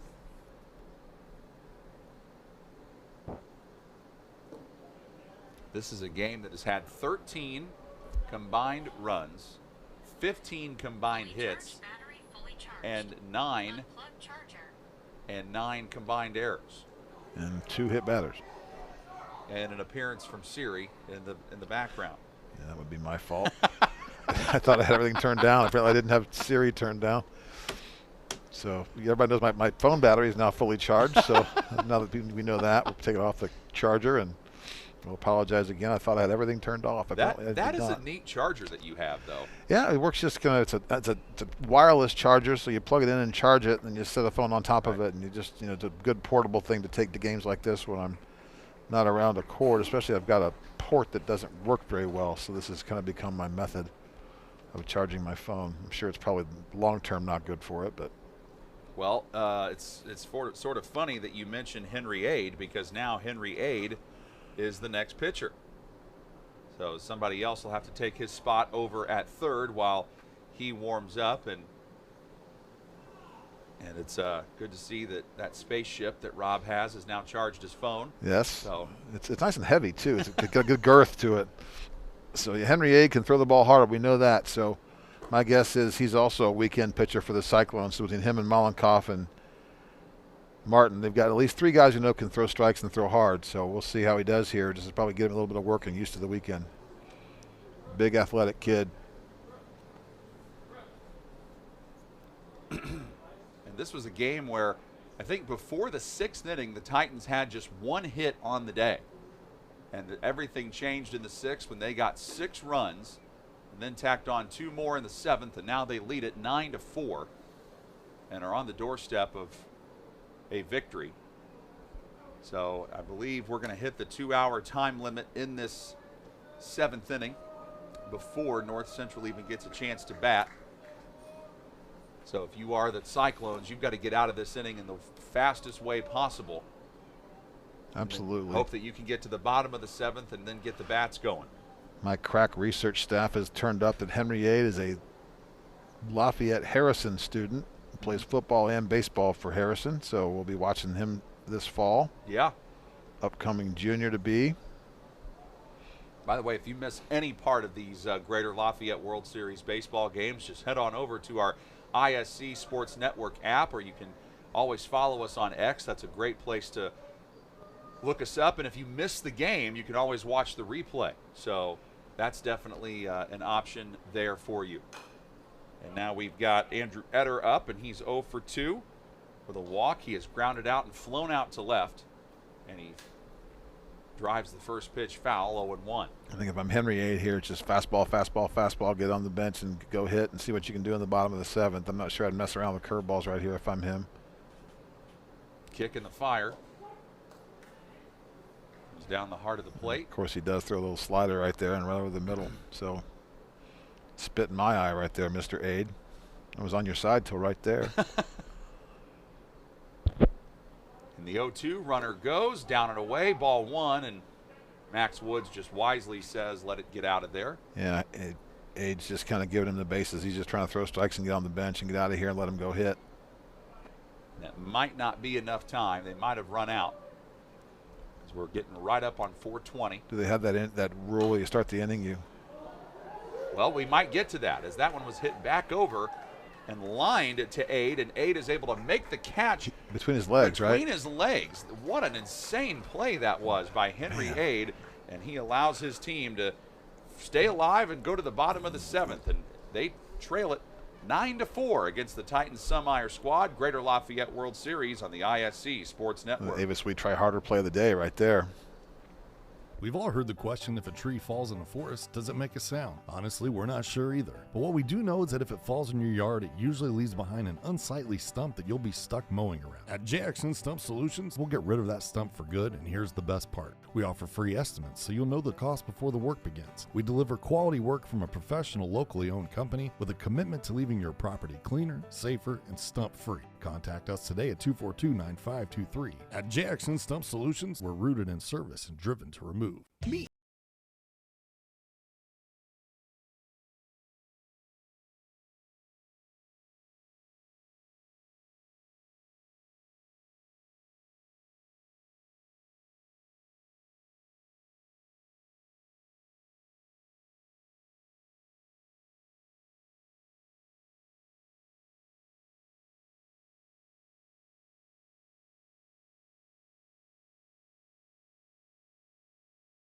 The communities of Clinton County is committed to reduce the risk factors contributing to chronic disease, including health disparities by decreasing stigma and encouraging positive changes. HCCC is here for the community with systems of care navigators, insurance assistance, prenatal classes, mental health programs, substance use prevention, and more. To help make the healthy choice the easy choice, contact us at 659-6063 or through our website, healthyclincounty.org. All right, so we were also informed in the break that it's actually 10-4, Titan-Summeyer with the lead. So the folks at the stadium are run behind, but it's 10-4. Either way, North Central has a lot of work to do, and they really have no time to do it in. They've got to find a way to win this game here in the bottom of the 7th because they're up against the time limit, and Connor Huber starting first against Cam Schultz. And good way to start. This one into the gap, gets it down, and Ryan Ciavaco on to get it. You know, leadoff walks can hurt, but leadoff singles can hurt just as bad too, Rob. You don't feel as quite as bad about him, but the first pitch fastball, sometimes when the team tries to come back, they try and pick at you. I do like the aggressiveness out there, just swinging the bat. That's what you're there to do anyway. Go up there and hit, and Huber did it. Good start. So now all they need is about 9 more of those, and they get back in it. Yep. Charlie Babst is up. Throw to second. He was in safely. On this turf again, you start to slide and you get going quick when it's wet. You go right through that base. He did a nice job starting early and then grabbing the base when he got there so he could stop his slide. The pitch. Low and away. And again, if you're Schultz here, just throw strikes and let him hit it. Very, very unlikely to get that many base hits in a row. I'm not sure if I'm the second baseman, I'm going to be holding him right there. Ground ball to third, picked up by Eder. Eder gets the lead man in a bit of a rundown, and the pickle, as they say in Sandlot, he is tagged out. Throw to second. Nobody there, but Babs just ends up taking it on the fielder's choice. Yeah, the Titans get a little lucky there. I would choose to take the out at first base and give the runner up at third because you've got a 6-run lead. That run at third base doesn't mean a whole lot, and there's a lot of mistakes that can happen in a rundown. They got lucky and executed it and got him out, but I'm not sure that would have been me if I were in the field there. And now we have our friend Henry Ade from Lafayette Harrison High School in the batter's box. I'm sure he hits a ball about 600 feet here as much as I've been talking about him. Really? This thing's going to go into the roller coaster in left field there right now. I can predict it. Well, how about a single? We'll take that. Yeah, he heard your confidence in his at bat, and he just said, you know what, let's send that back up the middle. He did. The kind of kid from up in that part of the state, athletic as he is, he probably end up playing some sport at Purdue, and we'll hear about him for the next 15 years of his life because he'll spend 10 years in college like every Purdue athlete does. You're right. It kind of does happen that way. Vance Tyler. Brian Cardinal's still there, I think. And Tyler just lets it get through, and Wishart picks it up. No, make that throw. Don't need to. But in the blink of an eye, the bases are loaded. You've got Babst at third, Ade at second, and now Tyler at first. And that brings up Aiden Garcia. Now, Garcia has had his issues, but he has not faced Cameron Schultz yet. The 2 strikeouts he had in this game were against Joe Martin. So let's see how he does. Again, it's just fastballs for him just because he just doesn't have good balance in the batter's box. He's just flat-footed, so anything he hits is going to be soft. You throw fastballs up in the strike zone, and you'll get him out eventually and get out of some trouble here if you're Schultz. Pulled, but foul. You see how he's all hands there? Just there's nothing in the lower half. That's all just his arms and his hands. Stick around, folks. Our next game, 5-star National Indiana, 14 and under, against the Royals White. That's supposed to be our next game, which will come up your way about 25 minutes at the end of this one. And boy, Aiden Garcia, tough day for him. This time he goes down looking. And that was a promising start to the at-bat, but didn't end the way he wanted it to. Now, those 14-year-old kids have been waiting around an awful long time today, so they'll have to, either they've been eating cheeseburgers or taking naps. Either way, they're going to have to try and come out and rally. Max Woods, the catcher, gets that through. It's off the bag and fair. That scores 1 run for sure. 2, possibly 3. I think they just end up getting 2 in, so it's 10-6.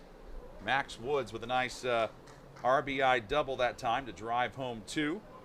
Ball kind of skipped off the turf. Third baseman couldn't come up with that one. It didn't come up like the third baseman thought it would. It skipped off that wet turf. Didn't quite make the play and allowed a couple runs to score. So this is a couple of run differential helpers there for the Titans. And then that pitch goes wide of the mark from Schultz, ricocheting off the backstop back into Cantos. And it is 10-6. And Rhett Mast, who is 1 for 2 on the day, he is singled.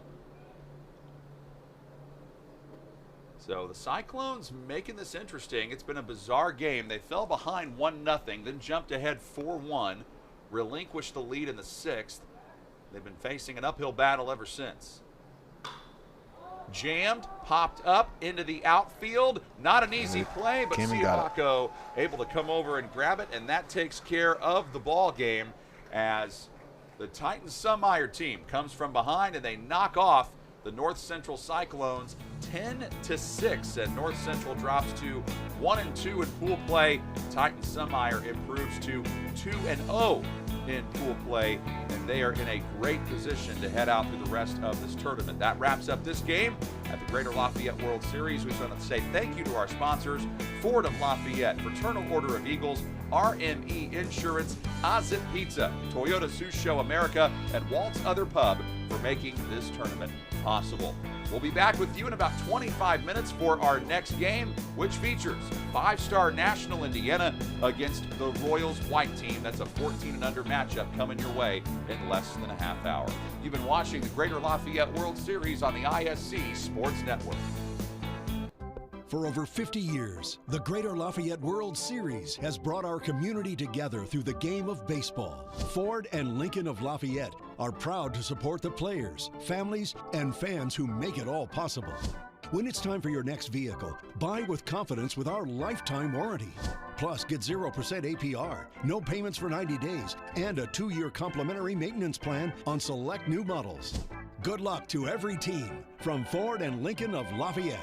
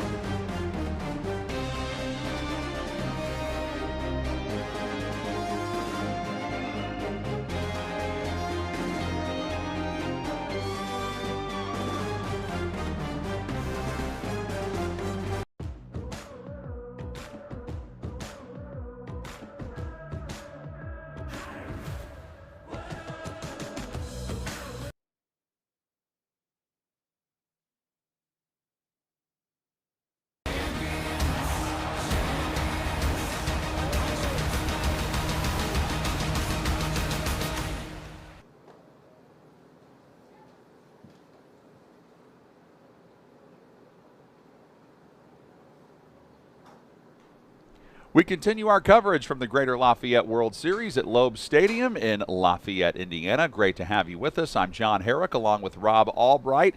Our final game of the day that we'll be bringing to you from Loeb Stadium. 2 games in the books, and now we go to a 14-under matchup between Royals White and 5-star National Indiana. So that is where we are at for this one, and we'll see some extra hitters. We'll see some pitching. We'll see just about it all when it comes to what we might have here today, Rob Albright, with how both of these lineups are shaking up so far. Yeah, the 14-year-old kids, you really want to get them reps and just starting to learn how to really play. A lot of these kids are 8th graders, or they're going to be freshmen in high school, so you want to get them used to playing on the big diamond. It's only their 2nd year playing on it, so you want to get them as many reps as you possibly can and just teach them how to really become players on our normal baseball field. And there's a look at the Royals White lineup, and they are the visiting team on the scoreboard, so they're coming up first. In the top of the first, it is Calvin Leopold, Colt Walker, Owen Maxwell, Jackson Ecker, Jack Dodge, Hank Ledbetter, Christian Lang, Ben Larson, Landon Pierce, and then Connor Lindvall and Soren Beery is the pitcher. For the 5-star National Indiana squad, we'll do that when they come up in the bottom of the first, and Calvin Leopold swings and misses at the first pitch from Tristan Ballard, and we are underway in this 14 and under matchup. So a little bit of an update on the pool play situation. 5-star National out of Zionsville, Indiana, a record of 1-0-1 so far in this tournament. They are right behind top tier Scott, that team from Martinsville.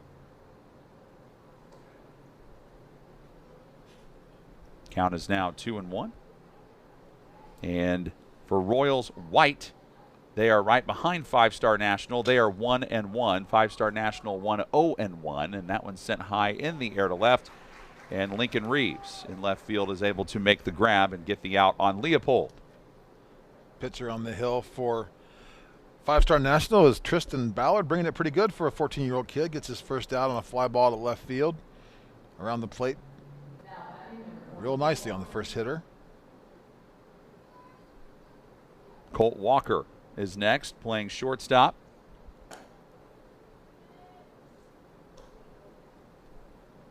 Fastball just missed on the outer half there. Did you think it missed? That looked pretty good from. Yeah, the umpire called it a ball. He said if that's a strike call, it's not a strong one. Well, no doubt about that one. Yeah.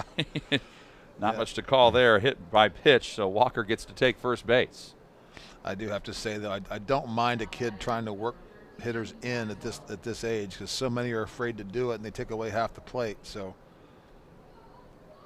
I'm sure you didn't mean to dot him there, but working in is not a bad thing. And Owen Maxwell is now up, and he takes a strike. By the way, we want to thank our sponsors: Ford of Lafayette, Fraternal Order of Eagles, RME Insurance, Ozip Pizza, Toyota Susho America, and Walt's Other Pub. We appreciate their support of the Greater Lafayette World Series.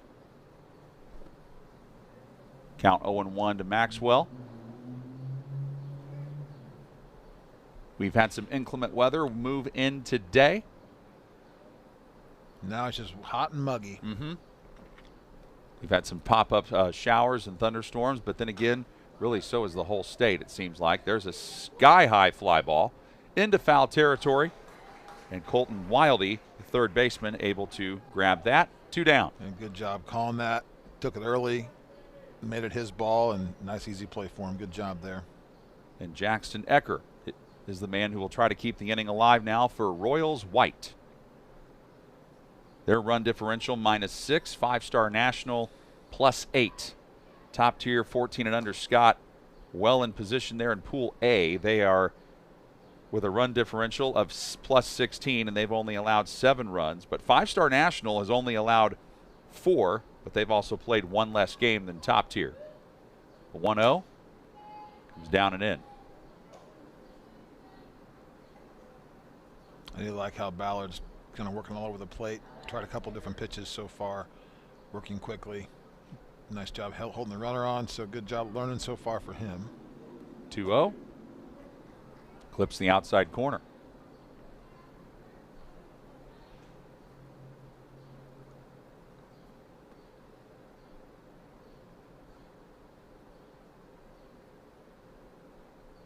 And the pitch. Way outside for ball 3. So Ballard has gotten 2 guys to pop up. He's hit a batter. And now he's trying to avoid walking a batter. The pitch. Out protecting the plate was Ecker, and he fouls it away. We are now seeing a full count. And the second baseman out there, number 10 is Lyndon Johnson playing second base. He's way deep, almost on the outfield grass. Parents obviously Texas Democrats, as he's way out there. And Lyndon Johnson right there. And got him to go down. So after a hard-fought at bat, Ecker unable to come up with anything there. Top of the first in the books. Bottom of the first of a scoreless game comes your way next on the ISC Sports Network. If you haven't signed up for Mintel fiber optic internet from Mulberry Telecommunications, then you're missing out. We have various packages to choose from and speeds up to a gig. Not to mention each package includes a Wi-Fi 6 wireless router and access to our Mintel Smart Home app, giving you complete control of your network backed by our award-winning customer service. Go ahead and dance till your heart's content in whatever reality you want, even if it's virtual. Mulberry Telecommunications offering the best gig in town. Sign up today at Mintel.net and experience the Mintel difference. For over 50 years, the Greater Lafayette World Series has brought our community together through the game of baseball. Ford and Lincoln of Lafayette are proud to support the players, families, and fans who make it all possible. When it's time for your next vehicle, buy with confidence with our lifetime warranty. Plus, get 0% APR, no payments for 90 days, and a 2-year complimentary maintenance plan on select new models. Good luck to every team from Ford and Lincoln of Lafayette. The Willow Creek Barn has been voted the best of weddings on the Knot for 4 years running. The Willow Creek Barn has earned its reputation for a reason. With breathtaking grounds, a stunning barn, and a staff that goes above and beyond, making sure that every detail is perfect, your wedding day will be seamless, joyful, and unforgettable. From the first look to the last dance, your happily ever after starts here. To book your dream wedding, visit thewillowcreekbarn.com. And now we've got 5-Star National getting ready to come up to bat in the bottom of this inning. And as you can tell here, they have 3 extra hitters in Will Akers, Gabe Medvesek, and Grady Comparado. That's at the bottom after Teddy Drake ends up catching. Of course, Tristan Ballard, the starting pitcher who you just saw work on the mound, he is batting second in the order after Colton Wildey, who will get things started. And to set the 5-Star National offense there, we'll counter that with the Royals white defense. Jackson Eckers in left field, Connor Lindvall in center, Ben Larson in right, Owen Maxwell on first base, Calvin Leopold on second, Colt Walker at short, Christian Lang at third. Soren Beery is your starting pitcher, and he is throwing those pitches to the catcher, Landon Pierce. So Colton Wildey steps in, and the third baseman awaits on the first pitch from Soren. Here it is. Inside corner for a strike. He tried to act like it was too far inside. The umpire didn't buy his routine. And this umpire so far is going to have a little bit bigger strike zone than the one we saw the first game, John, and he's going to ask these kids to swing the bat. That one was a tad high, 1-1. Final scores today in 14 and under play. There's been 2 of them.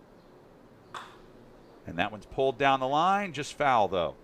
So one of them, top tier Scott, routs the Logansport Titan Bats 13-1. And then in the game we had earlier today for you on the ISC Sports Network, 8-4. Royals Blue comes from behind to beat On Deck Blue. And now Royals White trying to do what Royals Blue did earlier. Wildey with a 1-2 count facing him, protects the plate and sends it into left. And it goes out of the hands of Ecker. Ecker did a great job getting underneath it, but just could not make the play. Throws it back in. That might be something that he ends up scoring on. Play at the plate? No, there won't be one. So Colton Wildey ends up scoring on an error by Jackson Ecker in left field, and it's a 1-0 lead for 5-Star. And that ball was given a really great ride, and he stayed back on the off-speed pitch, kept his weight on his back foot, his hands back, and just crushed it to left field. Play obviously should have been made out there in left field, but really good job there by Wildy and got just an awful lot of that baseball. And then on the next pitch, Soren Beery plunks Tristan Ballard. So not the start to the game you wanted at all if you are Royals white, giving up an error that leads to a run and now a hit by pitch. And still nobody out here in the bottom of the first inning with Kenny Schweizer coming up, the shortstop. You get upset with your left fielder, so you hit the next batter in the elbow. It's kind of typical baseball. And again, 14 and under, so these kids are really young, learning a lot of the fundamentals of the game, cut on and missed by Schweizer. And so there's going to be a little bit more emotions. Yeah, and for sure. And that's the challenge that these coaches of these 14 and under teams have. This should be about development and learning from your mistakes. And that pitch was offline. Then the throw offline into second. And that allows Ballard to get to second base and then eventually third. Yeah, the coach there's got to tell him that it's not enough to just be in the area. You got to be actually backing up the play. And there's no reason for a ball to get through two people. It just cannot happen. Well, it's definitely an error. The question is, who would they charge that error Throwing to? error on the catcher and then probably another one on the backup. Probably. It could have been two errors on the same play. They have listed, I think, just one error in that instance, but that one's driven high in the air to right. That gets over Larson's head. Schweitzer with a nice piece of hitting. That scores Ballard. It's 2-0, Five-Star National. And on second base is Schweitzer. And that's two deep drives for Five-Star National in three hitters. So far the pitcher's not fooling anybody. You know, a lot of people in this lineup to get these hitters back to the top, but I tell you what, the top couple hitters in this lineup can really play. Brings up Finn Sutcliffe, first baseman. Soren Beery fires the pitch. Low and outside. Beery still looking for the first out of the inning.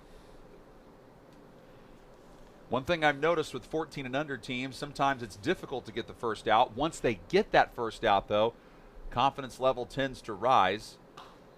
Right now, Five-Star National making it difficult as Sutcliffe powers that one out of play. Count is 1-1. He's got a little out in front of that one and knocked it down into the left field bullpen. Sutcliffe wasting no time, going after it, and Walker tries to get it at short, cannot. So that puts runners on the corners, still with nobody out. And at least so far, the pitcher for the Royals just can't throw it hard enough to get it by these really good hitters from Five-Star National. This game has a chance to get out of control real fast unless they start getting outs. We'll see if they decide to make a pitching change this early. It might be a little unconventional for that, but Sutcliffe ended up taking second base on the throw. So you've got runners on second and third with nobody out. Yeah, at this level, the kids just can't throw the ball hard enough to prevent those extra bases from being taken. They can't transition from second base to home, so it's just better generally to just give them the base and try and get the batter out now. Cooper Devers up to the plate.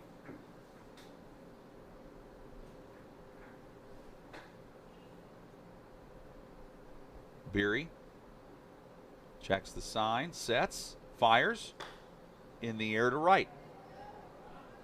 Larson coming over, does not have a play on it. Then he bobbles it. One run in for sure. Throw home. Two. And then the ball gets past Landon Pierce. A little bit of a trap there for the right fielder. The last hitter hit it down the line deep, and he couldn't quite get to it deep down the line. That one was, he played the next hitter deeper, and then they flared it in front of him. So a little bit of a Murphy's Law.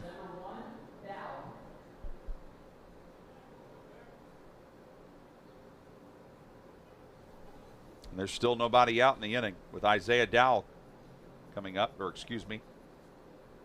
Yes, Dow. Correct. Sorry, I wanted to make sure my D sort of looked like a P on my score sheet that I wrote down, so I wanted to make sure I got his name right. Isaiah is batting sixth in the order. So we have seen a good chunk of the order so far here for Five-Star National, and they are really putting it on the Royals. And I tell you what, they can hit. They really can. Another one. Bouncer into left. Runners on first and third again. And Dowell ends up taking second. And that's 4 base hits in a row. And how much longer is Soren Beery going to stay on the mound? I don't think for a whole lot longer. So out comes the head coach.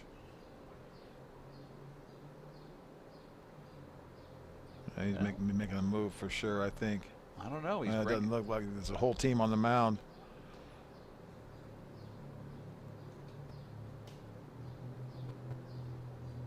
And what do you think, Rob, that the coach is saying here to his guys?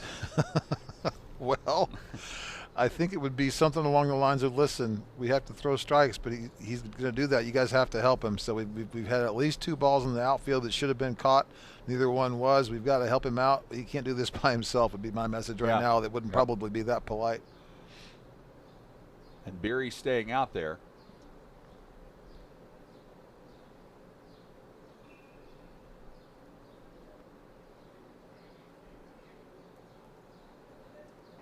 Royals White from Fortville, 5-star national from Zionsville.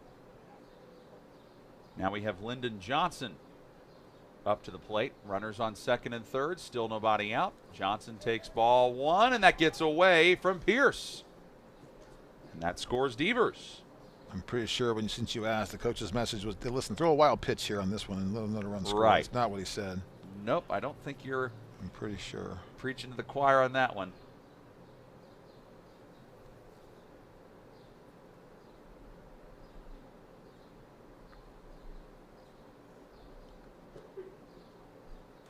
And Beery delivers a strike to Johnson.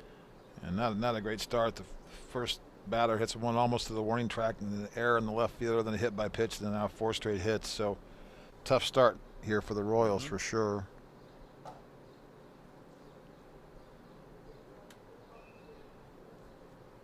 Good aggressive hitters though for 5-star national, and so far they put the barrel on it, and they found a lot of green out there in this big outfield, especially for a 14-year-old kid. There's a lot of space out there.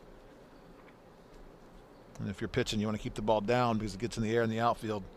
A lot of room to cover out there. That one sent in the air to the outfield, bouncing down.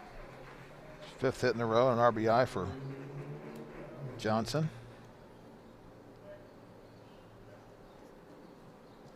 Dowell's the one who comes around to score and makes it 6-0.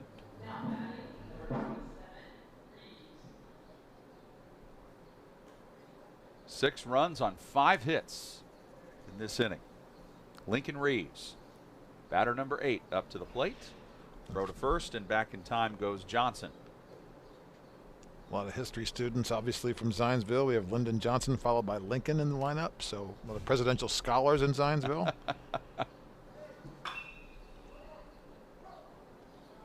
That one pulled, but foul.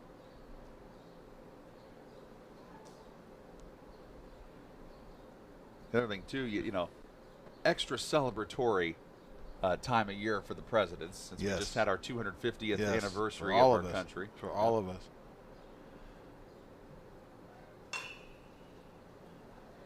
Bouncer through. Walker tried to get there, and that was just rolling to this part of the defense where it just wasn't there. Yeah, good base running there also by Johnson, who takes third on the ground ball, hustling all the way. And that is the 6th hit in a row now. Putting runners at the corners again, this time for Teddy Drake. So I can take this and go Teddy Roosevelt now. We've had Johnson, Lincoln, and now Teddy Roosevelt. So I'm just going to keep going here.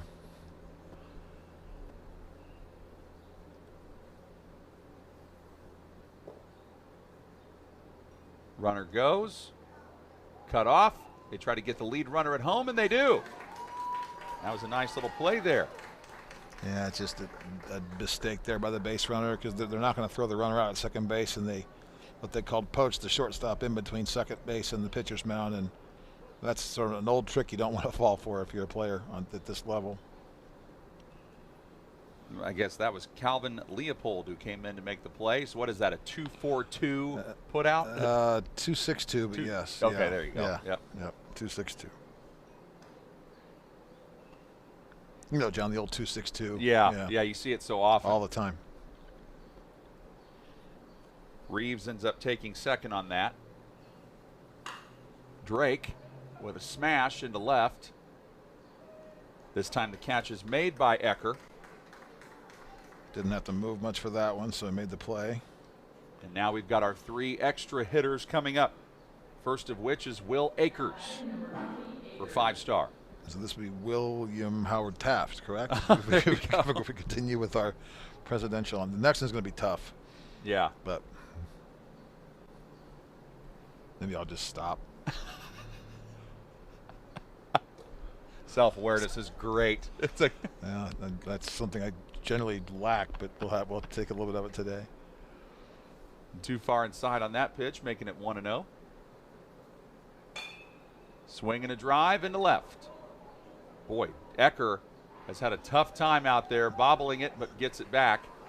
And again, you get a little fly ball to the left fielder. You know, if you're a pitcher, that needs to be an out, and it's the second one that's fallen in front of the outfielder, who's kind of playing a little bit too deep because he got beat deep once before. So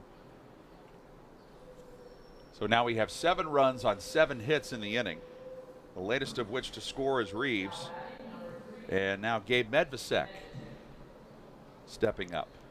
his dad, Josh, a longtime travel baseball coach here in the Indianapolis area.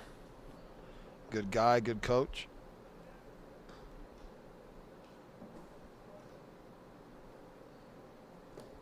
At least now that way there are 2 outs in the inning. Pitch comes to Pierce. It's ball 1. I couldn't think of a president in Medvesek, so I'm going to just leave that one alone. Uh-huh. I thought maybe you might try to stretch it with Gabe, but yeah. I mean, we already did Lincoln. It'd be Abraham Lincoln, but I've already used Lincoln because there's one above him, so I just decided to stop. Yeah. Medvesek with a good at bat here, ahead in the count 2-0. I figure you're stuck with me all day tomorrow. You don't want to hear all this today. I gotta save some material for Saturday, right? Yeah.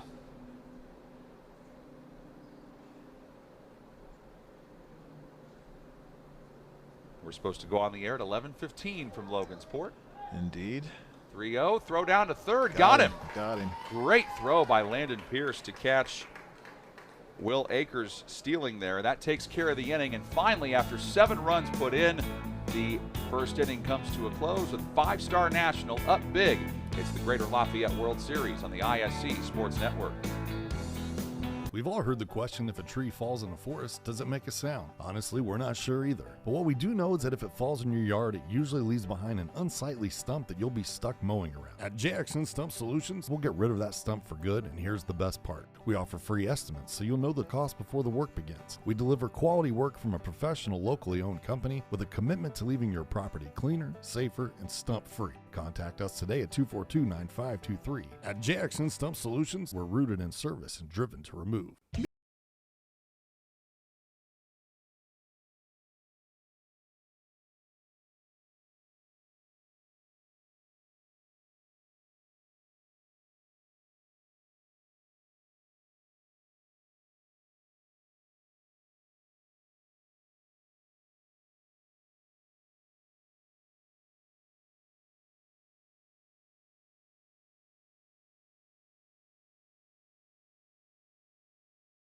Communities of Clinton County is committed to reduce the risk factors contributing to chronic disease, including health disparities by decreasing stigma and encouraging positive changes. HCCC is here for the community with systems of care navigators, insurance assistance, prenatal classes, mental health programs, substance use prevention, and more. To help make the healthy choice the easy choice, contact us at 659-6063 or through our website, healthyclintoncounty.org. So Royals White now facing an uphill battle at the Greater Lafayette World Series, trailing 7-0. Jack Dodge is up first for the Royals, and one of their extra hitters, he takes ball 1 from Tristan Ballard. And if you're Tristan Ballard, all you want to do here is throw strikes. You've got a defense out there. Use it. Don't nibble. Don't pick at it. You know your team can hit. You know your team's going to score. Just throw strikes here. And he's working quickly, and he does fire one in, which I thought looked good to be a strike, but the home plate umpire did not agree. Little up, little in, I think, maybe. Makes it 2-0. Dodge nearly got hit by that pitch. 3-0. He's not quite getting through with his right side, just leaving it a little late. so the pitchers are staying inside. He's got to really finish with that right shoulder, like that. He did perfectly. Boy, it's like, Rob, it's like you played and coached baseball.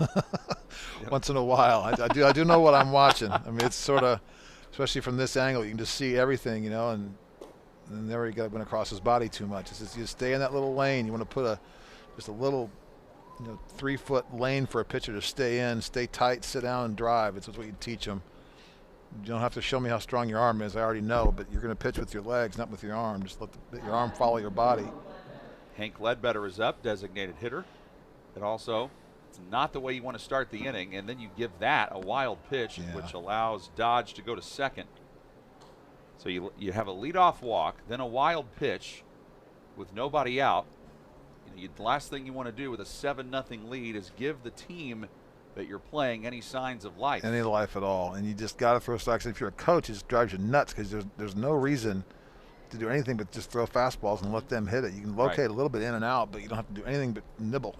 Don't nibble. There's no reason to. Up 7-0 after an inning, your team's you're not done scoring. Right. Count is 1-1, and the pitch. Contact made, but it's foul. And see how that motion was just more nice and tight, so that there's not a runner on first base to worry about. He's just nice and tight, right to the plate, drive right down the hill. What I would also just tell him to stay in your lane, stay right down that hill. Don't leave the width of the rubber, just right straight down the hill. And the 1-2 got him swinging for his second strikeout of this game for Tristan Ballard. 2 strikeouts for him with 1 walk. And he, by the way, has yet to allow a hit, and that brings up Christian Lang, third baseman for the Royals. You can just watch any pitcher. If they start flying open, they're not going to throw consistent strikes. But just left again. That's inside. It didn't follow his shoulder and just kind of threw it a little early. Didn't let his shoulder finish.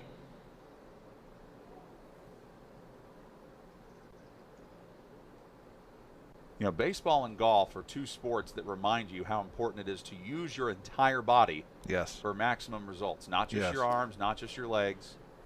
And that's a great reference. This is sort of like a golf shot. So if you can picture a golfer opening up his left shoulder that leaves that club face open, it's going to go to the right every single time. Yep. And if he stays closed a little bit too long, he'll get over top of it, and he'll draw it to the left as a right-handed player. Same thing as a pitcher.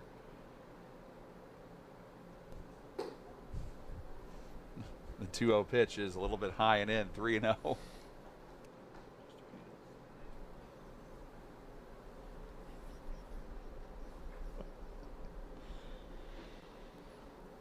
Offering.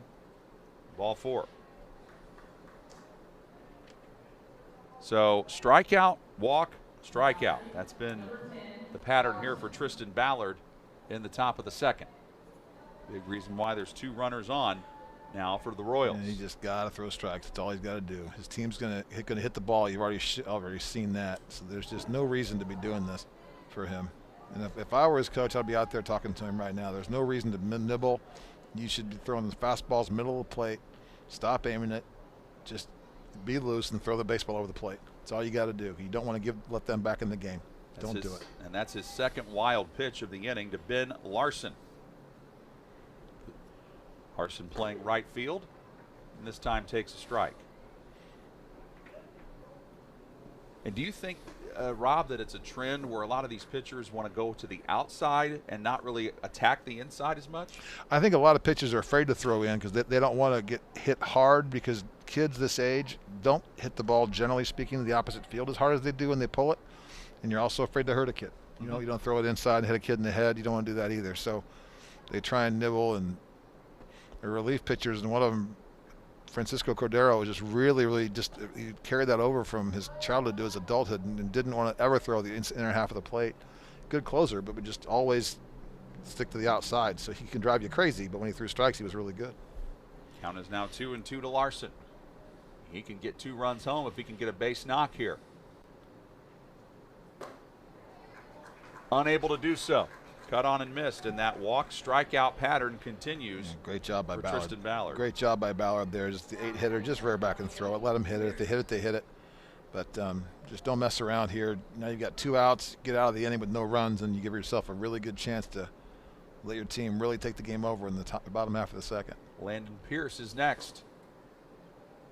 Too far inside on that one to the lefty.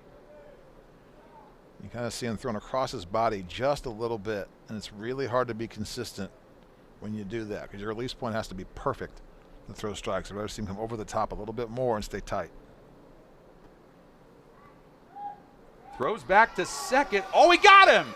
He was able to throw it just to the inside and pick off the runner, Christian Lang, and that takes care of the top of the second. No runs, no hits, no errors, and one runner left on. Still 7-0. Five-Star National, bottom of the second. After this, it's the Greater Lafayette World Series on the ISC Sports Network.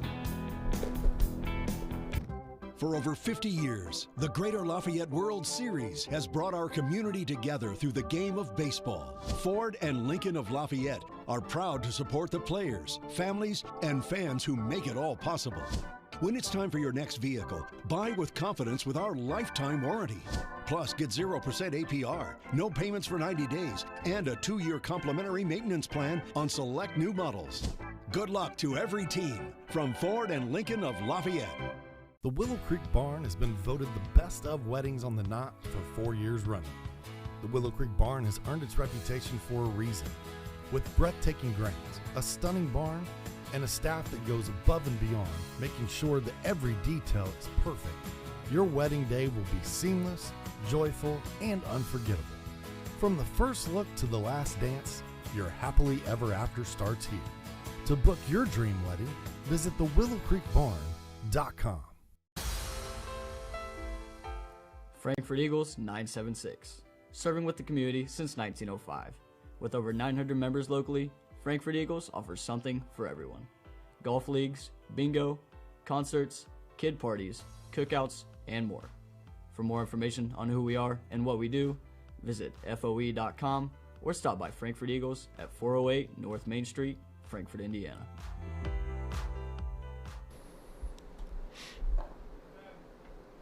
Five-Star National had a little bit of a threat they had to deal with from the Royals in the top of the second, but they got out of the jam, and they lead it 7-0 as we head to the bottom of the second. An important game here in Pool Play A. That's where both of these teams are. It's top-tier Scott from Martinsville. They're the ones in the driver's seat in that pool with a record of 2-0-1. They've had one tie. Five-Star National 1-0-1. And then Royals White 1-1. Logansport Titan Bats at the bottom of that pool with a record of 0-3.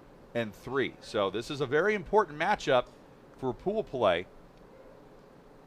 And of course, this game was supposed to start way before it did. It didn't get underway until about 4:45, but we also had about an hour and a half rain delay in between games 1 and 2 here at Loeb Stadium. So that's why we ended up here. There is another game at Loeb Stadium tonight, Indiana Thunder against the Harrison Raiders, and then at Rossville, the last 14 and under game of the day, the Lowell All-Stars against the Indiana Braves. So we may have a little trouble here because the last out was made on the base paths. Will Akers got thrown out, catcher to third base. Gabe Medvedzic was at the plate, and right now they have Grady Compton or Grady Comparado at the plate. I don't think he's the proper batter, right. John. I think you're correct. I don't think he's the right hitter. I think it should be Medvedzic, but I don't really see them stopping this. I don't either, unless the other team catches it. I'm not. Yes. It'd be an automatic out if they do, but a high fly ball into left. That poor kid's having a rough day out there so far. Yeah, he is. He really is. And some of it's just, quite honestly, not all his fault, but it's just, this is for a 14 and under team, this is not an easy stadium to play in. No. There is a lot more space to work with than they are used to. And that's why this experience is important for them, because it's going to help them grow and develop and get used to playing in bigger venues. Yeah, for sure. The last time up, Colton Widely just drove into the warning track in left field. So you got to be aware of it. Now they're shading him that way, both on the infield and in the outfield. You can see the second baseman playing just behind the pitcher's mound now. And that may be just to hold the runner, but the center fielder shaded way over in that hole as well. You can see it. So now they got to try and pitch him that way. So they work him away. You can see the great big hole on the right.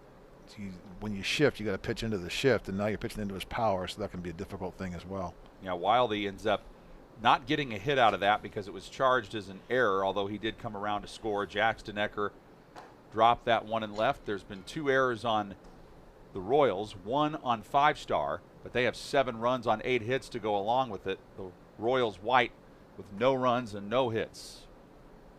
I'm not sure I understand the shift to the left and then throwing him outside. That's where I thought they'd throw him. Throw down to third. They try to catch off the runner, but doesn't work as Comparado is able to get back in time. And Soren Beery, who has had a tough day, throws his first walk of the day. It's the first time 5-star's been patient enough to take 4 balls and not swing at the ball. They've been really aggressive at home plate. Now you're back to Tristan Ballard, who got hit the last time he was in there. He also stole a base and then eventually came around to score. He goes after this pitch high in the air to center, and the catch is made by Linval. And a good job by Comparado to not take a very big lead in center. He stayed right on it, got up and caught it. Now Kenny Schweitzer. You might remember he was the one who helped break this game open with a double. And double and RBI in the first inning. And to your point, John, the last play in center field, you can just see how uncomfortable he was playing in a stadium this big at 14. Typically the fences on 14s are no more than 300 feet. And this one's 100 feet bigger all the way around, so you can imagine how much more space there is in the outfield from what these kids are used to. It's high and away that time, 1-0. Or excuse me, 2-0. Now, if you're Schweitzer, you got him 2-0. You're looking for something just dead red down the middle. Turn on it and do the same thing you did last time. A little bit too far in. Then the last thing you want to do is load the bases here for the cleanup hitter Sutcliffe, who had a single last time up. And after that, another couple singles, and just started the run parade. So you don't want to put a lot of people on base here. Put yourself in a lot of danger of this game being over pretty quickly.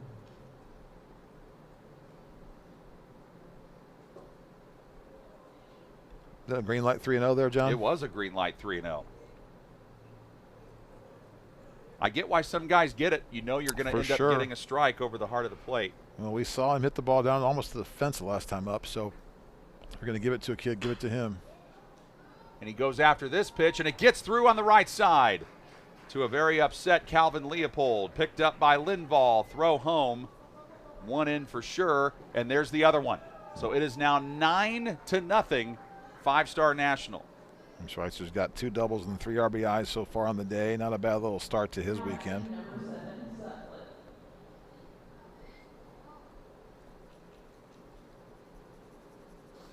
So Wildy was the second run to come around. Comparado the first. 9-0. 9 runs on 9 hits. There's another look at it. Line shot right to the left fielder, right?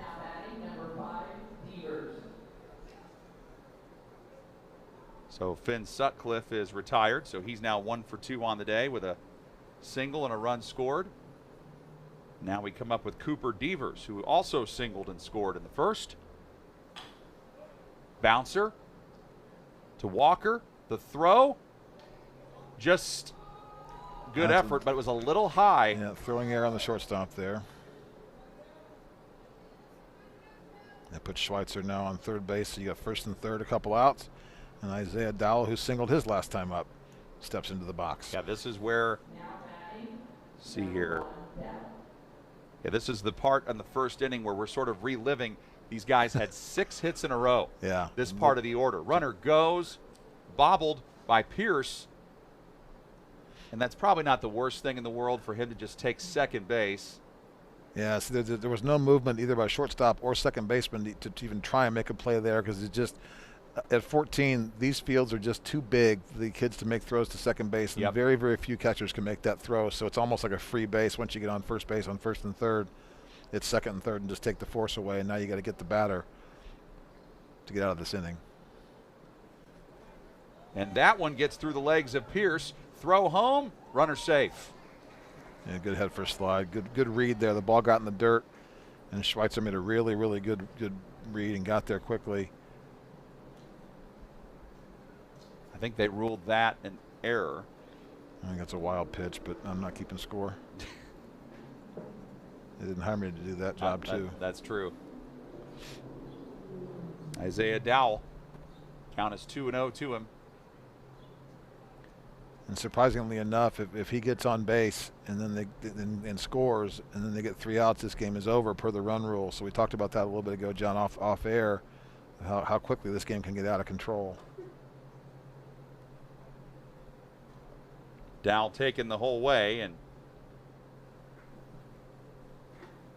makes it 3-1. A lot of good baseball being played around Zionsville. These kids all from that general area, and that's one of the best little leagues around here. Zionsville's been great for a long time. This could drop. This might be trouble.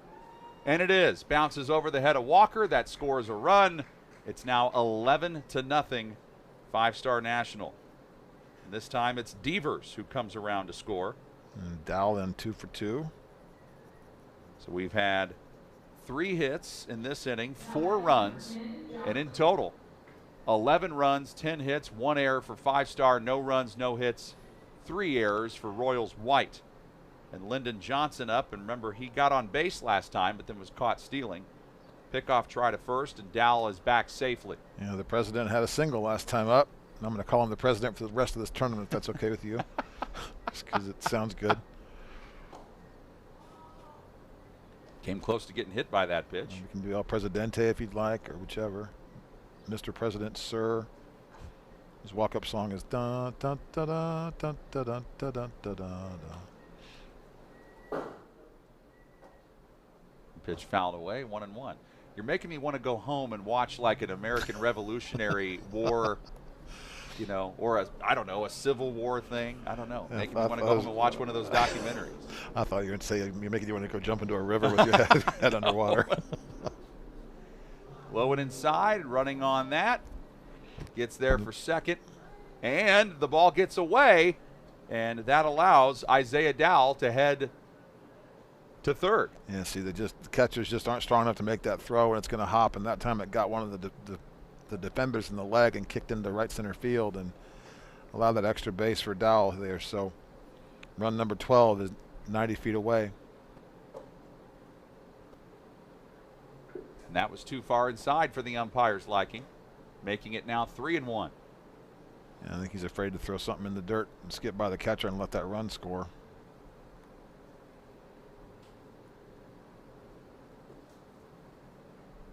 And he ends up walking him. Second walk issued by Soren Beery. And we might get a visit here from the coaches to try and get a new pitcher in the ballgame now. It's been an awfully difficult start for young Mr. Beery. And the Royals White team hails from Fortville, Indiana. So both these teams from 2 different parts of the state, but man, this has been a clinic that 5-Star Nationals put on. And there's that same little poach play that they got him on in the first inning on. But, like we said, easy sort of free base there for Johnson. Lincoln Reeves had a single his first time up. A single here probably means 2 more runs for 5-Star National.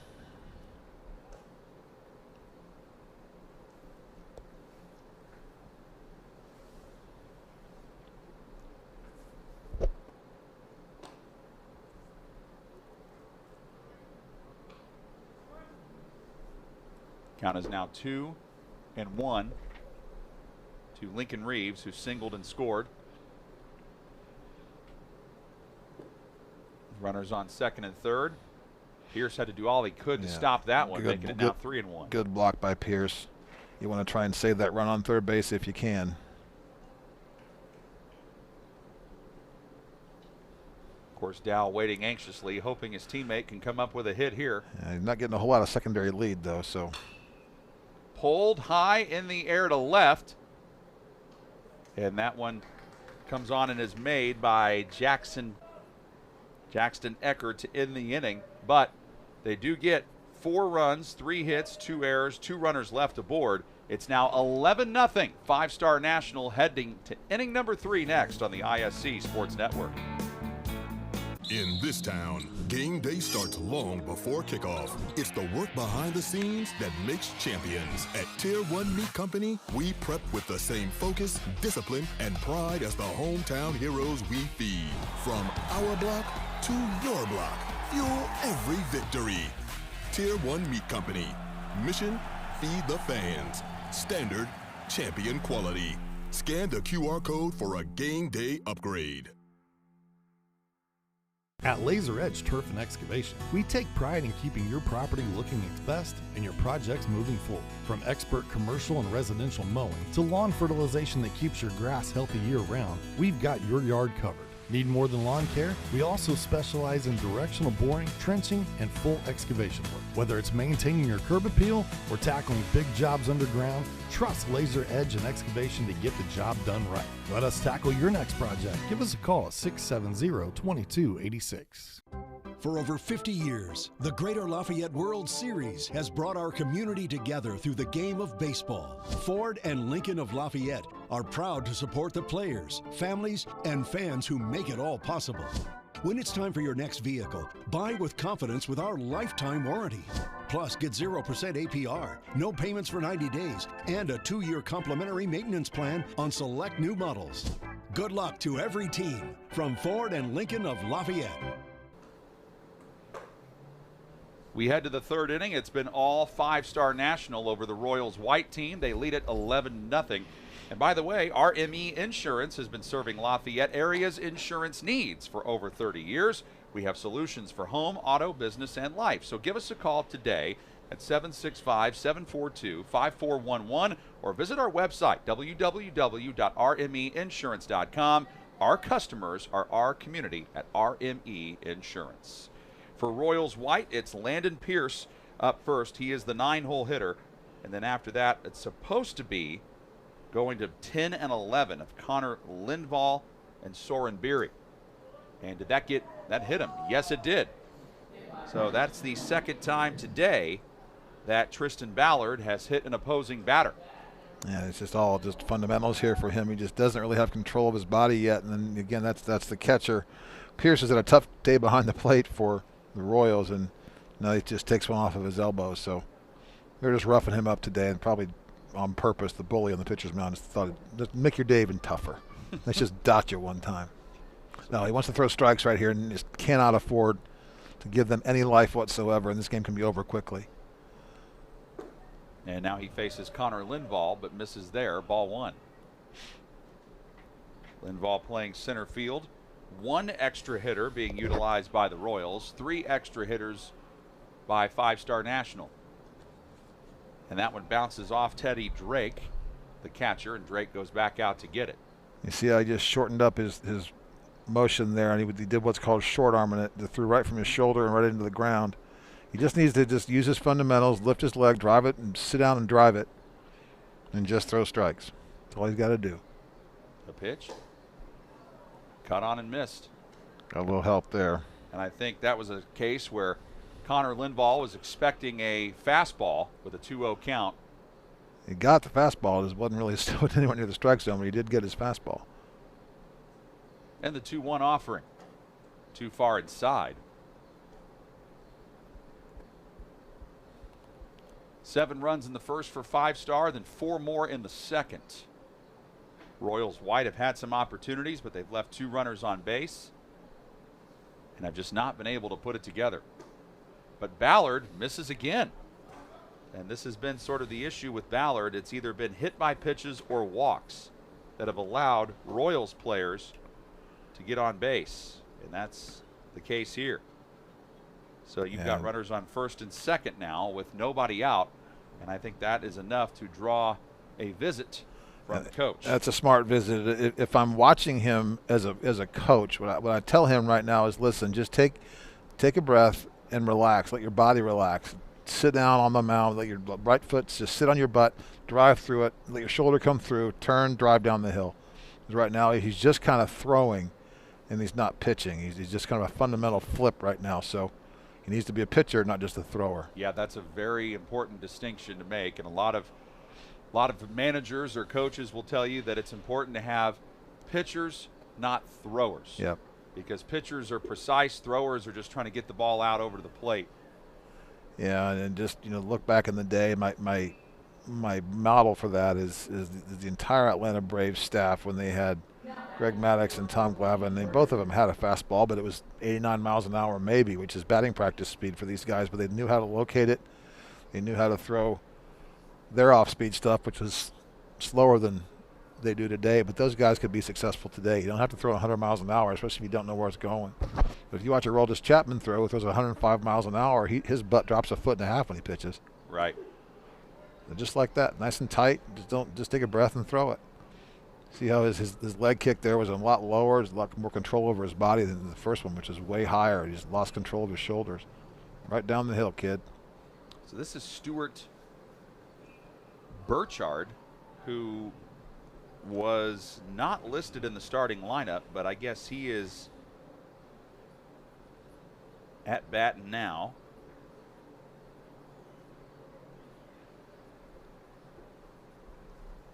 Count is 1-1.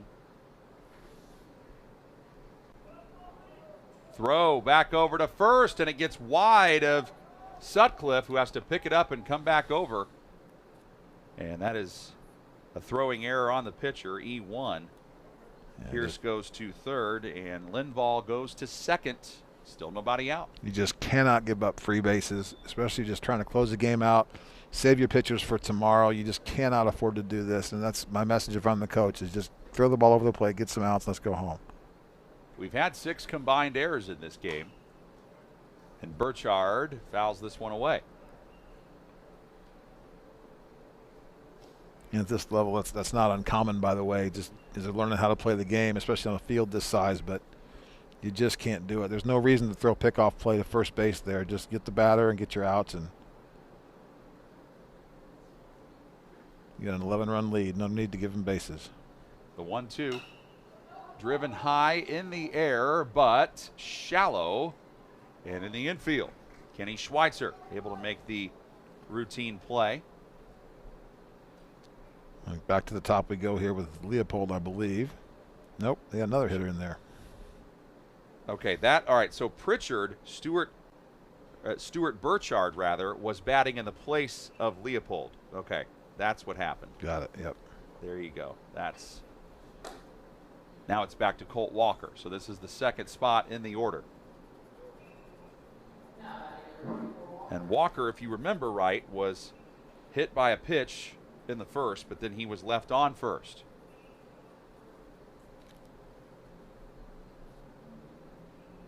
The pitch, and Walker able to just get enough to foul it away. He's just thinking, let's try to get this ball down in the outfield, because if he does that, that scores 2. And if you're Ballard, just throw strikes. Don't give him anything to hit hard, but still throw strikes. And he's doing that so far better than he was earlier. Good pitch there on the outside corner. And that, I think that visit by the coach is really paying dividends. You can almost see his body is just more relaxed. That first pitch he threw with that low little leg kick versus this high one he's using now. The 1-2. Down a little. Good pitch, good idea.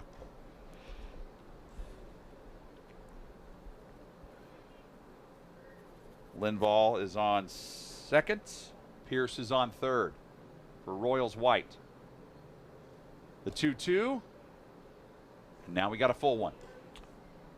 And it fills the count up. Didn't have to, but he did. And John, to your point earlier about the importance of this game in pool play, you have a chance now to really save your arms for tomorrow.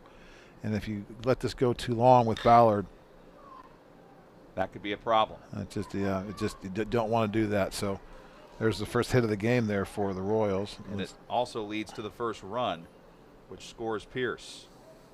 1 run, 1 hit, and 1 error, all in this inning. Linval goes to third. You've got runners on, actually, no, Linval just stays at second. Okay. Yeah, they did a good job holding him there. He really had no place to go. He wasn't sure if the shortstop was going to make that play, but the third baseman had left the bag, so if he were reading it, he would have gone over there, but didn't. Owen Maxwell is up, and he lines that one to second baseman, and what a beautiful diving play. Attempt made by Johnson, and then he throws it to second to double off Linval, and that takes care of the top of the third. Royals get 1. However, One more look at this double play to end the top of the third. Well done by 5-Star National. They come up to bat when we return on the ISC Sports Network. The Willow Creek Barn has been voted the best of weddings on the Knot for 4 years running. The Willow Creek Barn has earned its reputation for a reason. With breathtaking grounds, a stunning barn, and a staff that goes above and beyond, making sure that every detail is perfect, your wedding day will be seamless, joyful, and unforgettable. From the first look to the last dance, your happily ever after starts here. To book your dream wedding, visit thewillowcreekbarn.com. Whether you dine in or carry out, the South Fork restaurant is known for daily lunch and dinner specials, world-famous hand-battered tenderloins, fresh, never-frozen whole catfish, and award-winning onion rings. The kitchen is open Monday through Saturday from 11 a.m. to 8:30 p.m. Come join us at 105 South Glick Street in Mulberry or visit southforkpub.com for the latest menu options. The South Fork Restaurant, a proud supporter of Clinton Prairie Athletics. Healthy Communities of Clinton County is committed to reduce the risk factors contributing to chronic disease, including health disparities by decreasing stigma and encouraging positive changes. HCCC is here for the community with systems of care navigators, insurance assistance, prenatal classes, mental health programs, substance use prevention, and more. To help make the healthy choice the easy choice, contact us at 659-6063 or through our website, healthyclintoncounty.org. Before we get started with this inning, I want to say a big thank you to the Fraternal Order of Eagles for their generous support of this year's Greater Lafayette World Series tournament. The Eagles are committed to strengthening our community through charity, service, and fellowship. We appreciate everything they do for Greater Lafayette and beyond. It is an 11-1 lead now for 5-Star National. So they have batters 9, 10, and 11 supposed to be coming up here for Teddy Drake. And looks like, yep, are they sticking with Soren Beery? They are. So it is clear that even though Royals trail 11-1, they're going to stick with Soren Beery. And I think, to your point, just saving arms. Just saving pitchers, Yep, yeah. Exactly right. So they make him a sacrificial lamb, and I feel bad for him, but that's what he is today, and unfortunately it's just sometimes the role you play in travel baseball. Right. And when you look at the larger picture, that's what has to happen.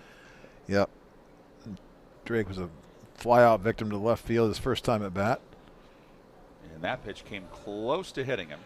It actually went behind him. Yeah. So and I've seen that happen where a guy gets hit in the jersey or just enough in the pants. Yeah. And that's enough to say you're going to first base. That one got him, I thought. But I did too. I thought I saw a little ruffle there, but he didn't want to take the base, and the umpire didn't see it. So we won't put that on slow motion, will we? No, please don't do that.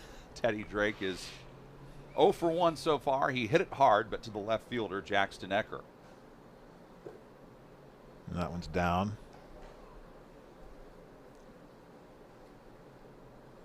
Beery's given up 11 runs, 10 hits. His team's 4 errors defensively have not helped. And that is the third walk he has issued today. And he's having a tough time throwing strikes. I can't tell if he's tired or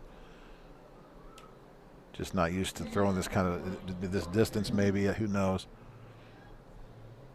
A courtesy runner now for the catcher, Teddy Drake. And coming on for him is Lincoln Reeves. And that's just last batted out, so they're just using that rule.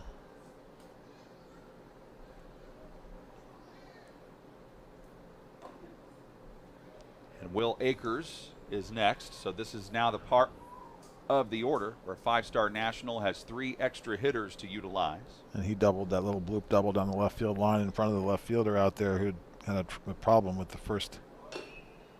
And this is a hit and run. He smashes this into right, and that gets down in front of Larson. He couldn't make the play, and that might end up being, it's at least going to score 1. It's going to depend on where Akers ends up.